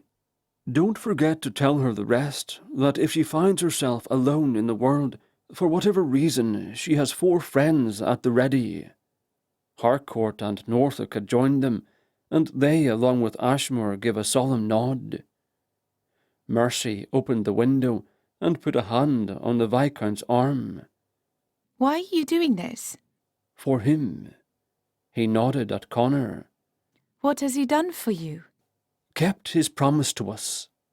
Harcourt grinned. "To marry you, so you wouldn't need one of us to do so." She rolled her eyes. "Hardly flattering, and I'm sorry my plans for revenge put you all in jeopardy." Norfolk stepped forward, took her hand and kissed it. "Your actions, my dear, only made necessary the actions we should have taken long ago. We let the monster feed and grow. Now we will do what we should have done and put him down." She suddenly remembered her cousin. "Will you tell Condiff what has happened, and that my brother did not kill himself?" "We will, but you can tell him when you see him again." "I have a feeling I won't be returning for quite some time." "Or perhaps tomorrow," said the Viscount. "You may come to your senses. He is a Scot, after all." They had barely entered the main road when the lass got a wary look in her eye. At first Connor feared she had taken Stanley's words to heart. "How did you do it?" She narrowed her eyes. "I saw you shot, and yet you do not bleed. It couldn't have missed you. It knocked you to the side." "Must have hit my belt buckle or something." "He was aiming at your head." He shrugged and looked away, unwilling to lie to her any further. "I have a confession." "Oh?" "I heard you. What you said about the devil coming for you." He sighed. The jig was up. "So you don't wish to marry me, knowing I must fulfill another obligation right away?" "So it is not the real devil coming for you?" "You didn't seem too frightened by the prospect. I'm surprised you deigned to climb inside the carriage with me." She shrugged a lovely shoulder. "I have just learned that the man I had intended to trick into marriage was much more of a monster than I had imagined. I have also had my heart shatter in my hands while I watched you die, though thankfully I was wrong about that. And I have seen you insist, facing that armed monster, that you were invincible. I was terrified I would watch you die again. so I will be honest. I am terrified of losing you. So how could I be terrified of you? Oh, I could tell you a tale that would make you flee from me. I doubt it. Not after. She glanced away. After I couldn't kill Norley when it came down to it. She nodded. Because it would have made you a monster like him. And you're a good man. He laughed. No one, and I do mean no one, has ever accused me of being a good man. Then no one has known you well. A strange green light lit the carriage interior, and though no one was there, Mercy had the strangest feeling that someone was sitting beside her. Chapter 25. Connor blinked repeatedly, but the green haze swimming in his vision did not dissipate. Mercy's brows pushed together and held, as did the tilt of her head, as if someone had pushed the pause button on a movie he'd been watching. Sonny smiled from beside the lass, sitting as calm as you please in the 19th century. Her fancy robe glittered in the green light, but at least if someone got a good look at her, the robe wouldn't seem as out of fashion for the time as her denims would have. His chest suddenly turned to heavy stone when he realized what her presence meant. It's too late then. Too late? I couldn't save her in time. Seems as though you've saved her fine. But her reputation, in her world it will mean everything. Sonny shrugged. Then save it. I beg your pardon. Whatever you were about to tell her, don't. And ye'd take me away, leave her sitting alone without explanation. She shook her head. Do you love the lass? What know I of love? Dinna be daft, Connor. If you were a mortal man, would you want to marry her? He knew she was referring to their last conversation when he declared he had no intent of doing anything heroic, so he needed to convince her he changed. He crossed his heart with a pair of fingers. I swear upon my own grave, I'd give anything at all to have such a choice. But you would choose her, be faithful to her, and not go looking for a half-dozen other lasses to try. Dinna tease me, sonny. Is there such a possibility? For I tell ye true, I'm finding it difficult indeed to see any other lass with this one roaming the earth. She never flinches when I try to tell her what manner of man I am, much as ye never blinked when I told ye I was wicked. And? And she makes me want to be the man she believes me to be. The young witch tilted her head to the side. I'll tell you a secret. You already are. Tears tumbled out of his eyes and slid down his cheeks. They were warm, and he was still alive to feel it. Tell me what to say, Sunsari, to earn the right to stay with her. You've already said it. She swallowed with difficulty. Now give us a kiss goodbye. It couldn't be possible. She had to be teasing him. Ye mean it? I do. And I won't find myself at the judgment seat come morning. You're a mortal man now, Connor. The next bullet will put you in the ground. So I'd avoid them. And I'd stay out of the way of a certain Lord Ashmore, to be sure. Aye, I will. And love her, Connor. Love her like you've been waiting 300 years to find her. He nodded, unable to speak. He clutched Sonny's hand to his heart for a long second, then pressed his lips to the back of it. But it was suddenly gone, and the green haze was fading slowly. A canny man like you can make a fine living in the 19th century, aye, knowing what is to come. But dinna give yourself away, mind. The echo of her voice was gone with the last of the emerald glow. Mercy blinked and looked about. Did you see that? See what, wife?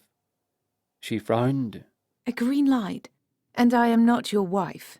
Must be the northern lights come down from Scotland to bid me back home again, and ye certainly will be my wife soon enough. She lifted a pretty brow along with the corner of her mouth, but she didn't argue, so he took it as acceptance and pulled her over onto his lap. To his great joy, she didn't resist that either, and peered into his eyes. "Why should I marry you, sir?" "Because I've been thinking it over," he said quietly, so she would need to remain close in order to hear him. "I've decided that no other lass will do for me." "Not because I'm ruined.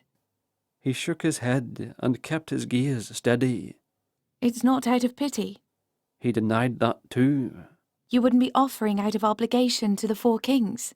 4 kings? Lord Ashmore and his friends." Connor snorted. "Sounds like something a bunch of English gits would call themselves." When he saw the question still lingering on her brow, he spoke quickly. "I owe them nothing, my love. I've promised them nothing, and the only English citizen to whom I will make promises is a Miss Mercy Kellaway.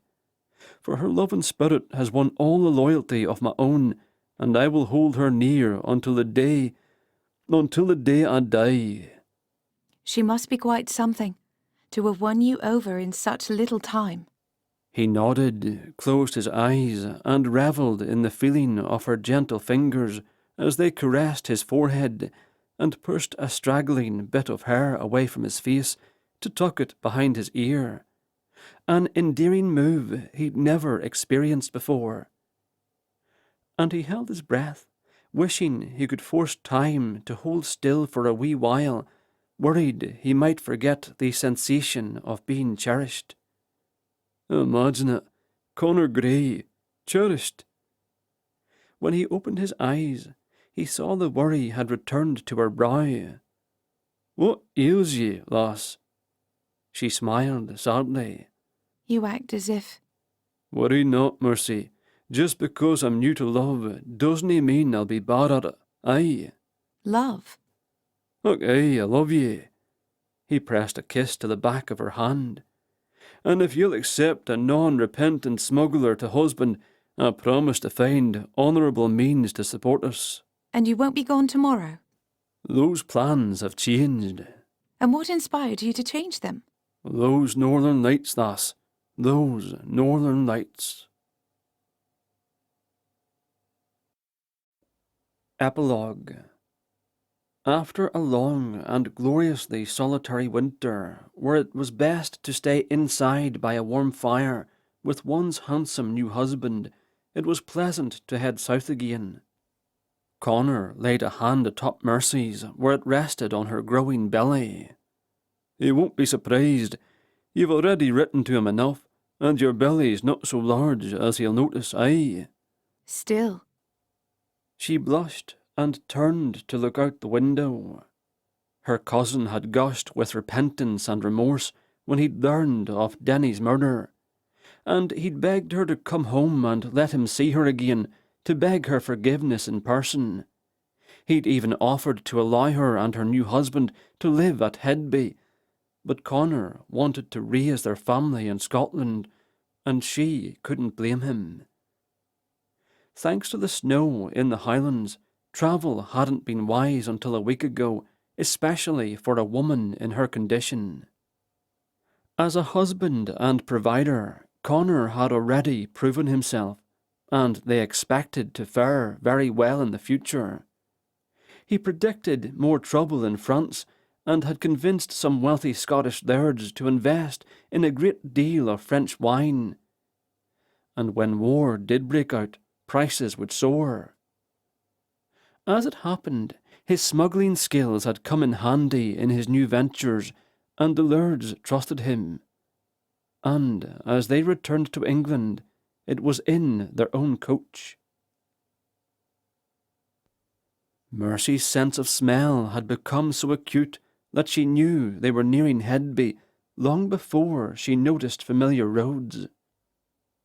She recognised numerous faces as they passed through the centre of town, but her husband was eager to land, as he put it, and he promised her he would bring her back to the village the following day after they had their land legs back. But he was eager to arrive at Bridie Manor and be done. The road rose up before them, and the carriage tilted. She suddenly wished she had eaten more, for the drink in her stomach was no longer content to stay put, especially with the mix of butterflies bounding around inside her. She reached for her bonnet to keep at the ready, but didn't want to alarm Connor. The man had worried over her enough throughout the journey, and she was slightly afraid he might change his mind and take her home to Scotland, even though they were only a mile from their destination. Home. She was nearly home. But what might greet her was the worry. Though she'd asked him in half a dozen letters, her cousin had never told her what he'd done about the little old church, and she dreaded coming face to face with her sin and inviting a dark cloud to hover over their visit. She also dreaded coming face to face with Father Grey. Denny's grave, Condiff had told her, had been moved to the churchyard with the rest of the family. That alone had alleviated most of the guilt that had driven her into Norley's clutches. "Is that the little church, then?" Connor pulled his head back inside the window and pointed. Mercy took a bracing breath and looked for herself, expecting it to be halfway between the churchyard and the manor, but the little building had been returned to its original position, guarding over the graves of her ancestors and Denny. He did it. Standing at the side of the road, in front of the old church, stood a familiar figure. She stared at the priest as the carriage rolled past. His head was bowed, though his eyes sought hers, and in those eyes a look of gratitude, contrition. "Do you want to stop now?" her husband asked, clearly willing if it would please her. "Just for a moment." He knocked on the roof and the carriage rolled to a halt. But instead of reaching for the door, she opened the little window. After a moment, the priest appeared, his head bowed again. "Welcome home, my lady." His face was a bit more drawn than the last time she'd seen him. The haughty look was gone. "Hello, Father. Are you well?" "Quite well, my lady." "Then please dine with us at Bridie this evening, so I may introduce my husband." The priest looked up, surprised. She offered a tender smile. "We'll be serving forgiveness for supper." He nodded ever so slightly. "Then I will be happy to join you." Mercy's heart was light as a feather as they neared Bridie Manor. And as she cast the contents of her stomach into the crown of her bonnet, she suspected, if Denny was looking down on her from heaven, he would have laughed.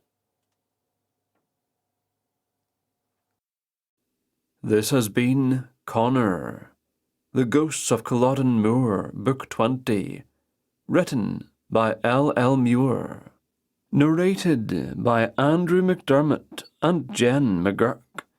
Copyright 2016 by Leslie Muir Lytle. Production copyright by Leslie Muir Lytle.